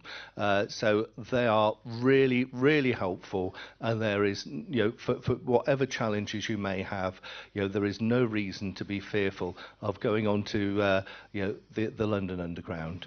Mandy, I'll pass back to you now. Thank you. Next slide, please.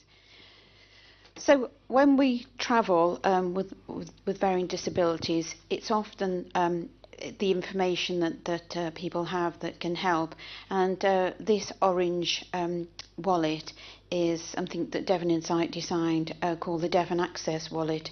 It's for all disabilities, and it comes with a lot of little pockets in it. It was in collaboration with Devon Insight, Devon County Council, Stagecoach and GWR. And in the little pockets, you can put all sorts of information about your disability, your travel needs, maybe your destination and things like that. So if you are out and about, you can just show that, and it helps the transport provider know what you need and to help you. And as I say, it's not just for people who can't see, it is for a multitude of disabilities, and that can help with independence. And if I go on to the next one, which is my bus driver. So again, often it's all in the training as well. Often it's it's making people who we come into contact with aware of our disabilities, because often people maybe don't help, or because they don't know or they don't understand. And again, Devon Insight, in collaboration again, has produced a bus driver training module for covering all disabilities, which bus drivers can take to help when they have passengers with disabilities on their transport. But this training also has an incentive to the bus drivers, because it comes with a validation, so it helps with their training needs, which I think a number of them have to retrain or do a certain amount of training each year, and this forms part of their statutory training. So it is a really good thing, and a all-round winner, really. We are hoping to roll this out to care homes, to try and provide some training to care home staff, again for sight loss, but also for other disabilities, because I think sometimes, not everything, but sometimes some of the things that people with sight loss, the challenges are also faced by people with dementia and other disabilities as well. Not everything is the same, obviously, but there is some parallel.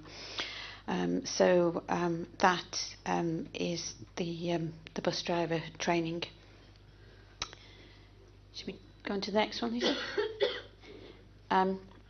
So the railways have also been very good at adapting to assisting passengers with disabilities. And again, this includes people with dementia, to help them travel safely and independently.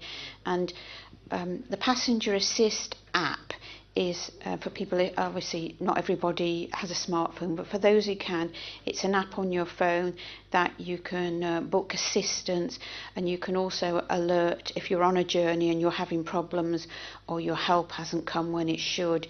You can alert the railway staff that you are in need of help. And Steve, do you want to discuss that a little bit Yeah, more? I just really wanted to again, GWR staff is what we mostly use. They are incredibly helpful. People with disabilities often find that it's difficult to work out where the seat is. When you found the seat, you might find that somebody sat in your seat. So it's always helpful that there's a person in uniform encourage them out of your seat that you'd booked. They'll often, with Mandy and I both having guide dogs, will get an extra seat. With GWR have actually provided little, like an A4 piece of card that we can put on it, so it says, "My dog's under here, please don't put your feet on it," which is really helpful as well. But it's also help at the other end, particularly Newton Abbot, arriving back in Newton Abbot holds no fears, because the layout of that. Navigating somewhere like Birmingham New Street is just potentially a nightmare, so that's really helpful, and they will make sure that they see you off the premises and get you into the appropriate public transport or a taxi. So driving that forward with that help is incredibly good, and it gives you people confidence, but I think also it gives carers confidence that it's really useful. So it isn't so challenging for the person who's having to help somebody who might have dementia or other disabilities, that actually they know that there's a safety net there to help them getting through, navigating the world. And we all know that people who end up staying isolated have poorer health outcomes. So being out and about active is so important.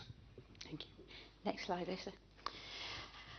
I'd like to put a big shout out now for Ian here in Sheriff, because Ian chairs the Passengers with Reduced Mobility Committee at Exeter Airport. And I have to say, we've talked about trains and tubes and buses, but the team at Exeter Airport are phenomenal in trying to promote accessibility and a seamless travel through the airport for people with a wide range of disabilities. I've been on the committee or the group now not that long, but just over 12 months, but the commitment that's made is amazing. And one gentleman on the group is devised a virtual tour so that people who are anxious can actually do a tour of the airport before they go, so they can work out where they're going. There are assistants at the airport to guide you through. And there's even a pet dog there now who is there to help people who might be a little bit stressed about flying. And the work that goes on there is really, really good. And both Steve and I have been through Exeter Airport, and we can say that the service we've had was amazing. In September, we went to the Isles of Scilly on a little sky bus. We took both dogs, and they were great, weren't they? They took us through the airport, guided us onto the plane, got the dogs settled, and off we went. And then when we came back, it was wonderful, and they all go that extra mile. So it is all working in collaboration. So a real thank you to all the guys at Exeter Airport for the hard work they are doing to make accessibility and to allow passengers. I don't like passengers with reduced mobility. I'm sure there's going to be a better word that we can call it, but through the airport. So thank you. Next one. So this one is just for interest, really, and I'm not sure. So before Christmas, we went to Devon Insight was invited down to Saltern House to look at a navigational system that was being launched. Apparently it's used abroad a lot, and they're trying to bring it into this country, called Navilens. and again, it's on a smartphone, and you sort of wave your phone around, and it picks up the code, and it gives you directional information.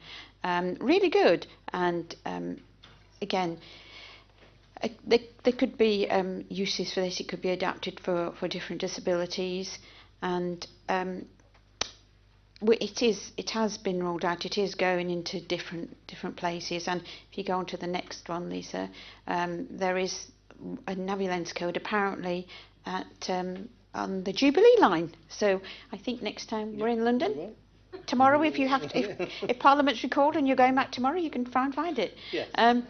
We'll try and find that. But that is another way, and it just gives you directional information. And it tells you interesting things such as, what type of floor you're walking on, because sometimes I know at Saltram House, one of the codes said you should be walking on a gravel path, which might sound to somebody who can see or somebody who doesn't have a disability. That's not important, but for somebody like me, if I was walking on the grass and it told me I should be on a path, I know I'm in the wrong place. So that's good. So thank you. So I'm going to hand over to you for the final slide. Yep. Okay. So this is just reflecting. We've got a number of partners here up on the slide, and it is. Mandy's been mentioning it time and time again. It's all about collaboration and coming together and driving for that positive change. And I'd go back again to. Do reach out to your MPs or your local councillors, push them, chase them up and give that positive challenge to them of how they can look to change things around dementia. And I just also, we've got one Strictly person here, and I wanted to reflect on Chris McCausland, who clearly won Strictly this year. And there's 3 useful things that he reflected on. It was the opportunity, making sure that there is an opportunity for people to engage, and that, then let's support, making sure that there's appropriate levels of support for people to take full advantage of those opportunities. And then finally, it's that determination thing. It's making sure that we're all determined to drive that positive change around dementia that we all know should be happening. So let's go out there and make it happen. But thank you.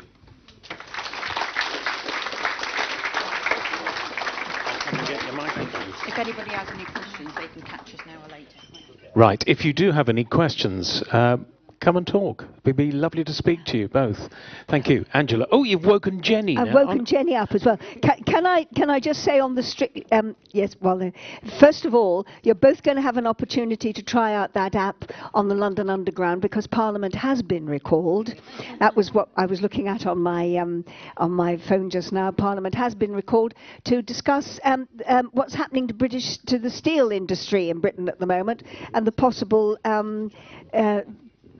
end to a strike or I'm not quite sure what they're discussing. I think it's the possible sale of British Steel. But you have been recalled, so you will be going a bit sooner.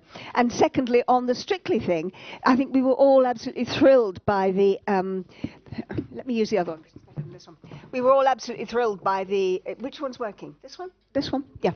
We were all to watch. To watch Chris dancing on Strictly Come Dancing, and I think that what he and his professional did together was just absolutely amazing. And I can let you into a secret that on National Dance Day that I organised for my Let's Dance campaign to try and get the nation dancing to get fit through dance, with my dance partner Kai Widrington, we went to the Pineapple Studios where they were having classes for people with restricted vision, teaching them the sort of thing that Diane had done with Chris on Strictly. And they had lots of people who were blind and with restricted sight learning how to do the waltz, to do a basic box step waltz. And to try and get the feel of what it was like, Kai said, I'm going to close my eyes now and I'm going to see what it might have been like for Chris. So that's what he did. And then I said, and I thought he'd opened his eyes. So I said, I'm now going to close my eyes and see what it was like for Diane trying to teach him that. And we suddenly realised that both of us were going around with our eyes closed. We didn't actually fall over, which was great. Anyhow, thank you both very much indeed. It was lovely to have that personal reflections from both of you. And also to meet Jenny and Pepsi, who I think were absolute stars, quite brilliant, and sitting down there now just reflecting in the glory of their presentation and looking quite good.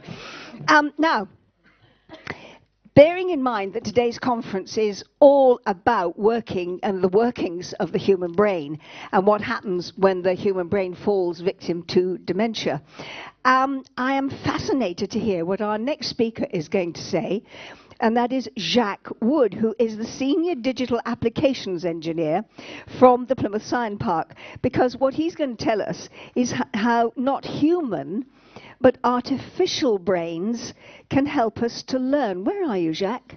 He's over there. Come on. It's all yours, Jacques.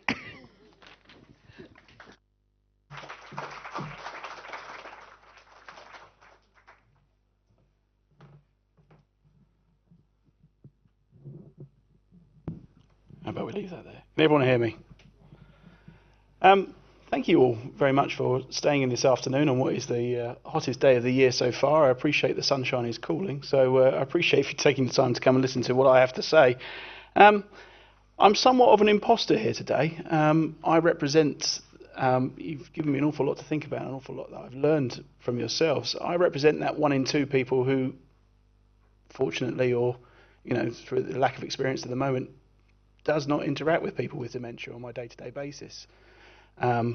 It's something that I intend to change, actually. You've given me an awful lot to think about, an awful lot to learn. And part of being that imposter today is that I am a mechanical engineer. And when Ian Sheriff asked, can you come and speak today? I said, why, Ian? I'm a mechanical engineer. To which his response was, well, I used to be as well. So at that point, you can't really say no. So what I do I should introduce myself. So I'm Jacques Wood. I'm the Senior Digital Applications Engineer at Plymouth Science Park. And the Science Park itself is 25 acres based here in the city of Plymouth. And we're a not-for-profit organisation. And one of the great things that the Science Park does is, with its profits, is create centres of excellence. Now, it's very difficult to stand here with humility and say that you are part of a centre of excellence. But with those profits, we build new centres. And so I run the Advanced Digital Manufacturing and Innovation Centre at Plymouth Science Park.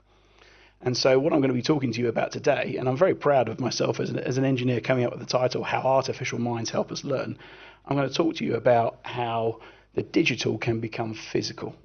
And so I shall, hopefully, does that work to go to the next slide? Maybe not. Was there a clicker?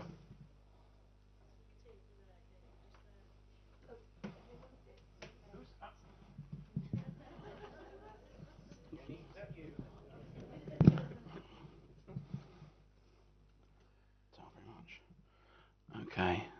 Aha! So, if you wouldn't mind a little bit of self-indulgence on this tangent, I promise there's a point to this. So, I am an ex-motorsport engineer, and there is a reason why that I am here to talk to you today. And if we look at all the very pretty pictures we have here, in our bottom left we have a relatively recent Formula One car. Some of you may or may not recognise that, and some of you may or may not be interested in that. And so, question, quite rightly, why is an ex-motorsport engineer presenting? Well, okay, we can talk about that. One of the great things about motorsport is we make the simplest of tasks the most complicated they can be. And, a bit of perspective today has been very useful. So let's break down the perspective of what it is I did for the majority of my career.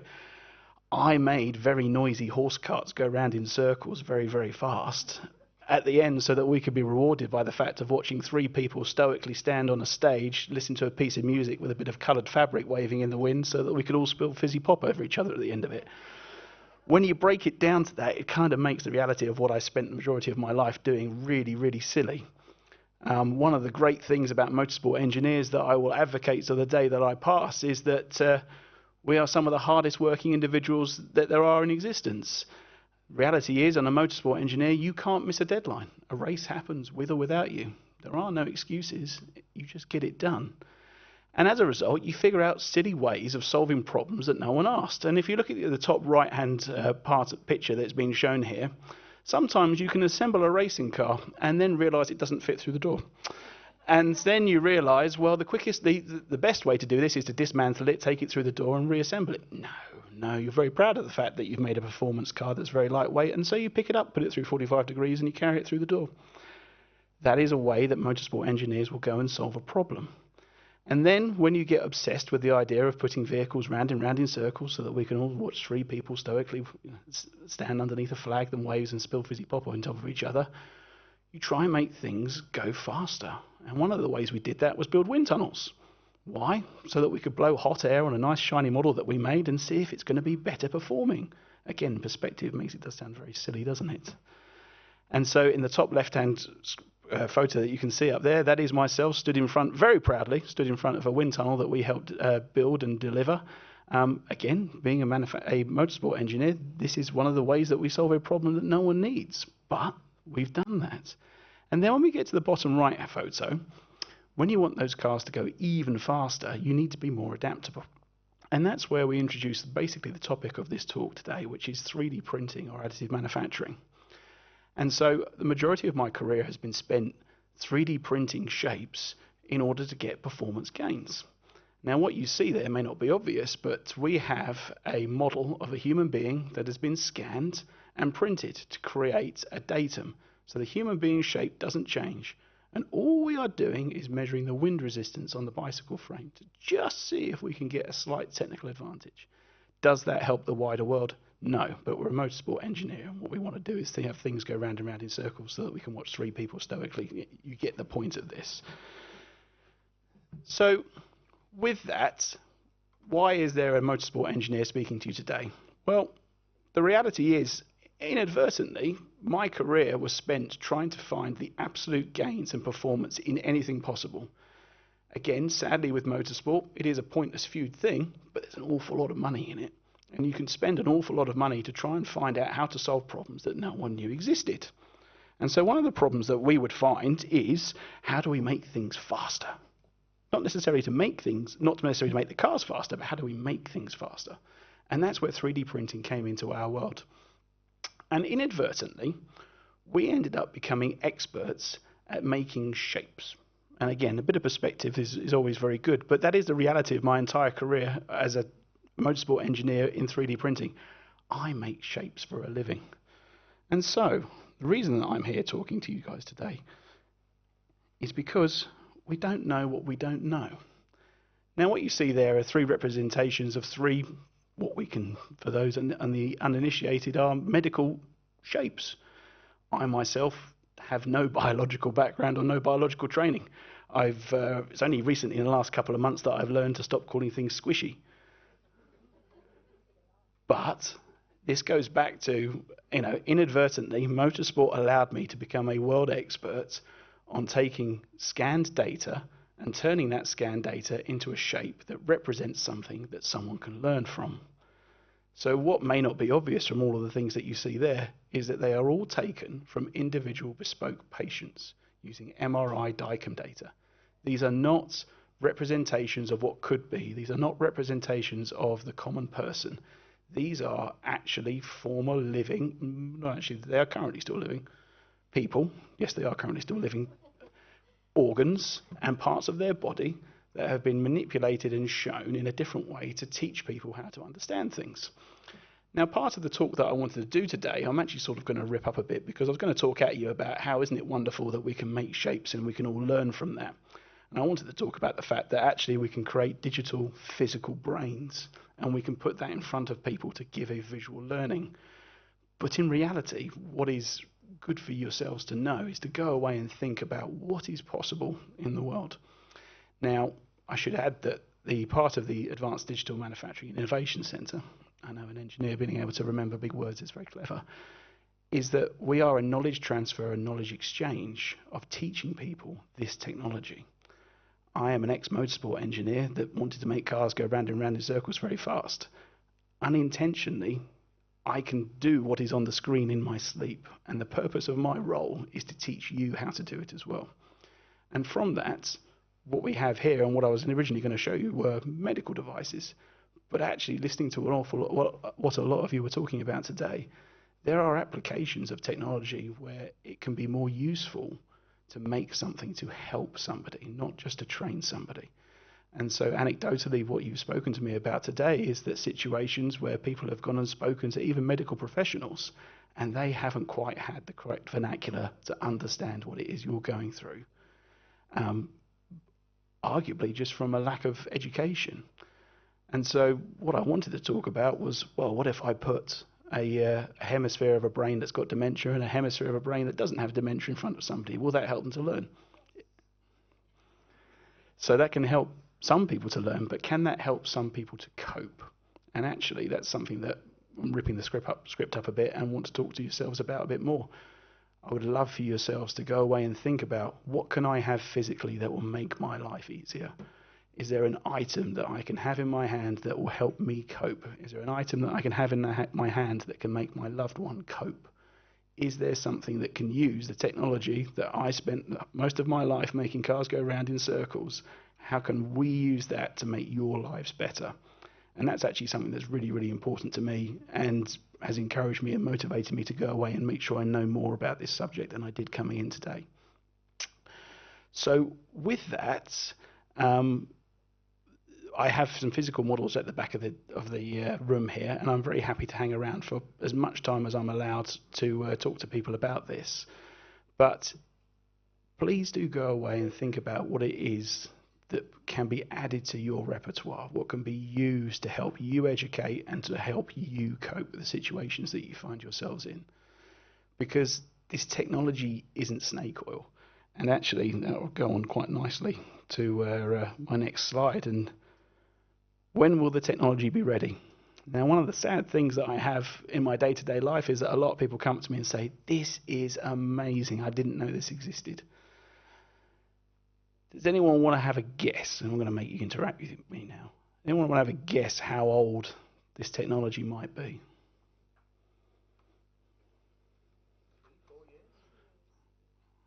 I've got 3-4 years at the front. Have I got any advance on 3 or 4 years? So, additive manufacturing, 3D printing, is celebrating its 40th anniversary this year. And that is 40 years of commercially available machines. Before that, it was in universities being tested. So the fact that I like to use sometimes, which winds an awful lot of people up, that's older than me. But that is a reality. I was not a pioneer in this technology. I was somebody who recognized that we could use it to make cars go round and round in circles a little bit faster. But there's also the reality of understanding that and realizing that this is here, this is established, there is no snake oil. Now, there are advancements in the technology, of course, and so what you see on the screen here are representations of full color, fully haptic feedback models. Now, they aren't 40 years old, however, they're 27 years old. And so the ability to have these models in color with haptic feedback, representing the viscosity of bone, representing the density of tissue, has existed for 27 years. Now, the sad question, which we'll probably never have the answer to, is why don't you know that? And possibly can't answer it. So hopefully today you can take away from the fact that you have learned that this is available. This is readily available. This has existed for an awful long time. And if it is something that can help yourselves, then people like myself at the Science Park are those who you can talk to. Now, that doesn't necessarily mean that I can answer your question, but the point of me is to make sure I know somebody who does. And so if you come to me and say, I need... Let's give an anecdotal example, and let's again go off script on this. About 15 years ago, I had somebody come to me with a plaster of Paris mold of a hand. Okay? What would you like doing with that, sir? I would like you to 3D scan this hand, and I would like you to print it in a plastic that is more durable than the plaster of Paris. Okay, I could do that. It's odd. Fair enough. So we did that. We're able to scan something that's physical, put it into the digital world, and remanufacture it. It's so mundane, I can't tell you how easy it is. We're talking about something that takes less than 12 hours from them coming in the door to me giving them the product. That is a reality. That's not me trying to show off. That is a reality. And so we hand over this hand to the gentleman, and he comes to collect it, and he's got 2 young girls with him, and he bursts into tears. And I said, okay, you all right? What's gone on here? It turns out he had taken some plaster of Paris molds from his wife who had died very, very suddenly, and he wanted a physical token to be able to hold her hand going forward. And that was an eye-opening realization of you can't ever judge people for how they grieve. What people need is what they need. But that is an example of a technology that can solve a problem that it was never designed to do. And all it takes is the reality that we need people to come to us with ideas. How can we use this to make your lives better? And really, a sort of a closing remark and a closing statement. Don't ever fear anything that you see in this digital space. I can appreciate some of it looks very complicated, but I'm an ex-motorsport engineer, and we're famous for being a bit of a grunt. And in fact, I am today dressed as a gorilla in a suit. I'm very uncomfortable stood here looking as I do. I was surprised to find that there are things called nail brushes. Didn't know they existed, but there you go. But please do interact with us. Please ask questions. There is nothing that is a silly question to ask. And just because you've never seen something exist doesn't mean it isn't possible. The reality of myself is I am not here to come up with a cure for something or come up with a new idea for something. But if you want to go from A to B, myself as a motorsport engineer, I can get you there. I can get you there in the most complicated way possible, and we may even have a simple way of solving the problem. But if you need something and you want something, my job is to introduce you to it, to teach you it, and to make your days better. And so I shall end there. Thank you.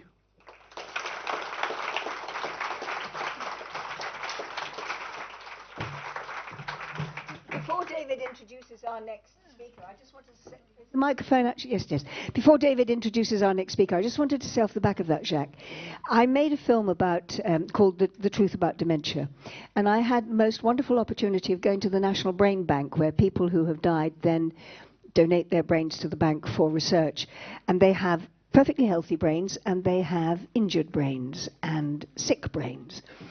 And I was privileged to hold a healthy brain and a dementia brain. And the difference between them is quite extraordinary. One is heavy and solid, and the other is light and pitted. And then we sliced into the healthy brain, and I don't mean to be rude about this, but it's like a pork chop. It's so solid. And then we sliced into the dementia brain, and it was like a slice of black lace. Where the brain cells had died, there were holes. Unlike your skin that will mend if you got a hole in it, the brain doesn't.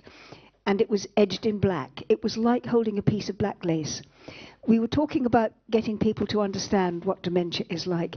If you could make a slice of a healthy brain and a slice of a dementia brain that people could take and show to people, I think it would be a wonderful graphic example to those who do not understand dementia, what dementia actually looks like. And I think what you do is quite brilliant.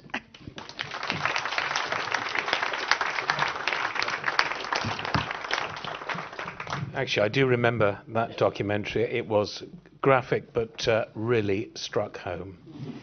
Right, we are getting to the end. Do you know, I have to say, with Steve Darling in the room, Steve, you must know the story of George Shearing on the aircraft, which was absolutely remarkable. For those of you that don't know who George Shearing was, he was a brilliant pianist, born blind, moved to America and became one of the world's best entertainers. He was so famous because of his sheer and utter raw talent.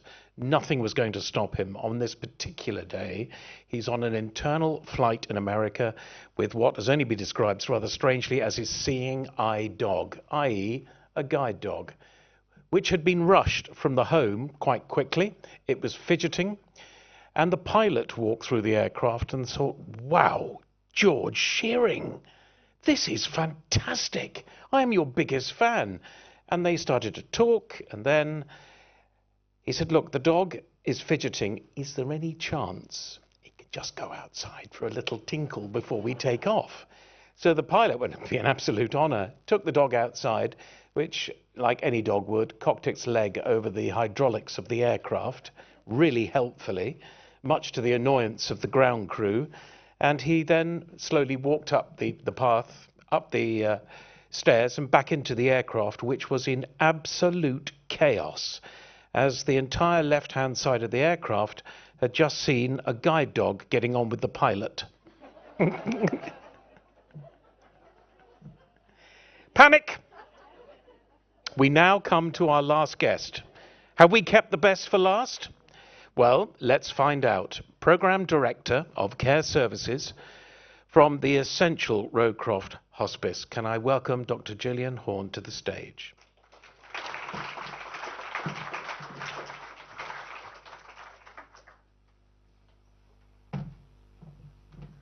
Thank you.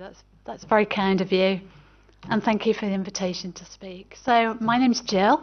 I'm a nurse by background and I work at Rowcroft Hospice, which is in Torquay, for those of you who don't know. And it cares for around 2,000 people a year from any life-limiting illness, including dementia. And it's a charity. And most of our care actually is in people's homes. 80% of our care, and some of it is within our inpatient unit.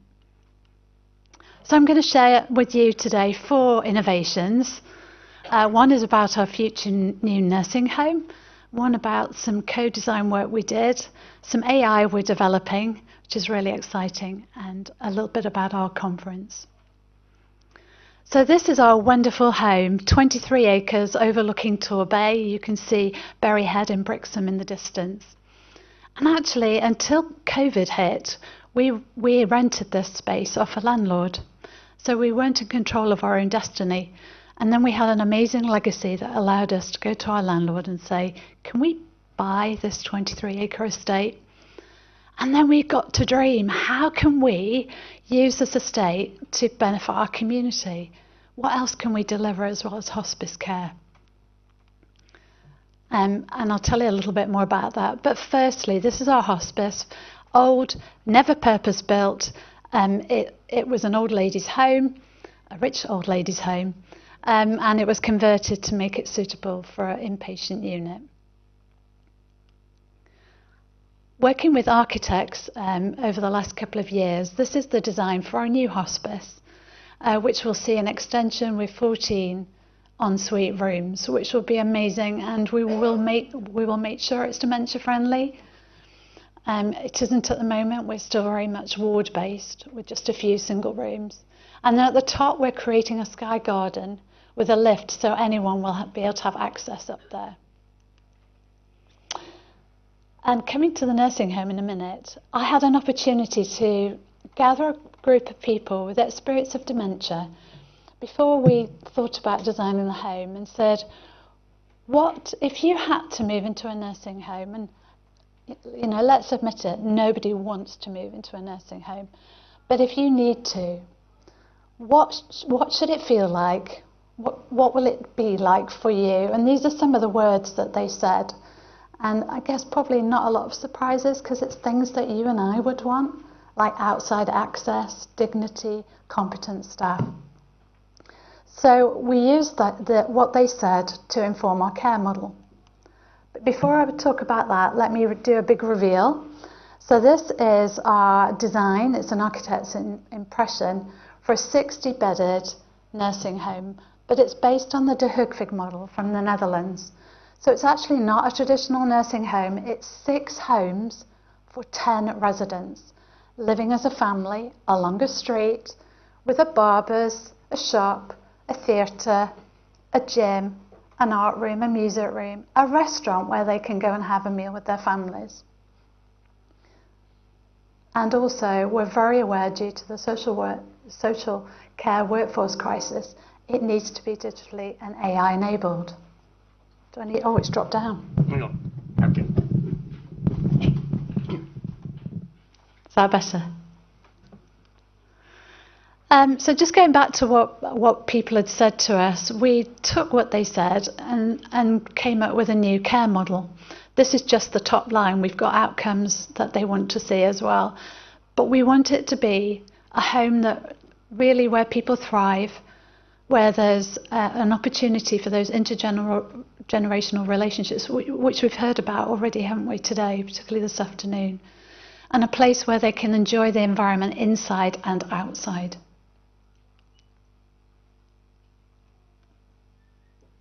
So this is a bird's eye view of the Dementia Village, showing the homes, 6 homes in the middle, with a children's nursery for 37 children right there. that gives us daily opportunities for generations to meet every day with a village green in the middle. We're not the first in the UK to do this. There's the Belong up in Chester, and there's also a Jewish home in London. But there's nothing like this in the southwest, so we're really excited about building this. It shows the hospice on the left-hand side, and then assisted living apartments on the right-hand side. Just going back to that, I think one of the things that we're ready to build this. We have been for 2 years, but one of the challenges at the moment with the current state of the NHS and with the politics at the moment is getting commissioning decisions to commission those beds. As a charity, we can't put the charity at risk, so we need those commissioning decisions so that we can go and borrow the money to get this built, and we're really anxious to get this done soon because the need is now, it's not in the future. There's a big gap in nursing home facilities for people with advanced dementia. In 2023, I had the privilege, we're drooping again, we had the privilege of getting a digital fellowship. I'm a nurse. I had very little knowledge about digital and how it might support people in care. So working again with people with experience of dementia, people living with dementia, their carers, bereaved carers, and also care home staff, we did 4 co-design workshops. And we said to them, what's important to you in choosing digital for a care home? What would you expect to see? What would you want to see? And they had loads of brilliant ideas, which we then prioritised. And together, we designed a toolkit, which I'll come on to in a minute. So once we'd found out what was important to them, we said, well, how could the use of digital and AI help you with your activities? And how could digital and AI help you within your environment? And these are some of the things that they came up with, which was really exciting because I actually didn't think that they'd want to engage with digital. I had myths that were quickly dispelled. So together we developed this toolkit. It's available for anyone to download. There's a QR code there for you, or you're welcome to have these slides and go to the website. It's on the Devon Care Home Collaborative website, and I'm thrilled that there's been 90 downloads of the toolkit to help people decide what digital we should use. But one of the lessons I learned was they said to me, please don't throw out the baby with the bathwater. Please make sure there's a proper piano in the nursing home. And if possible, can we have real pets as well as robo-pets that we've heard already? In our travels in deciding about our nursing home and what should go in it and what it should look like, working with the architects, we travelled around the country, and as a nurse I was really upset by some of the things I saw. I was really upset to see a lot of homes had locked doors. In some cases, people with dementia were nursed on the top floor with no outside access. And when I started to do a literature review, in fact I feel a bit teary right now because I actually went and worked in my holiday in a couple of these homes, and it really upset me to see what was happening. And I looked at the regulations. I thought surely there must be some regulations where people with dementia have access to the outside. No, there isn't. But do you know, if you're a prisoner in HMS prison, you are legally entitled to 30 minutes of fresh air outside. Why? I'm going to get on my hobby horse now, Angela. Why is it that we treat people with dementia in the nursing home, we lock them up and don't allow them access to the outside? It's criminal. So we thought there must be a way that we can help people have more freedom and control in the nursing homes. I'll come on to that in a minute. The other thing was a lot of people living in nursing homes suffer with dehydration, and we know that dehydration causes falls, infection, it increases their cognitive decline. 50% of people living in a nursing home today are dehydrated. That is just wrong.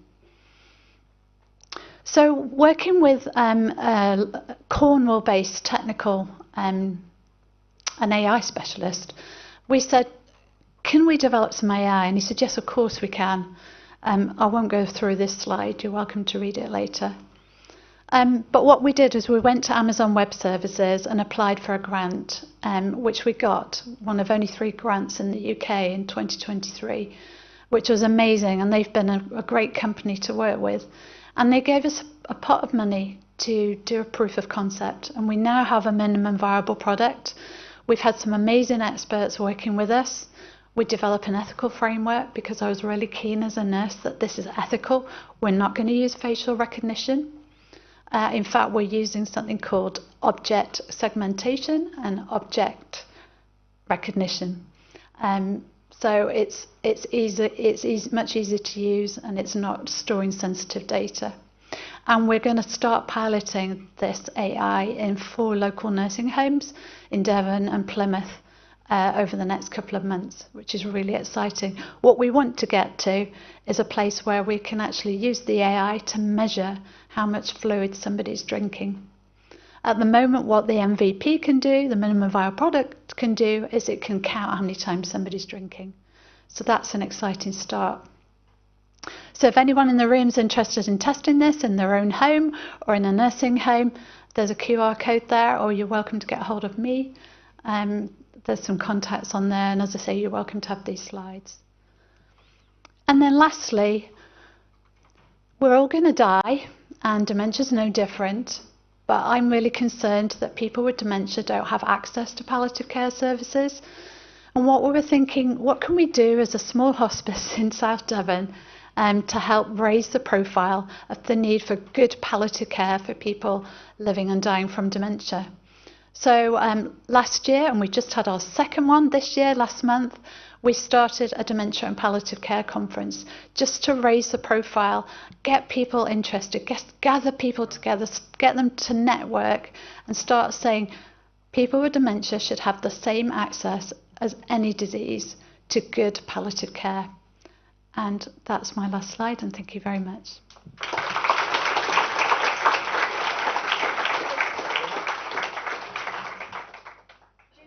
Gillian, thank you very much indeed for that. About dying, there's a wonderful saying, die young, but as late as possible. And what a wonderful project you've got there. And what a lovely note for us to end on, isn't that, David? It is very, very positive. Thank you so much for all the work you do. Yeah. And you. And you. Okay. No, it has. I think today has been fantastic. We've had some absolutely brilliant presentations, some wonderful insights into the way forward for the world of dementia, and some reminders of those areas that really still need the proverbial kick up the proverbial. So let's follow them up. Indeed. Actually, I don't know. Has the gentleman has Jack left? No. Where's Jack? Over there. Jack, you couldn't build me a new liver, could you? This one's just catching just the big lumps these days. We need to invite one person onto stage. Before we do, can I just make one final announcement? That a couple of you have asked how you can get in touch with Irina in Ukraine, because, as we said earlier, she would love to hear from people, and I think we've been talking about the kind of thing that would help Irina enormously in Ukraine, and she does have an email address. I will read it out if you want to write it down, but if you don't want to, our wonderful engineer, and can we thank our engineer, because he's done a great job today with our microphones and everything. He's got a slide down there that he took a screen grab of when Irina was talking. She's Shavenko at, and I can't even begin to pronounce this, but it's nezabutnia.org.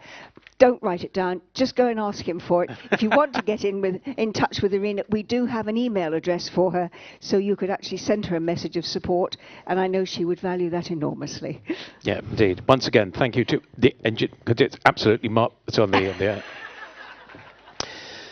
Do you remember Norman Collier? I do. You're as good at that as he was. Yes. Anyway, now should we get him up? Why not? He's been sat there all day, and we've stopped him from getting up, haven't we? Yes, we have. Yeah. The man who I blocked on my phone, but he still gets through. Will you please welcome to the stage Ian Sheriff.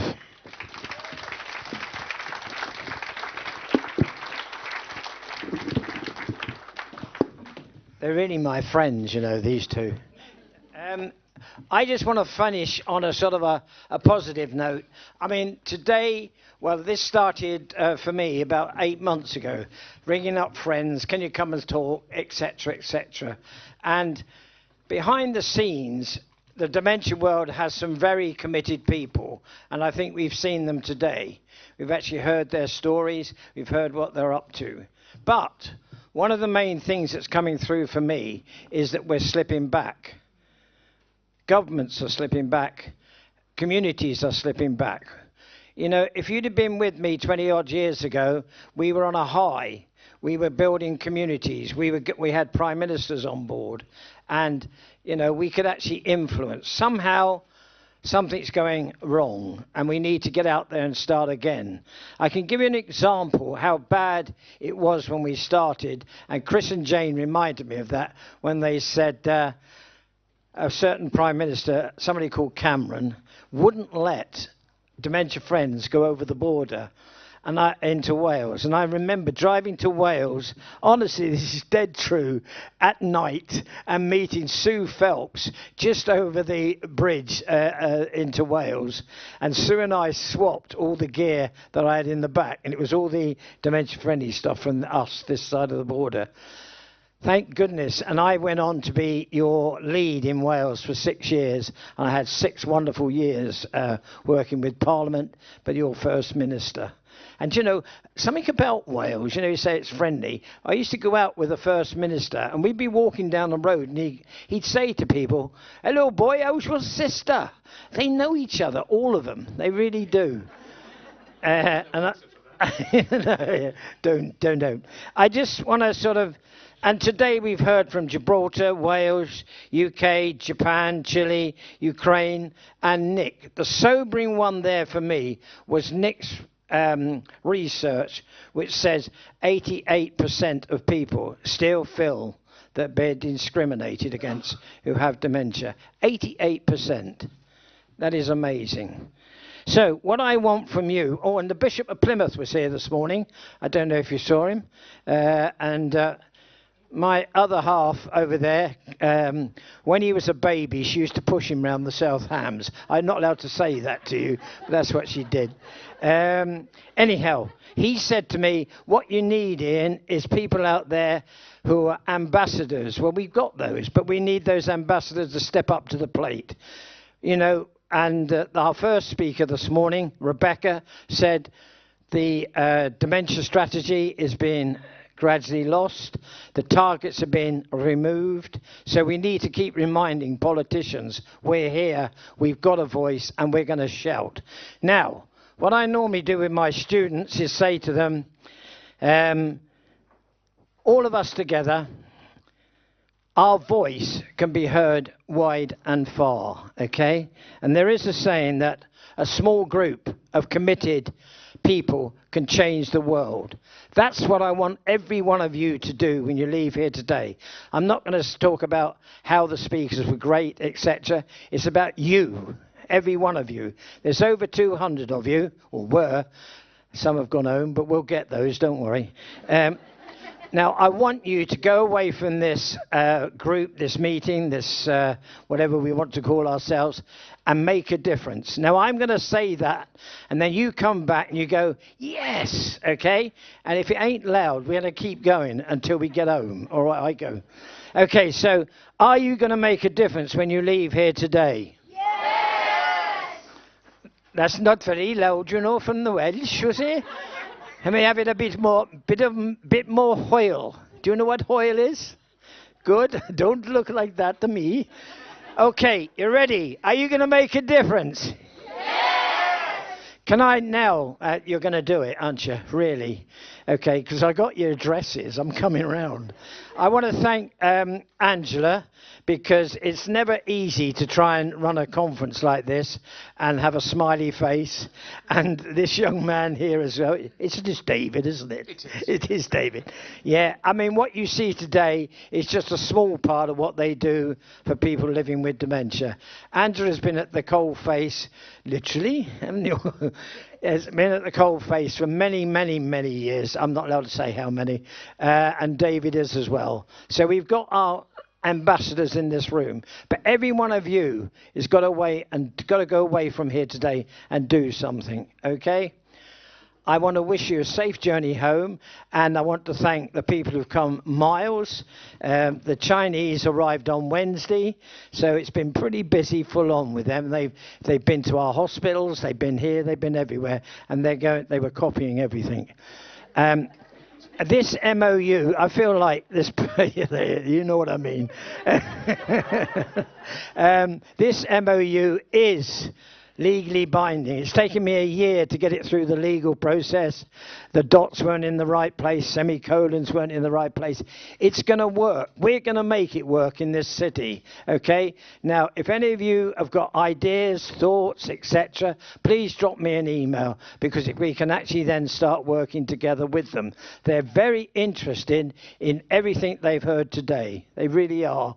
And they've invited us back over there in a year's time. So get your bags packed, because you can all come over. Okay, this is my 15th international conference. We started with about 20 of us in the Methodist Hall in Plymouth, and I was stood there with one other speaker. We've now got to this. Our biggest time is when we had it in the Guildhall, over 500 people. We would have done that this year, but we just don't have the Guildhall to do it. I think we've done exceptionally well to get all our speakers, get all the Plymouth Argyle behind us. And tomorrow, tomorrow, Angela is going to be a special guest of Plymouth Argyle, because as you know, Argyle are going to stay in the Championship, aren't they?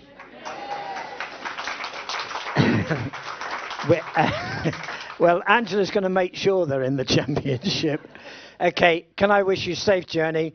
To the people who know me personally, I'll miss you, but we'll meet each other again soon, as Vera Lynn. Okay, for the ones I don't know, let's get to know each other better and do something about dementia. Goodbye and God bless.